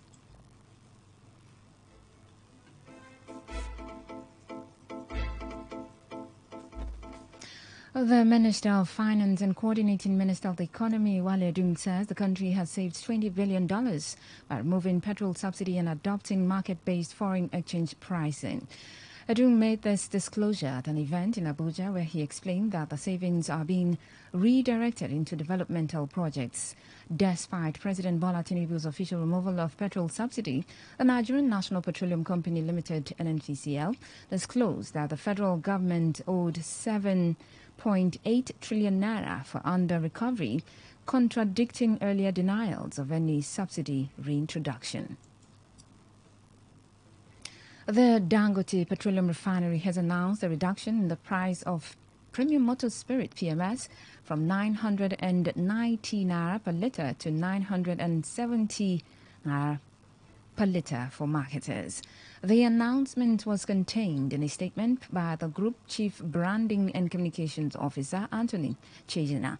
Chejina said the decision is the refinery's way of appreciating Nigerians for their unwavering support in making the refinery a dream come true. According to the statement, the move is a cut from the refinery's 990 naira ex-depot price announced earlier this month. The National Drug Law Enforcement Agency, NDLEA, has intercepted 2 containers of imported opioids with a street value of 4.3 billion naira at the Port Harcourt Ports Complex, One, Revis and Tinkan, Lagos State. The NDLEA spokesman, Femi Babafemi, who made this known in Abuja, said the drugs were intercepted during a joint examination with men of the Nigeria Customs Service, NCS, and other security agencies. Babafemi gave a breakdown of the seizures as a total of 168,000 bottles of codeine-based syrup worth 1.1 billion naira street value recovered from one of the containers. He added that the second one contained 4.5 million pills of Super Royal Tramadol, 225 milligrams, valued 3.2 billion naira. According to him, the combined value of both the codeine and tramadol consignments totaled 4.3 billion naira. The Catholic Archbishop of Sokoto Diocese, Bishop Matthew Kuka, has described President Bola Tinubu, his predecessor, Muhammadu Buhari, and other previous heads of state as leaders who found themselves in power by accident.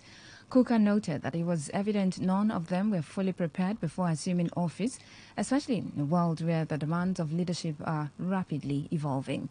The bishop made these remarks while delivering a keynote address during an event in a mental element missing in our, while acknowledging the nation's embrace of the democratic principle of one man, one vote. The cleric expressed concern that the National Drug Law Enforcement Agency Brigadier General Buba Marwa, who was also at the event, stressed the importance of instilling leadership qualities at an early age. Maro attributed the qualities at an early age. Maro attributed the country's struggles with various societal vices to He also raised concerns about a growing syndicate of virtually impaired individuals involved in Nigeria.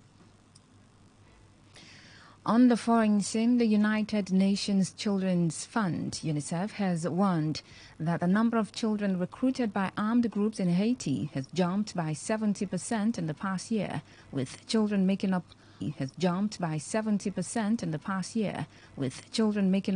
almost half of gang membership. Haiti has suffered from decades of political instability, but in recent months, the Caribbean country has seen the spike in recruitment of children had been fueled by escalating of the major stories.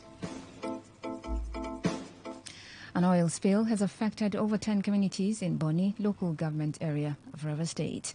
I told you that former Chief of Staff to ex-President Muhammadu Buhari, Ibrahim Gambari, has advised the Bola Tinubu-led government to tweak the policies. You also heard that UNICEF has expressed worry over the increase in number of children recruited by armed groups in Haiti. That was the news as edited by Stella. Call 0818-389 mails to news@todayfmlive.com. You can also read our stories on www.todayfmlive.com. I am Faustina Uputu. Good afternoon. Thanks for listening. Today's news, today's entertainment, today's sports, today's issues. Today on Today 95.1 FM, Port Harcourt. Apostle Paul declared, I have fought the good fight. I have finished the race. I have kept the faith. 2 Timothy 4:7. Now it's your time. Will you rise to the challenge? Come and answer God's call at the Redeemed Christian Church of God 2024 Holy Ghost Congress. Tagged Onward Christian Soldiers from December 9th to 14th, 2024. Venue kilometer 46 Lagos-Ibadan Expressway. Time 6 p.m. daily. Pastor E.A. Adeboye and other anointed men of God will be ministering. Don't miss your chance to get battle ready. One God on one stage with one voice and one sound. 1 Million Man Worship 2024. Happening live at Yakubu Gowon Stadium, Stadium Road, Elekaya, Port Harcourt, River State. Date 20th to 22nd December 2024. Time 4 p.m. daily. Ministering Todd Delaney, Dunsin Oyekon, Sinach, Prosper Ochimana, Reverend Victor Atenega, Wisdom K, Steve Crown, Adye Odede, Chioma Jesus, Ye Abutu, Prince Emmanuel, Mr. Wealth, Oche Jonkins, Nyon Adejo, Samuel Afolabi, Jackson Jones, Valentine, Victor Sam, African Joy, Prophet and Chinelo. Also ministering Dr. Pastor Paul Enenje and Pastor Mrs. Becky Paul Enenje, Pastor David Ibiomie, Reverend Professor Mosi Muduba, Pastor Hilary Nlumanze, Pastor Chris Ugo, Pastor George Izonwa, and Reverend Larry Olusheye. 1 Million Man Worship. Get ready for Jesus. You know, every time people taste my meals, they always ask me the same thing. What's that? They want to know what's your secret. How do you make it so flavorful and delicious? I've been wondering the same thing. Your stew always has that rich color and smooth texture. Spill the secret, Joe. Tomato Joss tomato mix. The tomatoes are grown with love locally. That's why it's so fresh. Just taste it. Tomato Joss makes it burst with flavor and yummy goodness. Wow, this tastes delicious. I need to try that. Yeah, so you don't need anything extra. Tomato Joss with a rich color and a great taste. Buy Tomato Joss tomato mix today. Made with love from farm to kitchen. Manufactured by Tomato Joss Farming and Processing Limited.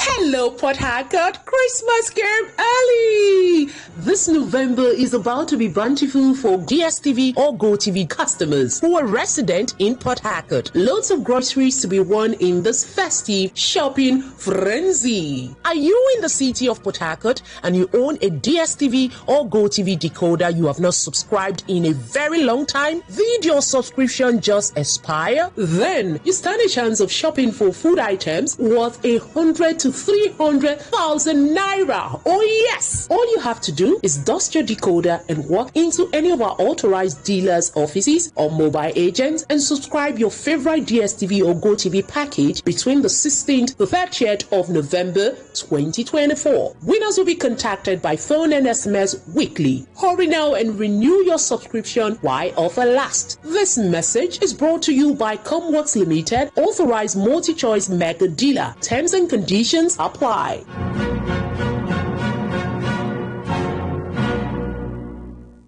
Bentoni Box Limited. We produce polypropylene branded moving socks for companies and market use. Oh yes, are you into rice production and packaging of all kinds? Our PP polypropylene bags is specially made for you. Bentoni Bags Limited. We produce top-notch branded bags, nylon for companies' use. Whatever business you are doing, you need our bags for packaging and easy movement. Our products are woven sacks available in different sizes, woven sacks available in all colors, and we also print on woven sacks, agro sacks, shopping sacks, twine, nail sacks, and general PP woven sacks. Locate us at plot in 23 Harbour Industrial Layout, Atani Road, behind the former Paul Mike Sports Stadium, Onisha. Our contact phone numbers are 0913-966-3639 or 0813-928-4850. We produce polypropylene branded moving socks for companies and market use. Bentoni Bags Limited. We are known for unique.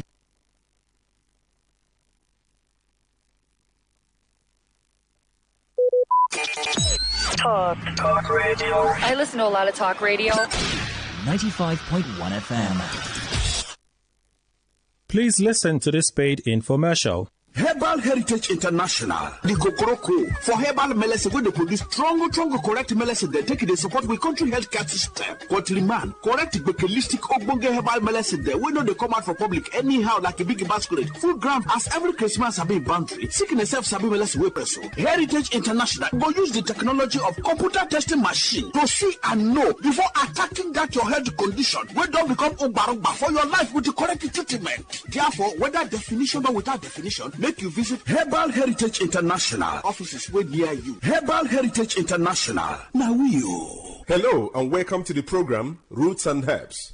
Roots and Herbs is a program that discusses health-related challenges and suggests possible ways out from the herbal medicine perspective. Roots and Herbs is put together and sponsored by Herbal Heritage International, also known as Baba Yoruba. Baba Yoruba is currently having a special promo package. This promo package will give you the opportunity to enjoy 50% discount on all their products and services.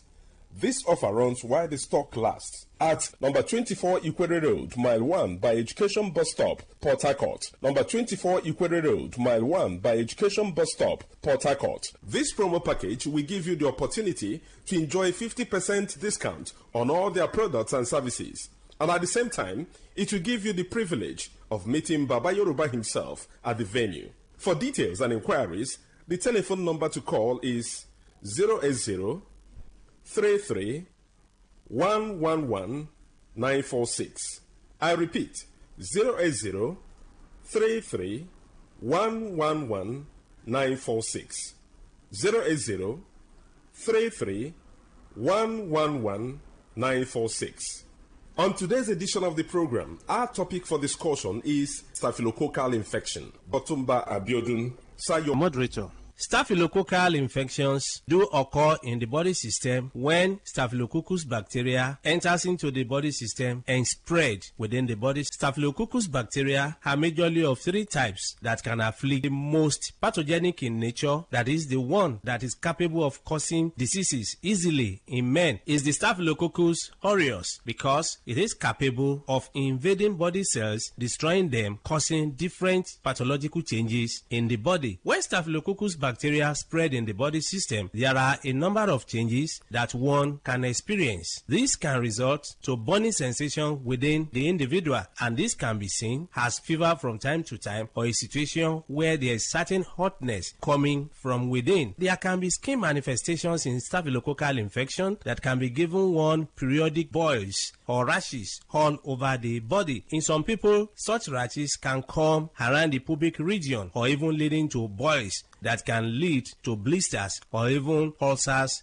on the skin. It is possible for one to experience persistent headache in staphylococcal infection because the body fluid is already contaminated. Staphylococcus, as we know, is a form of bacteria. Any bacteria that is capable of spreading in the body system can lead to reactions in the body that can further, and when this occurs, it is possible for one to experience joint pains in form of infective arthritis. Part of this bacteria issues of the heart affecting the valves of the heart, and there can be palpitation that some will start witnessing as if they have panic attack. When this is allowed to continue in the body system, it is possible for one to start getting tired easily. There are many people, by walking from one pole to another, they get tired, or by doing just something that is not supposed to be that tasking in terms of energy consumption, they despair where they are located. All this can be as a result of weakness of talking about. When this bacteria is able to pollute the body fluid, it is possible for one to witness mouth odor. Mouth odor is a form of changes that is called halitosis, where people will start coming up with breath coming from within that is already polluted. There is no amount of time such people wash their mouth, you discover that the breath coming out is very offensive. All this can be as a result of pollution of the body system. It is possible, if any bacteria is able to dwell so long in the body system, to contaminate the whole body fluid and even damage nerves. When nerves are damaged, there can be. You said you hated the ocean, but you're surfing now. I said I love you for life, but I just sold the date, and damn, it's all changing so fast. Boom, boom, boom, boom, ba-da-bum, bum, bum, bum. I feel like ba-da-bum, bum, bum, bum, bum, bum, ba-da-bum, bum, bum, bum, bum, bum.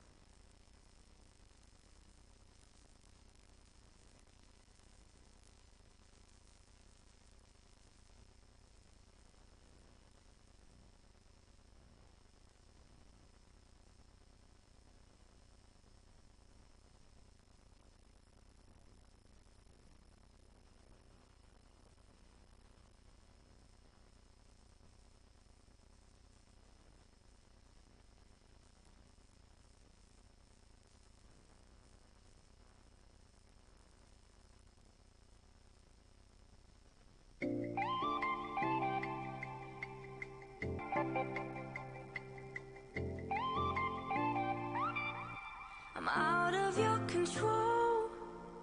There's nowhere left to hide. Pack my bags at midnight and leave this mess be.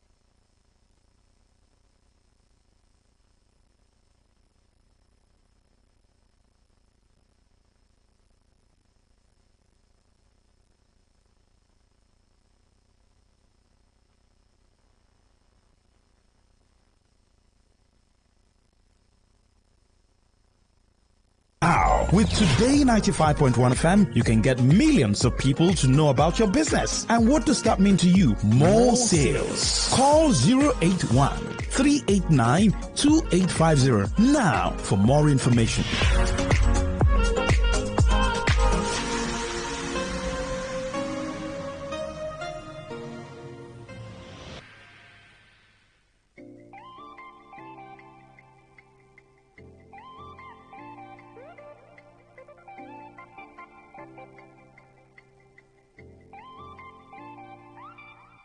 I'm out of your control.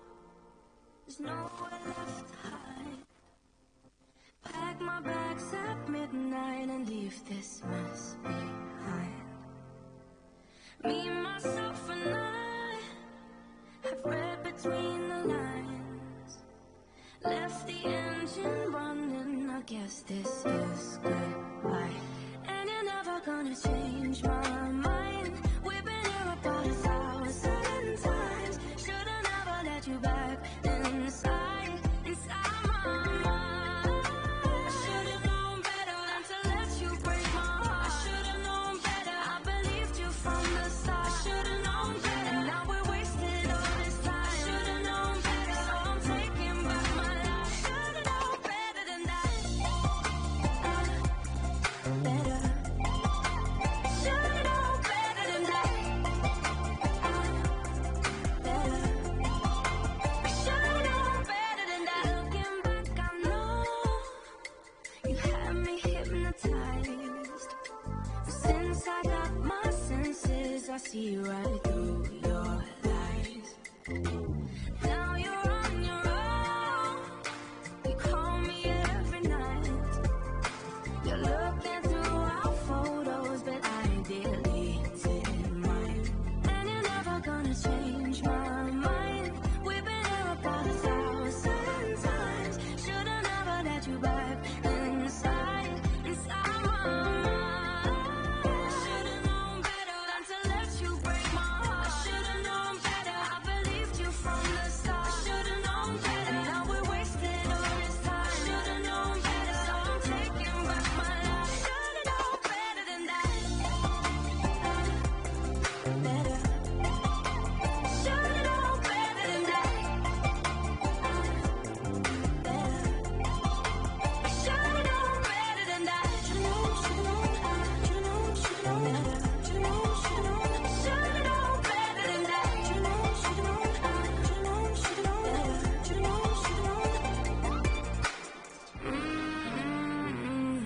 Finally, I've opened up my eyes. Why'd it take so long to see the light? Now I'm gonna leave yours behind. And you're never gonna change my mind. We've been here about 1,000 times. Should've never let you back inside my mind. I should've known better than to let you break my heart. I should've known better. I believed you from the start. I should've known better. Now we're wasted all this time. I should've known better. So I'm taking back my life. Should've known better than that. Should've known better. Should've known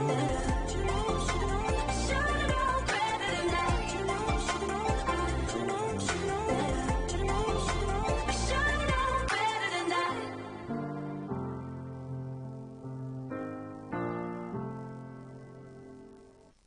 You said you hated the ocean, but you're surfing now. I said I love you for life, but I just sold our house. We were kids at the start, I guess we're grown-ups now. Couldn't ever imagine even having doubts, but not everything works out.